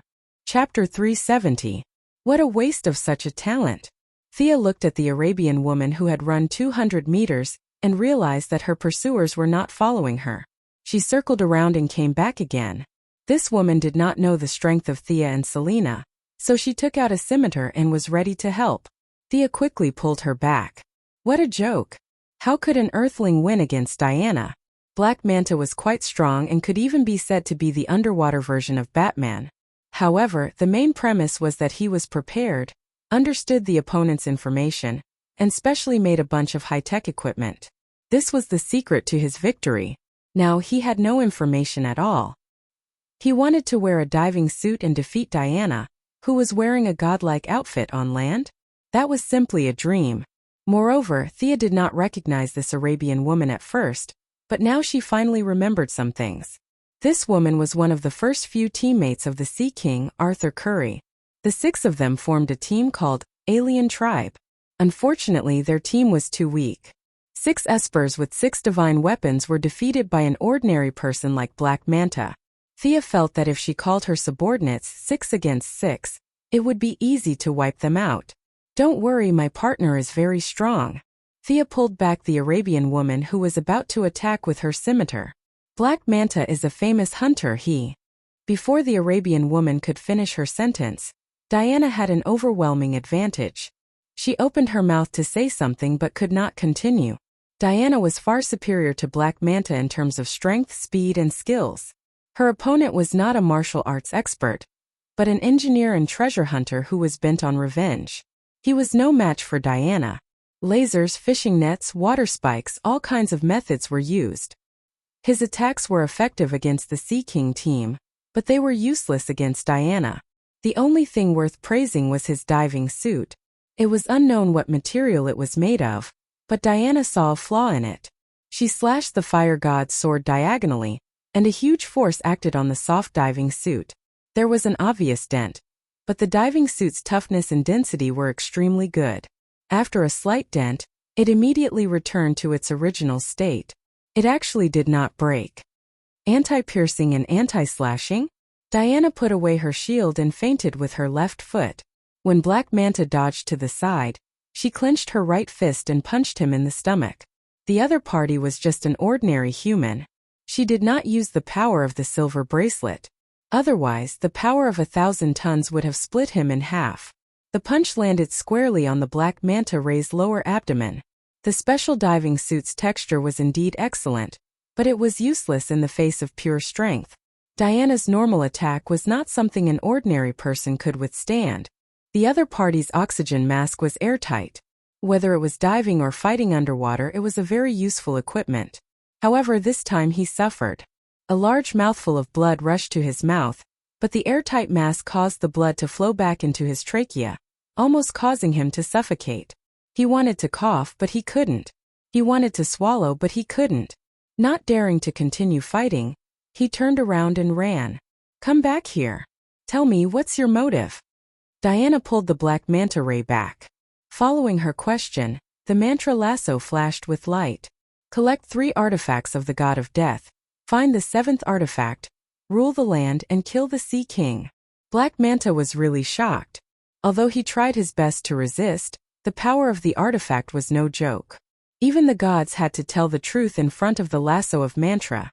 He was just a mortal, so he could not control his mouth at all. He told Black Manta everything that he wanted to know. These words did not mean anything to Diana. The Arabian woman did not understand the power of the mantra lasso, so she was skeptical. However, when these words fell into Thea's ears, she could not help but ponder. Thea only knew the story of the Sea King, Arthur Curry. The god of death mentioned by Black Manta was the first king of Atlantis. She vaguely remembered that the 7th artifact was a magic staff. There was no doubt about its power, but if he wanted to rule the land with a magic staff, it was time to wake up. Magic staff? Magic staff. A thought suddenly appeared in Thea's mind. Although it was not impossible to cast spells with a sword, it looked more like a Maushan Taoist than a mage. If she got the magic staff, would it be more beautiful the next time she cast spells? This thing is destined to be with me. Sia nodded silently. Initially, she did not care much about this matter. But now her attitude had changed. She only remembered that the god of death's relics were left on a small island in the Atlantic Ocean. The Sea King 6 knew the exact location, but she did not. Your enemy seems to be planning a big conspiracy and needs us. Thea put on the face of a righteous friend and said to the Arabian woman. However, before she could finish, she was interrupted by a flash of golden light. Teleportation? Thea felt that this unknown rainforest was getting more lively. The golden light flashed and a man and 2 women walked out. The man in the lead was bare-chested and wore green pants. He held a golden trident in his hand. Behind him was a red-haired woman in a green tights and a crown. The last to walk out was a woman with brown skin and an anxious expression. Beside her were 2 jaguars. Why is the Sea King here? Although they had never met before, Thea recognized his obvious features. The one with the crown behind him was his wife, Mira. As for the last woman, she was ignored by Thea. If she was not mistaken, she was a member of the Sea King's group of 6. While she was looking at the others, the Sea King and the others were also looking at her. For a moment, everyone was stunned. There were too many people here. Thea had 2 people on her side, the Sea King had 3 people, and the 2 prisoners were the Leopard Lady and Black Manta. The Arabian woman saw her companions and was about to greet them when the Sea King roared and raised his trident. He spat out a lightning bolt as thick as a child's arm at Black Manta. Although she didn't think that Black Manta was a good person, she didn't want others to hurt her own prisoner. Diana raised her eyebrows, clenched her shield in her right hand, and slammed it towards Lightning's direction. The first clash between the 2 divine weapons ended in a draw. Lightning was sent flying and a huge energy beam fell into the rainforest. It destroyed countless trees along the way and disappeared from their sight. Bastard! How dare you stop me? The Sea King's temper was as violent as ever. Diana wanted to argue with him, but seeing how rude he was, she did not waste any more time. She tied Black Manta up tightly with the lasso of truth and raised the guardian silver bracelet on her wrist. A violent energy gushed towards the Sea King from a few meters away. The Sea King did not expect this woman to be able to block his lightning. When he felt the invisible energy from the guardian silver bracelet, he did not dare to be careless. He swung his trident like a windmill. Bam! Bam! The trident was wrapped in a layer of golden light. As the Sea King spun, the golden light resisted with all its might. The Sea King was pushed back 30 meters by the guardian silver bracelet's energy before he stopped. Woman, you! The Sea King calmed down and tried to explain. However, Diana's current goal in life was to eliminate the discrimination between men and women. The Sea King's words did not make her feel comfortable. Instead, it made her even angrier. She did not waste any more time and slashed her sword at him. Chapter 371. Is your innate incompatibility to this extent? Thea was speechless. She only remembered that these 2 were fighting in the Flashpoint Paradox, but this wasn't the Flashpoint. These 2 were fighting inexplicably. Thea wanted to stop them, but she didn't know where to start. She turned her head and was about to let the Arabian woman speak to persuade them to quickly bring her to get the staff. When she turned her head, she saw the brown woman's 2 leopards wagging their tails and begging the leopard girl. The leopard girl had woken up at some point, her yellow eyes emitting a terrifying light. The brown woman kept talking to Mira. The Sea King's wife looked a little unhappy, but she still raised her hands and a large amount of water appeared. She wanted to break the ice that trapped the leopard girl. Stop! Thea knew that this was very melodramatic, but she still had to exchange for Amanda's adult favor. She had to stop them from releasing the leopard girl. She didn't have time to wear her armor and instantly shot 3 flame arrows at Mira. Surface person! How dare you attack me? She didn't know if Mira's good relatives came today, but it was as if she was possessed by a brainless unhappiness. Her hands were surrounded by water, and the water was gently stroked by her and turned into dozens of cold arrows, meeting Thea's magic arrows. The 2 arrows met in the air.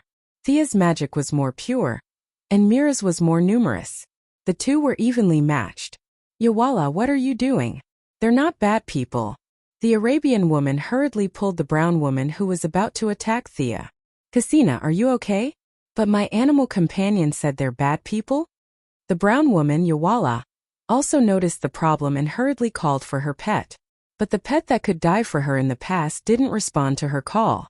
The 2 leopards were trying their best to help the leopard girl escape. Looking at the leopard girl's beast-like vertical pupils, even a simple person would know that there was a problem. The helpless thing was that no matter how the brown woman called, the 2 leopards ignored her. If their claws were broken, they would bite them with their teeth. If their teeth were broken, they would hit them with their heads. The ice on the leopard girl's body gradually cracked. You 2, stop the leopard. The woman in the ice has blood on her hands. Don't let her come out. If you have more time, try to persuade this woman opposite me. Thea's strength was higher than Mela's, so she still had the time to observe the battlefield. The Sea King's 2 companions had no choice but to pull the 2 jaguars. The Arabian woman had been chased by the black manta ray for dozens of miles and was already exhausted. The brown woman, on the other hand, did not dare to be too harsh on her pet. One of them pulled the leopard's tail while the other pulled its leg. The leopard ignored them and only cared about saving the leopard girl. Idiot! Thea almost spat out a mouthful of blood. On the other side, Mela's eyes were bloodshot. She didn't even listen to Thea's explanation. The icicles, ice arrows, and water arrows didn't stop at all. On the other side, Diana could slightly suppress the Sea King, but she was very determined to protect the black manta ray. She could not break the stalemate in a short time. Help me stall those 2 jaguars. Thea released the moose that was stupidly sleeping in the ring and ordered in a low voice. The moose immediately felt the god of the cheetah in the leopard girl's body, especially when the other party stole the divine power of the moon goddess. This made the moose even more dissatisfied, but it still faithfully carried out Thea's order. As long as the 2 jaguars came close, it would use its antlers to push them back. Does this friend of yours understand English? Who can persuade her? Thea dealt with Mela's fierce attacks and was speechless. This couple was really a pair, they were really messing around. The Sea King's 2 companions hurriedly shouted, trying to stop Mela. However, the Queen of Atlantis acted as if she didn't hear them and continued to attack Thea fiercely. Needless to say, this must be the doing of the god of the cheetah in the leopard girl's body. The other party's methods were not brilliant, but it was triggered by Mela's bad temper. It was not without reason that Mela would be chosen by the angry Red Ring in the future. However, temper and strength were not the same. Even if she performed above her level, she was still inevitably suppressed by Thea. Her ability to control water came from her bloodline. It was definitely very powerful underwater, but on land it was only a few things. Thea's single water attribute was not as good as her, but Thea's methods were extremely rich. Fireballs offset her ice arrows, wind blades, light spears, shadow arrows, and a large number of control and weakening spells, and threw them out. I'll pull her away. You guys go and persuade the guy with the fork. Thea was afraid that the battle between the 2 would break the ice on the leopard girl's body, so she took out the light ring and put it on. Dense chains appeared and bound Mela and flew into the distance. After running out of a certain range, the mind control effect would disappear, and the other party would wake up. Thea calculated well, but she flew a little too fast, and the 2 women on the ground were 1 step slower. She did not take the Sea King into account. You dare to hurt my wife. The Sea King saw Thea running away with Mela tied up, and immediately became anxious. Risking being hit by Diana's sword, the trident in his hand gathered a large amount of lightning, and a washbasin-sized lightning ball was thrown at Thea. "Do you think you're the only one who can use lightning?" This stupid couple really made Thea a little angry. She took out the magical longbow, knocked Zeus's lightning arrow, and shot an arrow at the lightning ball below. The lightning ball from the Sea King's trident was white, like a storm brewing in the sea. Thea's lightning arrow was dark blue, as peaceful as the sky, but in this tranquility there was a fatal danger. Two divine weapons that could emit the power of lightning welcomed the first collision since the day they were created. One was like a roar from the sea, the other was like a divine punishment from the sky. The divine weapon of Atlantis represented the last glory of the lost civilization, firm, tenacious, and unquestionable. Thea's Zeus arrow was also mixed with the god's supreme, great, and invincible spirit. The two different colored lightning finally met, and time seemed to freeze. The first second was calm, as if the previous fierce scene did not exist, but in the next second, the two balls of energy finally exploded violently. Boom! The two balls of energy disappeared, and the sound of the explosion seemed to pierce through the air. The huge energy spread in all directions, and the two women who were about to explain could only lie down on the ground to avoid the shock wave that swept across the rainforest in a radius of 10 miles. This round of collision seemed to be evenly matched, but the Sea King was injured by Diana, and the trident's charging time was too short, so it did not fully exert the power of the divine weapon. Thea was even more hurried to fight. Her lightning magic needed to be mixed with fire, wind, and water elements. The power she shot out was only the power of the arrow, and it was far from her maximum damage limit. Both of them were very unhappy, and at the same time, they gathered energy and prepared for the next round of attack. Although Mela was confused, she still recognized the Sea King. She broke free from the chains and wanted to fight Thea together. Diana naturally could not just stand by and watch, so she stopped Mela. The four of them exchanged opponents, and prepared to fight the second round in confusion. Chapter 372. Diana often sparred with Thea, so she had ample experience in dealing with elemental energy. Mira's ability to control water was only slightly troublesome to her, but not fatal. She blocked the ice arrows and water arrows with her shield and slashed continuously with the Vulcan sword in her hand. Mira could only mobilize a large amount of water elements to form a shield to block the attacks. On the other hand, Thea's battle with the Sea King was not as gentle as theirs. The thunder element had always been unruly, and was known to shake the 9 heavens. Energy exploded, and the sound and light effects were dazzling. The battle between the two had reached its climax right from the start. The Sea King was beaten silly by the two women, and had long forgotten what he wanted to do. Thea, on the other hand, wanted to see how powerful the Sea King's trident was. The lightning arrows in her hand did not stop, and she shot them one after another. Sometimes, she even condensed her own magic into the lightning arrows to launch a surprise attack on the Sea King. "Come down if you dare." The Sea King was in a passive position. He was almost invincible in the water, but his strength on land was reduced by a lot. Most importantly, he could not fly. After being hit by Thea for a long time, the Sea King, who was already angry, could no longer suppress his violent temper. Thea, who was hovering in midair, did not just shoot arrows. She also threw a few weakening spells from time to time. However, it was unknown whether it was because of the trident in his hand or because of his Atlantean bloodline, but the Sea King's magic resistance was surprisingly high. Among the people that Thea had met, only Diana had a higher magic resistance than him. She could resist 9 out of 10 spells, and the remaining spell could only last for a short time. Fear. Simple spells could not take him down, so Thea could only mix emotional energy into her spells. With the help of spells, the power of the lamp was continuously channeled into the Sea King's heart. This time he could not resist. The death of his father, the supercilious looks of the people around him, the betrayal of his companions, and all kinds of tragic scenes surrounded his mind. Arthur. Seeing that her husband was in danger, Mela finally broke free from the control of the cheetah god. Her eyes regained their clarity. She raised her arm and took Diana's sword head-on with her wrist guard. Then, she flew up and created a large amount of ice to protect her husband. She completely ignored her own safety and looked at Thea and Diana vigilantly. "Humph. Since it was a misunderstanding, Thea naturally did not continue to attack. She turned to look at the captive. What she saw infuriated her. Previously, the Black Manta had been tied up by Diana's lasso, but as the battle escalated, Diana had left him in the custody of the Sea King's two companions. The Black Manta had taken advantage of their unpreparedness and launched a sudden attack, injuring the Arabian woman. He then snatched the bag from her back and ran into the depths of the forest. The brown woman had to take care of her injured companion and hold back her two jaguar pets. Her brain, which was not smart to begin with, was completely muddled. Thea originally wanted to chase after the Black Manta, but the Panther Lady had already escaped. Although there were still a lot of ice on her body, she could barely run. "How dare you run?" Thea took out a lightning arrow and shot it. At the same time, she called for Diana to chase after her.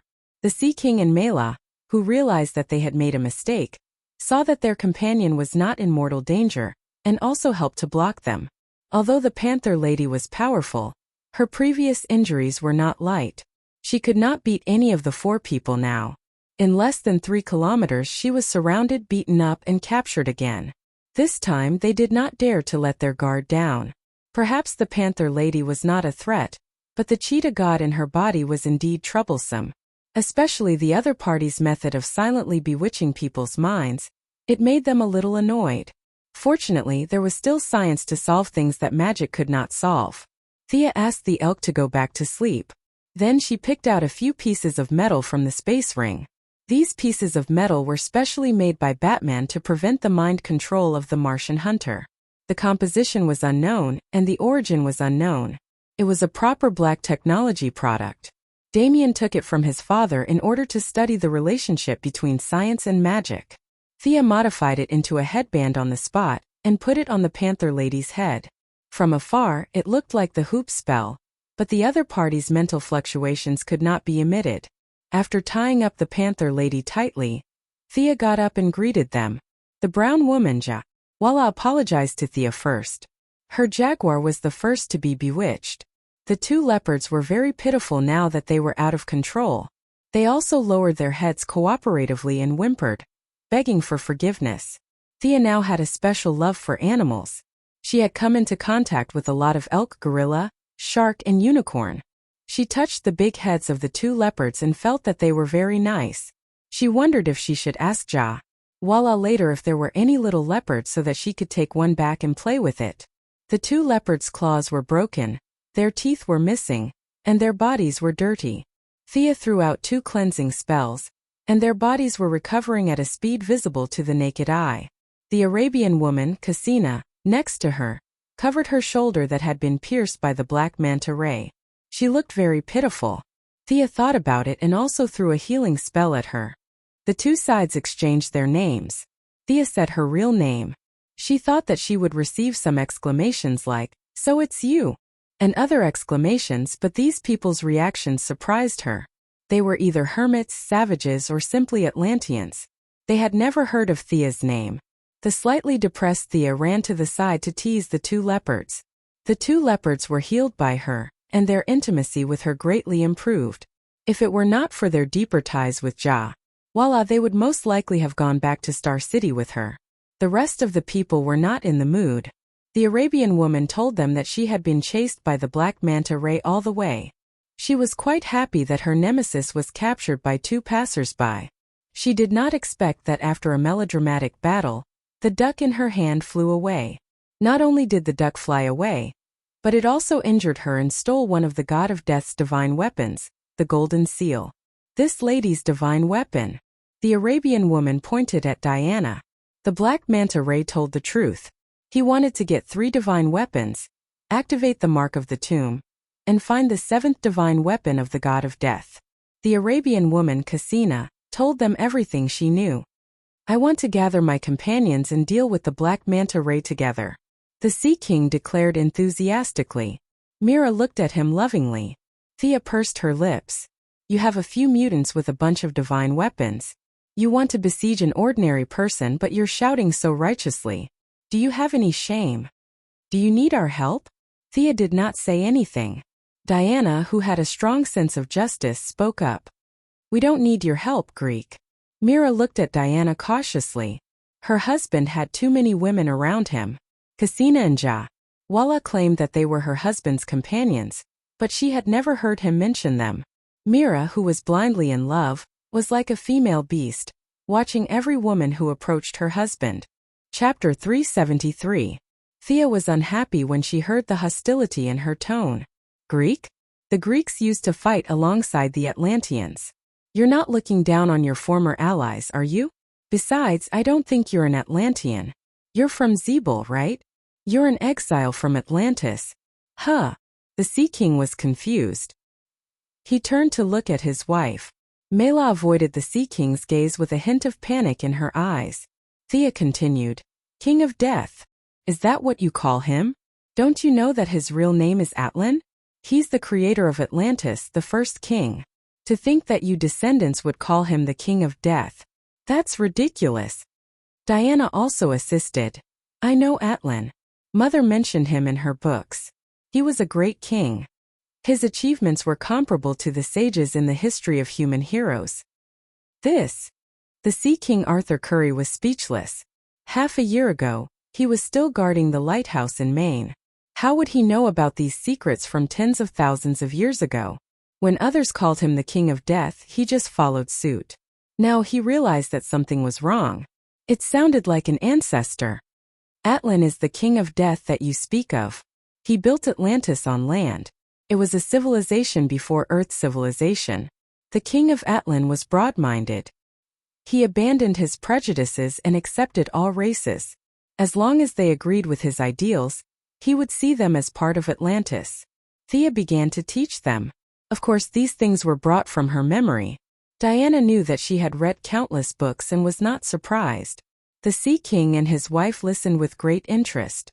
It had always been the Sea King's goal to promote harmony between the people on the surface and underwater. Now that he heard that his ancient ancestors had done the same, a strong sense of recognition surged in his heart. Unexpectedly, Thea took a 180-degree turn. What she said next gave him a heavy blow. The King of Death's inclusive policy caused strong dissatisfaction among the conservatives. His younger brother launched a coup and took away the Sea King's trident that symbolized authority. The founder of the kingdom was expelled from his home by his family. You mean? The Sea King raised the trident in his hand, his face full of disbelief. My ancestors were traitors? Thea shook her head slightly. Traitor or not, the truth has long been lost to history. But I only know that the seventh divine artifact that you were discussing just now is not correct. He pointed at the trident in the Sea King's hand. This trident was forged by the god of death in his early days. After he was exiled from his country, he forged 6 new divine weapons. You have 5 of them, and the remaining one. What about the last one?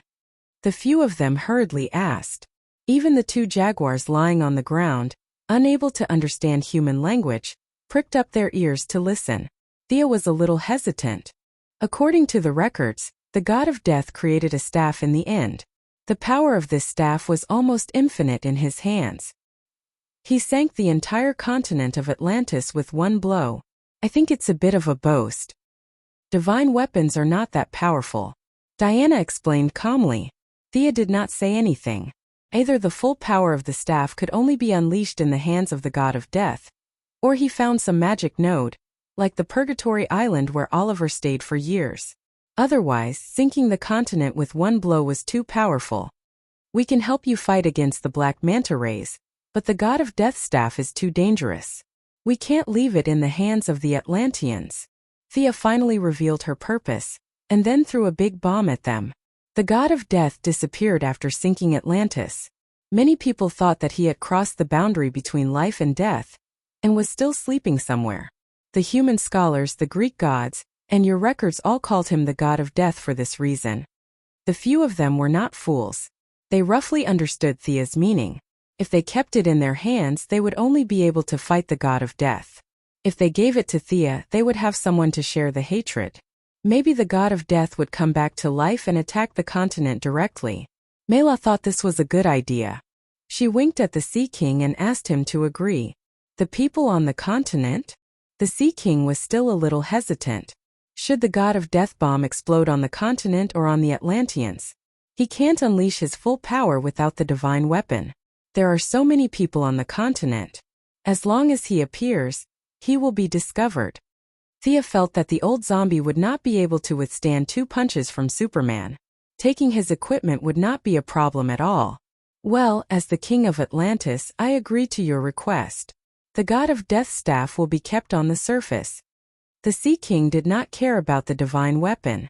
The 5 divine weapons that he found that day were distributed to his friends. He did not want the flashy armor that was originally given to him when he inherited the throne. He only wore a belt that symbolized his royal power and took a trident. The 2 sides happily finalized the details. Vara, who had the teleportation pearl, went to pick up their remaining friends. The few of them gathered quickly. They were the war prisoner, who wore the god of death's golden shackles and could cast a protective field. The detective who held a golden key that could open any lock. The last to arrive was Vostok. He wore a golden helmet on his head that had no water, no air, and did not need to eat or drink. Vostok was an astronaut who grew up in a claustrophobic environment. Mela saw that her husband's other 3 companions were all men and heaved a sigh of relief. Before they could officially discuss it, Amanda arrived. So many people? Detective? Why are you here? When did you send me the document I asked you to look for last time? When Amanda got off the plane, she immediately saw the detective, who was wearing high-tech equipment and didn't expose a single bit of his skin. She then looked at the war prisoner. Soldier, which unit are you from? I think I've seen your number before. Thea quickly pulled her aside. Amanda was almost obsessed with rebuilding her suicide squad. She did not need the Panther Girl for obvious reasons. However, Thea had to warn her that the Panther Girl's strength was not something that could be easily manipulated by the likes of the Clown Girl. On the other side, the Sea King also called the detective to the side and asked what Amanda did. The great detective maintained close contact with many organizations all over the world. As for the famous Amanda, he naturally had many dealings with her. He was a little puzzled as to how the Sea King had gotten involved with Amanda, but he didn't hide anything from his good friend and told him everything he knew. A member of the government, the Heaven's Eye Society?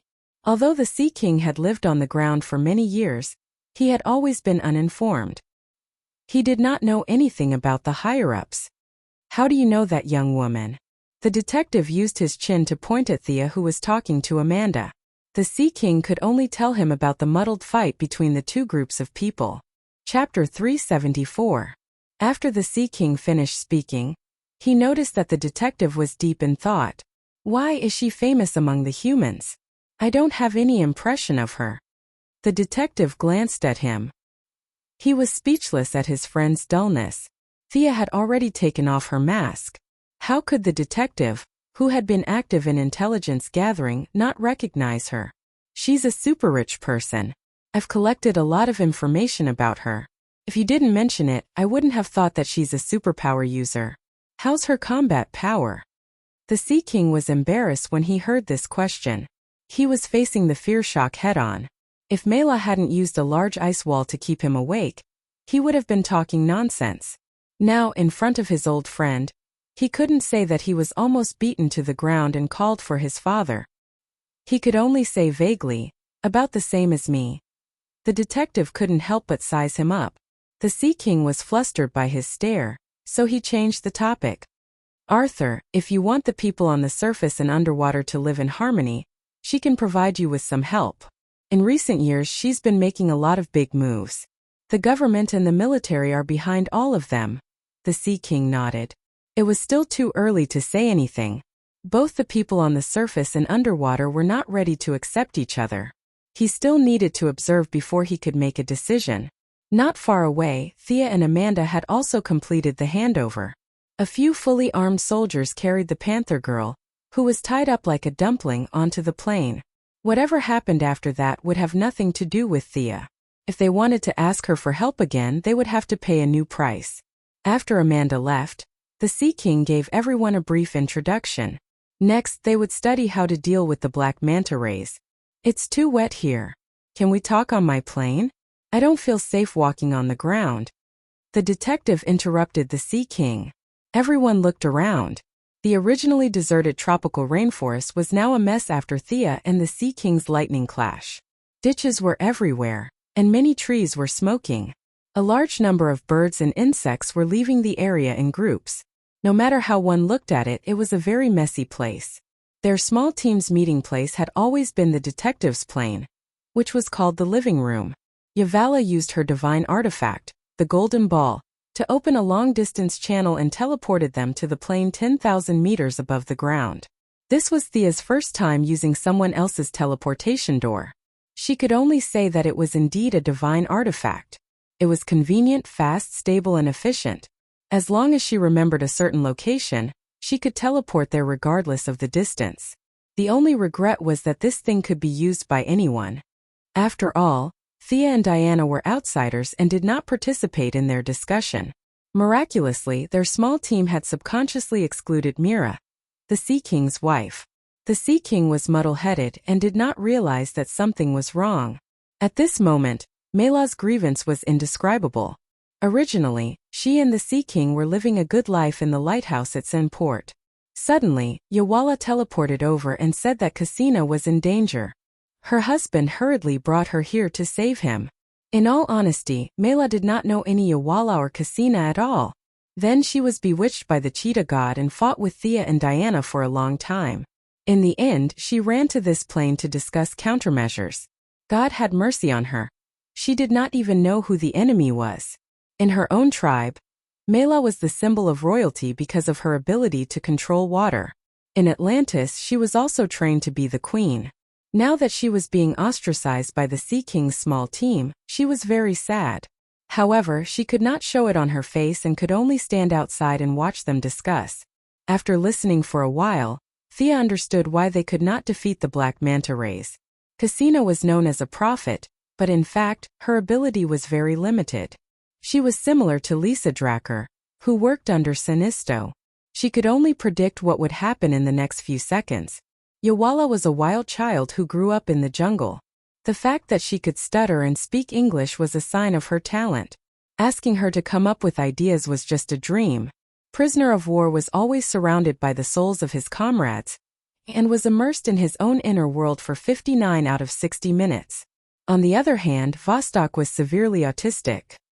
He would rather wear a helmet that did not allow him to eat and hide for 2 years than speak a word to others. In their team, the only two who could come up with ideas were the detective and the Sea King. However, the detective was an old man in his 70s and was very conservative. He suggested to the Sea King that they should split up again and lure the black manta rays to steal the 3 divine artifacts. Then they would set up an ambush. The Sea King naturally would not let his companions take the risk. His idea was to find the other party and fight directly. The detective would never agree to it and the two argued for half an hour.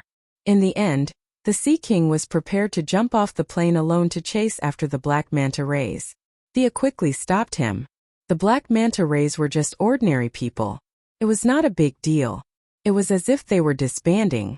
Arthur, my satellite, has found traces of the black manta rays. He is buying some equipment in a black market in Germany. In fact, the satellite was just a lie. It was a report from Death Knell's eyes and ears in the black market all over the world. Let's wait until there is no one around and take him down. Thea generally supported the Sea King's idea. According to the old detective, it was not necessary to go through so much trouble just for a surprise attack. Now with Thea, Diana, Mira and their small team, there were 9 of them. More than 10 divine artifacts could not take down the black manta rays? Thea did not believe it. The Sea King received unexpected support and gave the old detective a provocative look.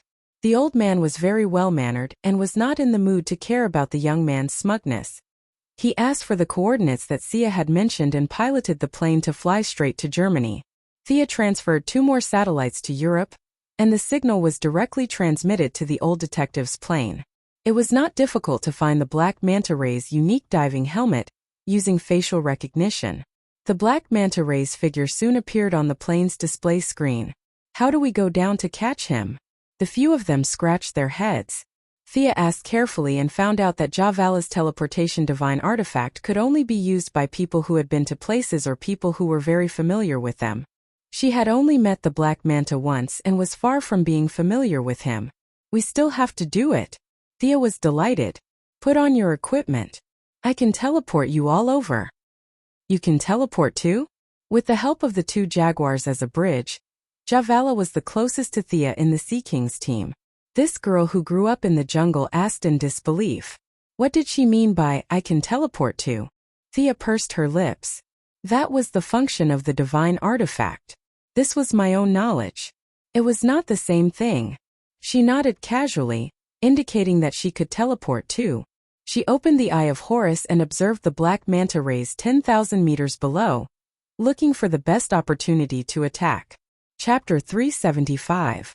It could be seen that Black Manta's body had not fully recovered. He was still a little wobbly when he walked. Although Diana did not use her full strength in that punch, and most of the impact of the punch was absorbed by his waterproof suit, the remaining force was not something an ordinary person like him could handle. He had escaped from the rainforest with his life on the line, and his injuries had worsened. He had injected some recovery potions, but the effects were not great. Thea looked around carefully. The enemy seemed to be defenseless, but under Horus' gaze, there were many people in diving suits around them. If she was not mistaken, they should be Black Manta's subordinates. He might have sensed that the Sea King and his party had a teleportation artifact, so he was vigilantly setting up an ambush around them. As the Sea King's archenemy, Black Manta knew his enemy very well. If it were not for Thea and Diana, the Sea King would have rushed into his encirclement. Everyone. Thea spoke to attract their attention. The enemy has set up an ambush around us. Their ambush is like this. Thea used her magic to draw a sketch in the air, marking out the few hidden enemies. Other than Black Manta, there are a total of 15 enemies. 8 in the east will belong to the 2 of us, and 7 in the west will belong to the 5 of you. Arthur, you and your wife go and capture Black Manta. Prepare your equipment. I will open the teleportation door in a minute. Remember, go through it as fast as you can. Don't hesitate. Sia was really tired of their brainless fighting style. Just like how she instructed her subordinates in her own company, she assigned the specific tasks to each of them. The few of them had no objections to the mission, and the Sea King also felt that it was appropriate for the couple to deal with their old enemies. The old detective was a little dissatisfied, but he forced himself to endure it when he considered her identity. Let's go. Seeing that they were ready, Thea opened a dark blue teleportation door as fast as she could, and stepped in first. The others followed closely behind and walked out in a single file. Attack! The enemy is here. Black Manta Ray suddenly saw a dark blue portal not far away. He immediately knew that something was wrong and gave the order at the same time as Thea, who had stepped out of the portal. Thea's divine longbow was extremely fast.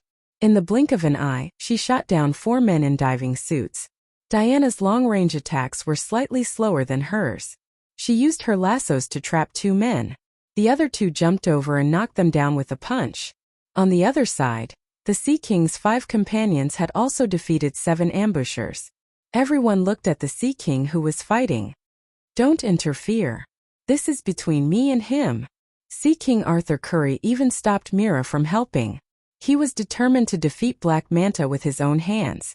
Black Manta also realized that this was his last chance for revenge. His 2 long swords danced like windmills. He no longer thought about escaping or treating his injuries. All he wanted was to kill Arthur Curry. Even though the Sea King's physique was superior to Black Manta's in all aspects, Black Manta's technological equipment was specially prepared to deal with the Sea King. The 2 of them were evenly matched. The lightning from the Sea King's trident was offset by the laser from Black Manta's oxygen mask. The 2 of them fought as if their lives depended on it. The Sea King's tactic was to exchange injury for injury. However, his huge strength did not cause much damage to Black Manta's diving suit. Instead, the Sea King, who was not wearing a shirt, was slashed twice. Blood gushed out and flowed down his pants to the ground. Do we need to help? Diana asked. Thea shook her head. The Sea King and Black Manta had a grudge against each other. This was their own problem. It was not appropriate for outsiders to interfere. Black Manta was greedy. He went to steal the Sea King's blood and accidentally injured the Sea King's father. The Sea King naturally went to seek revenge. However, after he killed Black Manta's father by mistake, he found out that his father was only injured at that time and died of a heart attack. The target of Black Manta's revenge was instantly reversed. In his grief and anger, Black Manta used up all his wealth and challenged the master of the seven seas as an ordinary human. His actions were not to be judged, but his courage was worthy of praise. Thea saw courage in him that was not inferior to the Green Lanterns. It was totally possible for a few people to besiege the Leopard Lady because she was possessed by an evil god. However, if a group of people besieged Black Manta, Thea felt that she had become the villain. It was better to let him and the Sea King fight slowly. The Black Manta Ray gave it his all and found an opening. He used a huge fishing net to trap the Sea King and stabbed him with two sharp blades. The fishing net was made of an unknown material. The more the Sea King struggled, the tighter it became. The tall Sea King was trapped in a ball. The trident in his hand was a long weapon and could not be swung. He could only give up the trident and tear the fishing net with both hands. Black Manta was waiting for this opportunity. He stabbed him with two long blades. Unfortunately, no matter how good his calculations were, he was just an ordinary human. The Sea King was a hybrid of human and Atlantean. His natural strength, agility, and reaction speed were all above that of humans. Facing the two deadly long blades, the Sea King tilted his body slightly. One of the blades stabbed into his left shoulder and the other into his arm. His muscles tightened as he clamped Black Manta's long blade. He used his free hand to clench his fist and hit Black Manta's oxygen mask with all his might. One punch, two punches, three punches. Black Manta also realized his mistake. He wanted to let go of his blade and distance himself again. However, the Sea King changed from hitting to grabbing. He grabbed the air supply pipe at the edge of his oxygen mask and used his head as a hammer to hit Black Manta's oxygen mask. This fight is too ugly. Sia had the urge to cover her face. The Sea King seemed very brave in the battle, but if one were to compare the physical attributes of both sides, one would realize that he was completely relying on his own high attributes and high recovery speed to bully his opponent. Diana, who admired the classical beauty of Greece, also turned her face away. Using brute force to defeat an opponent who was obviously weaker than himself was not the glory of a warrior. Mela did not care. In fact, she was happy with whatever her husband did. The Sea King's friends were also excited. They were just short of clapping their hands to cheer him on. Black Manta was knocked out of his senses. The laser on his oxygen mask fired continuously, hitting the Sea King's face and chest until it was a bloody mess. The Sea King ignored these injuries as if he had gone berserk. He kicked Black Manta to the ground and learned the tactic that Batman used against Bane. Pull out the tube. He grabbed the tube on Black Manta's oxygen mask and pulled it out. With a crack, one of the oxygen tubes was forcefully pulled out. A large part of the oxygen mask was also torn apart. An African man's face was revealed. The laser on Black Manta's oxygen mask was completely useless. However, he still had a lot of equipment on him. The two of them fought hand to hand. Each of the Sea King's punches caused great damage to him. However, Black Manta was also ruthless. He used all kinds of weapons on the Sea King. Water spikes, brass knuckles, stun guns, ropes with sharp blades. Black Manta used whatever he could grab. In the end, he even stuffed a mini-mine into the Sea King's wound. Chapter 376. Boom! The continuous attacks made Black Manta a little dizzy. There was a mistake in the estimation of the detonation time of the mine. Just as it got close to the Sea King's skin, it exploded on his own hand. Both of them suffered a violent impact. Although Black Manta's left hand was cushioned by the diving suit, it was still seriously injured by the explosion. Not to mention the shirtless Sea King, he took half of the explosion. The original 5-centimeter wound was blown into a big hole, vaguely showing signs of internal organs. Don't come over. Oh. The Sea King, who was stunned by the explosion, quickly stopped them when he saw that they were about to attack. The enemy was only left with a sliver of health. He could not let them take advantage of him. He staggered to Black Manta's side and raised his huge fist. When he realized that his opponent's diving suit had excellent defense, he attacked his opponent's half-exposed head. Do you admit defeat? How dare you chase after my companion? How dare you offend the dignity of Atlantis? After all, Black Manta was just an ordinary person. He could not take 2 punches and fainted in a daze. Although the Sea King's recovery was strong, he was still in a trance. He was relying on the unyielding belief in his mind to support himself as he punched again and again. Arthur, he has lost consciousness. You are the winner. Mela looked at her husband like a crazy fan, her eyes full of love. I won. Yes, I won.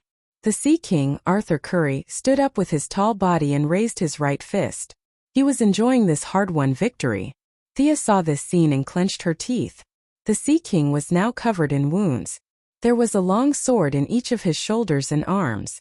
There were also many steel needles, daggers, and other sharp weapons on his body. There was a big hole in his stomach and a rope full of barbs was wrapped around his neck. The left side of his face was burned by Black Manta's laser. Those who knew would say that Black Manta had many tricks up his sleeves to counter the Sea King. Those who did not know would think that he had gone to play the role of Whitebeard in the war. You beat up an ordinary person who has not received any combat training? You still have the guts to raise your arms and cheer. For the sake of the Death King's staff, in order to maintain a friendly relationship with Atlantis, Thea turned her face away and resisted the urge to complain. The fight was too fierce.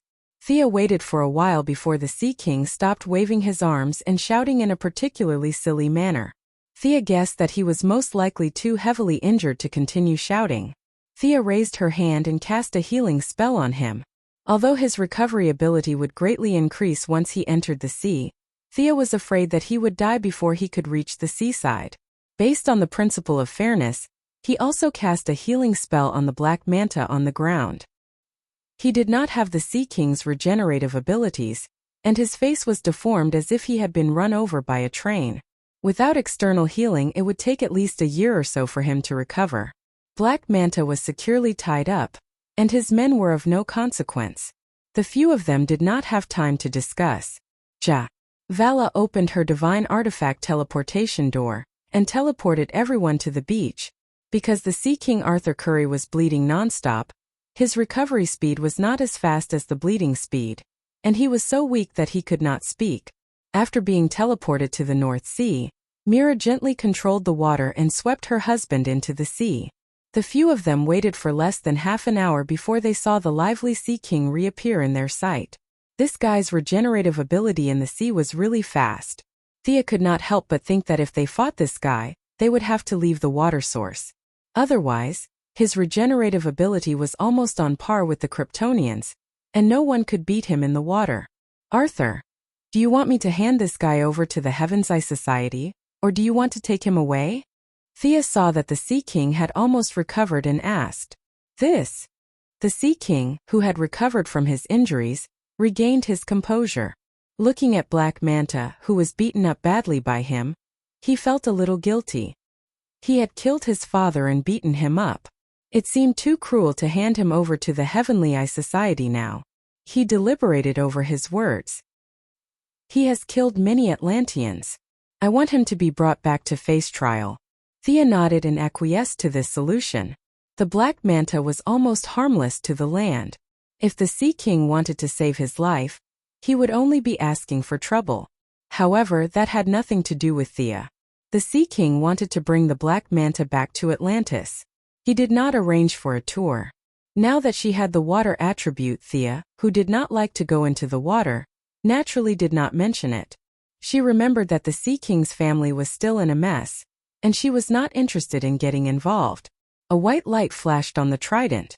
Even without an oxygen mask, the Black Manta could be dragged into the sea. Everyone watched as they swam into the deep sea. Thea and the rest returned to the plane and rushed to Death King's Island. When they arrived at the Atlantic Ocean, it was already night time. A thin layer of fog rose from the surface of the sea, and the waves rose and fell gently. Occasionally there would be a few scattered islands. If they were here for sightseeing, the environment would be very beautiful. Unfortunately, it was not the Death King's Island that they were looking for. Thea, Diana, and Mira had not been here before. The task of finding the way was naturally left to the Sea King's friends.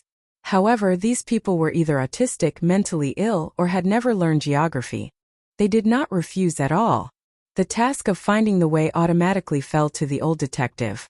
At first, the old man patted his chest and said that there was no problem. However, after wandering around the Atlantic Ocean for an hour, his tone was not so sure. In this hour, the old man patted his chest more than 10 times. However, his words became less and less confident. At first he said, "It's around here." Now he said, "It's probably around here." In desperation, they could only land on an island. Mira used her special communication method to call the Sea King. They waited in boredom. Midway, Diana sparred with the few of them. Thea and Yawala went back to her jungle and hugged a 1-month-old jaguar. They were going to bring it back to Star City to play with. In the Sea King's small team, Thea had the best relationship with this girl who grew up in the jungle. Yawala was very simple. She stubbornly believed that people who were good to animals were good people. In addition, she saw the relationship between Thea and Diana. She was even more envious because she had a crush on the Arabian girl Casina. It was just that she did not dare to say it out loud. After waiting for an entire night, they finally saw the Sea King's exhausted figure when the sun was about to rise.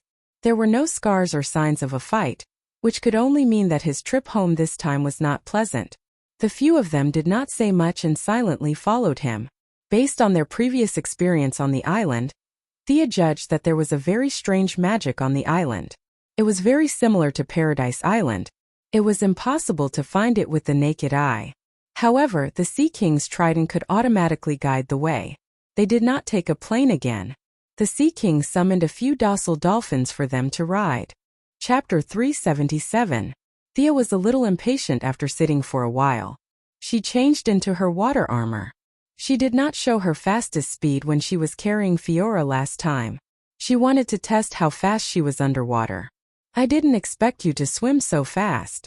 Mira, the Sea King, who also did not ride a dolphin but relied on her own ability to swim, was shocked by Thea's sudden burst of speed. Although it was far from the trident-wielding Sea King, it was very close to Mira's speed. "I'll compete with you in swimming." Mira did not have a smooth day. She could not see the feelings between human women. She felt that her husband was an indomitable spirit.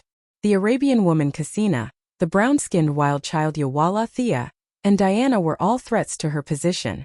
Among them, the unusually active Thea was the biggest threat. She could not win on land, but she did not think she would lose in the sea. Thea did not think so much. There was no need to set the rules or ask for a judge. Both of them were ready to swim forward at the same time. She relied on the armor to provide power.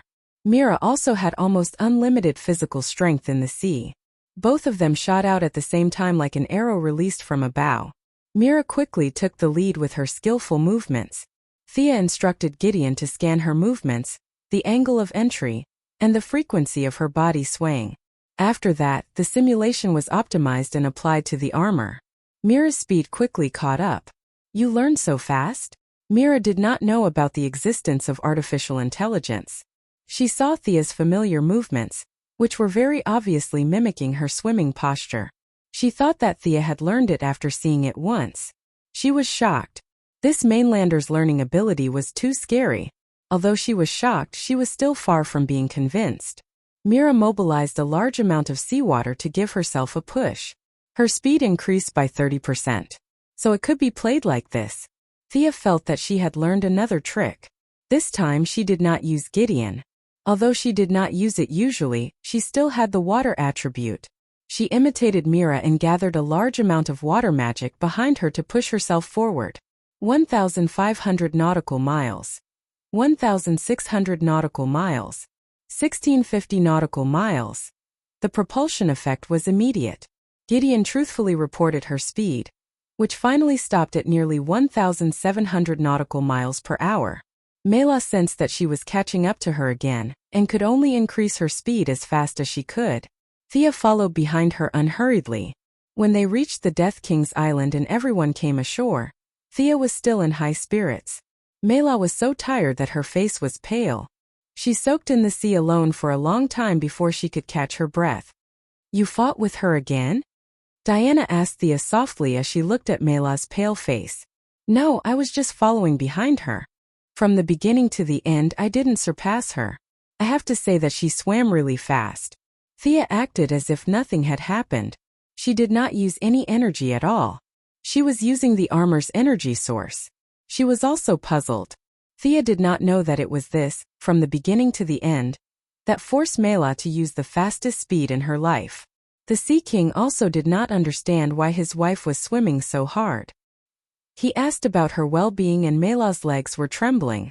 However, she pretended as if nothing had happened and pulled the Sea King to show off their affection.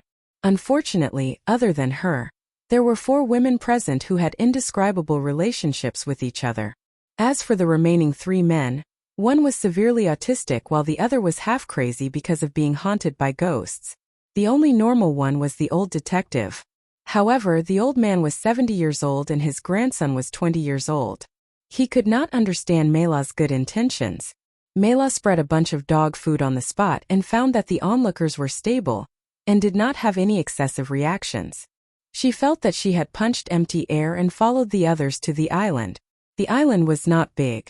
If they did not walk close to it, even the Eye of Horus would not be able to discover the island.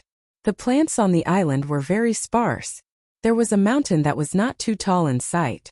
From time to time dark red magma would flow out.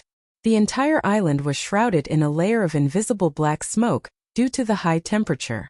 The few of them entered the cave on the side of the mountain. The cave was very deep.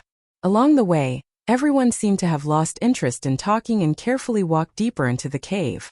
After walking for an hour through the winding bends, the view in front of them suddenly opened up. A high platform of man-made sculptures appeared in front of Thea. On the platform stood a huge throne. Behind the throne, there were 4 female statues that were either looking up or bowing their heads. The Sea King pointed to the female statues and said, "Back then, the artifacts in their hands were placed on those statues." Thea observed for a while. The god of death had fallen into a deep sleep. This island was just a diversion to hide the news of his death. The layout was not complicated. Or rather, the era he lived in was still pursuing the huge amount of magical power. The precision of the use of magic was far inferior to modern magic. You guys find 3 artifacts randomly and use them. Don't release them. I will find the frequency of the resonance and we can open the secret compartment. Javala took out her golden transmission bead first. Cassina also took out the golden seal that was snatched by the black manta ray. The Sea King raised the trident in his hand. The fluctuations of the 3 artifacts were very similar. Thea used her heart to feel the difference between them.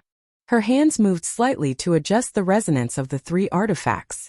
Finally, at a certain point, the 3 artifacts reached a very strange wave band. An invisible breeze swept in all directions. The female statue behind the throne slowly separated, and a golden staff slowly rose from it. The staff was 2 meters long and golden all over. It could be seen that the initial shape of the staff was very similar to a trident. However, later on, the trident was artificially combined into one. The 2 sides were extremely sharp.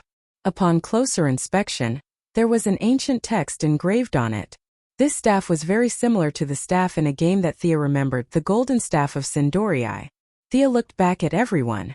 Seeing that no one had any opinions, she reached out and took the staff. The staff neither rejected her nor took the initiative to cater to her. The sky changed color, the wind and clouds surged, but none of these appeared. Only a faint image was transmitted to Thea. In the image, an old man was betrayed. After that, he created an artifact and returned to his country for revenge. After being betrayed by everyone, the old man angrily hit the magic node with the staff, causing the destruction of the ancient Atlantis Empire. This old man was the god of death, Atlan? Thea compared it with her memory and sighed. It was a pity. He had a good idea to eliminate war and accommodate all foreign races. However, he was betrayed by his family and turned from a great hero to a devil in an instant. Just as Thea was about to carefully study the functions of the staff, she heard a loud shout. "People from the surface, put down the treasure in your hand. That is the sacred artifact of Atlantis." A large group of strangely dressed soldiers surrounded a young man holding a halberd and wearing a finned helmet walked in. Chapter 378. Where did this retard come from? Call it and see if it will answer you. Thea's strength had increased now, so she was not as cautious as before. Since the other party was rude, she would fight back. People from the surface. Before the young man with the helmet and halberd could finish his sentence, Thea turned her staff around and a dark golden lightning shot towards him. He didn't know what was real and what was not, so he cautiously dodged the attack. However, he underestimated Sia's combat experience. Just as he raised his leg and took 2 steps to the left, he saw a sharp spike suddenly rise from the ground. Coincidentally, it was aimed at his indescribable thing. The young man was shocked. He no longer cared about his demeanor and directly fell back, avoiding this fatal attack. The spike avoided the greaves at a tricky angle and cut a big wound on his inner thigh. Blood was dripping. A few of his subordinates quickly helped him up. "Let go." The young man was very unhappy. His helmet had also fallen off, revealing a somewhat dignified face. His originally flashy clothes were now covered in mud because he fell to the ground. The leg guards on his cloak were also stained with blood. His originally arrogant aura had been forcefully reduced by half. "How dare you attack me?" The young man gritted his teeth and said. Thea replied scornfully, "Retard." The staff in her hand accumulated energy again. This was not a game. It was impossible to tell the user the attributes of a piece of equipment. The specific functions of the staff needed to be tested. "Stop, all of you, stop." The Sea King Arthur Curry stood in the middle and stopped the 2 sides from continuing to fight. Seeing him jump out to be the leader, Thea went with the flow and continued to study the staff. This young man appeared here. He was wearing a fish helmet and holding a halberd.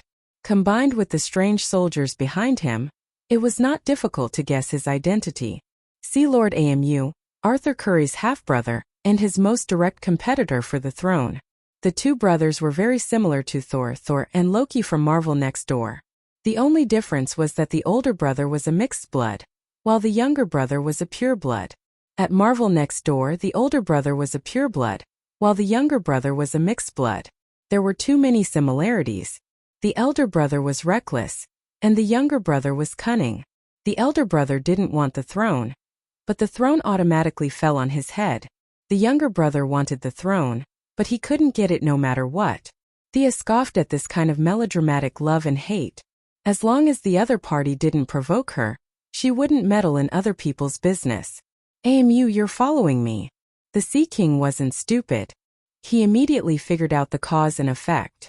Amu pointed at Sia, and with a swipe of his finger, he included a large group of people. "Arthur, you actually gave all the artifacts of Atlantis to these surface people. You don't deserve to be called the ruler of the 7 seas." Thea looked at him with a smile and didn't say anything. Originally, only Diana was standing beside her. But now, due to Amu's aggressive actions, a few of the Sea King's companions instantly stood on his side. They didn't care about the divine artifact, but Amu wanted to take it back just like that. Nobody could tolerate it. Mara hesitated. Amu wanted to steal her husband's throne, so she couldn't support him. She looked left and right, but there was no other choice. She also stood on Thea's side. The negotiation between Amu and the Sea King broke down after a few words. In his heart, Sia was only powerful because of the artifact. The few surface people were like weak chickens in his eyes. He waved his hand and commanded his subordinates, "Kill those surface people. The artifact must belong to Atlantis. Don't hurt them." The Sea King Arthur Curry hurriedly shouted. In fact, he was afraid that Thea and the others wouldn't hold back their strength. The soldiers in front of him were all his people. Mu misunderstood the subject of his sentence. He thought that his wild brother was worried about his friends. He grinned and held his halberd, wanting to entangle the Sea King. But after the 2 brothers exchanged 2 blows, he realized that something was wrong. He saw his subordinates rushing forward in a hurry. Then they were beaten back as if they were riding on clouds. Screams of pain could be heard endlessly. The Atlantean armor that usually had excellent defensive capabilities seemed to be non-existent. A few of his subordinates were sent flying dozens of meters away. There was a hint of misery in their screams. "Are you kidding me?" Mu stretched his neck and looked to the side while he was fighting. The one-sided situation that he had predicted had indeed occurred, but it was his side that had the advantage. He saw a valiant woman holding a sword and a shield send his elite guards flying one by one as if she was throwing rubbish. Only his guard captain lasted 3 moves. But Diana also took special care of him and broke one of his legs with a kick. The guard captain, who used to be extraordinarily brave, was now hugging his leg and howling in grief. These guys aren't strong. Diana told Thea the truth. In her eyes, these guys were not much stronger than the German devils she fought before. That's because you're much stronger than before. Thea could only explain it this way. In her eyes, these elite Atlantean soldiers were quite powerful. She could easily take out tens of thousands of them and beat up the armies of other countries. The only flaw was that only a small number of soldiers could fight in the water. These small number of soldiers had to bring special breathing equipment. Otherwise, they would not be able to fight. Regardless of whether Atlantis leaders wanted peace or war, their bodies were no longer suitable for living on the surface. Conquering the land and restoring the glory of the past was just a dream talk. People on the surface are so powerful? This woman is Greek? Amazon? Emu almost broke down. He finally realized what the Sea King meant when he said not to hurt people. He was so ashamed that he wanted to find a hole to hide in. He tried hard to keep his mind calm. Then, he carefully observed Diana's appearance and equipment. There was no doubt that she had a full set of divine weapons. However, the forging style was obviously different from the Atlanteans. Unlike Arthur Curry, who was a wild child, Amu and even Mela were members of the royal family who had received strict education. It was true that Amu was arrogant, but he still had a basic sense of identification. After careful observation, it was not difficult to notice the difference between Diana's appearance and that of the current humans. Take your men and leave this place now. The Sea King looked around and found that most of the soldiers had superficial injuries. They would recover after 2 days of recuperation in the water. He nodded at Diana to express his gratitude and turned his head to order Mu loudly. Mu was a lone commander.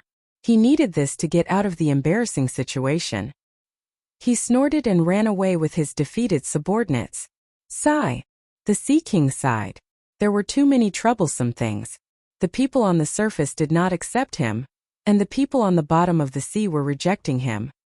He was like a rat in a bellows, suffering from both sides. Everything here was over.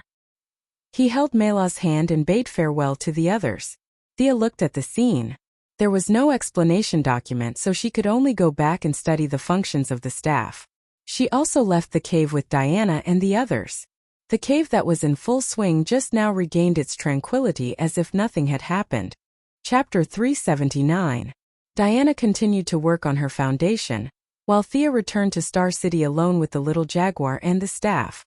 She handed the little jaguar to someone else and began to study the functions of the staff. The attributes were easy to judge. The staff had earth and water attributes. Thea dealt with Mu's spikes with the magic provided by the staff.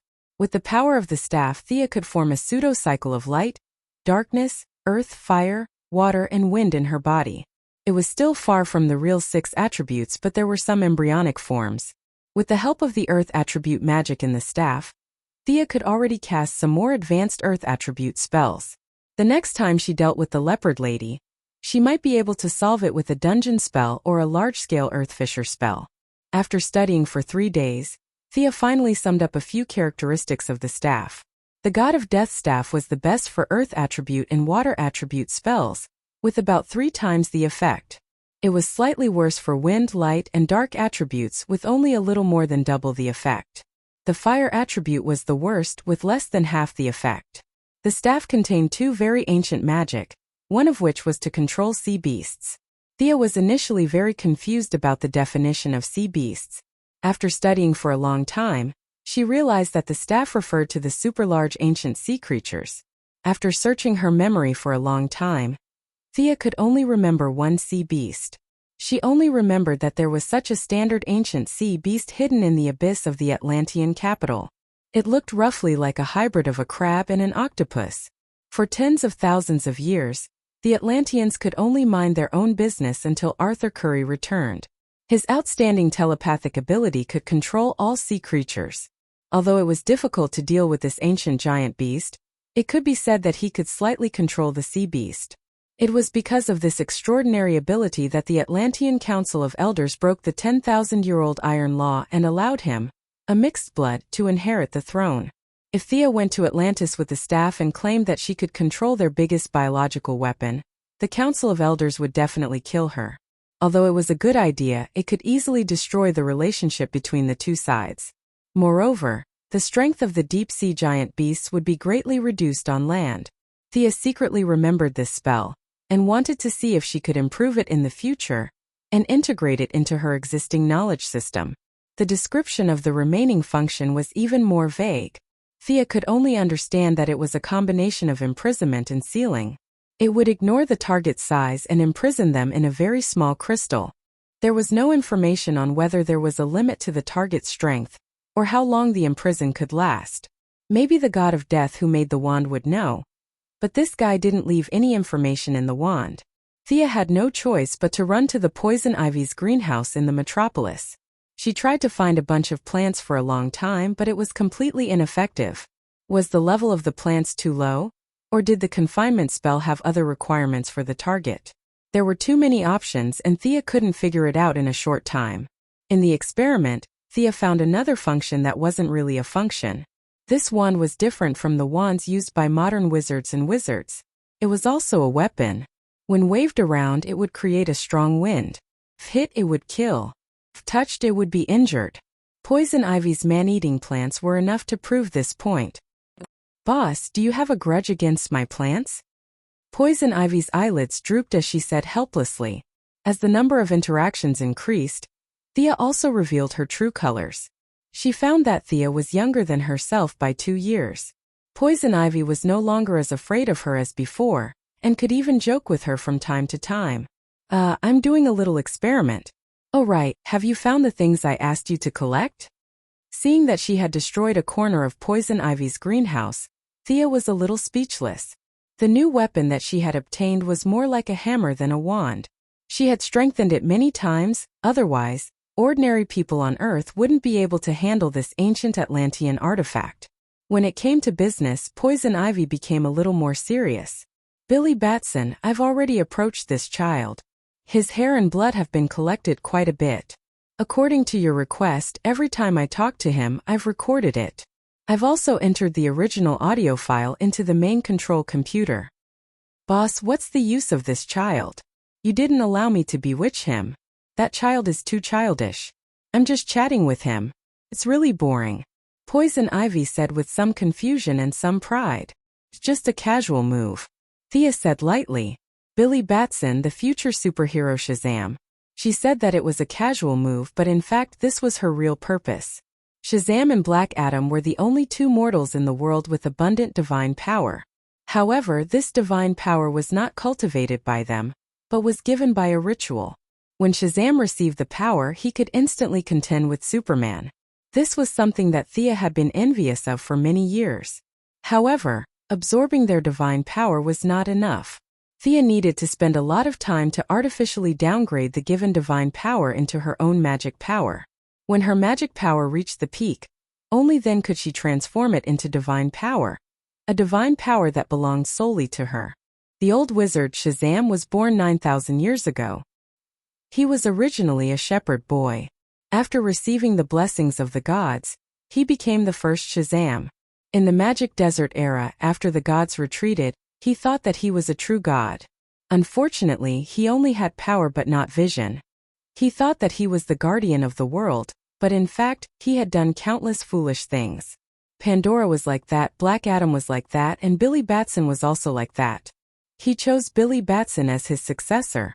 As long as Billy shouted out the 2 words Shazam, he would be able to obtain Superman's power. His standard for choosing his successor was extremely vague. The most virtuous person. How could there be a virtuous person among humans? This was just a beautiful goal, an impossible moral standard. The old Shazam, who was a shepherd boy, slapped his thigh and came up with such a standard. Although it was a melodramatic standard, at least there was a standard. Then, how did the old Shazam choose his successor? He cast a wide net and searched the whole world. When he found one, he saw if he was suitable, brainwashed him, and let him go. He searched again and repeated the cycle again. The Heaven's Eye Association found thousands of people who had lost their memories. These people were all done by the old Shazam. They were all the most virtuous people he had chosen. It was such an unreliable selection. In the end, he did not know if it was because he was annoyed or because of other reasons, but Billy Batson came into his sight. The old man immediately decided that this child was the most virtuous person. The old man only felt that the 15-year-old Billy Batson's parents were killed when he was young, and he did not take the path of revenge on society. Therefore, he insisted that this child was the most virtuous person. Billy Batson's childhood experience when his parents died was indeed worthy of sympathy. However, just because he did not take the wrong path, the old man concluded that he was the most virtuous person. There were 6 billion people in the world. Thea felt that she could find tens of millions of such candidates.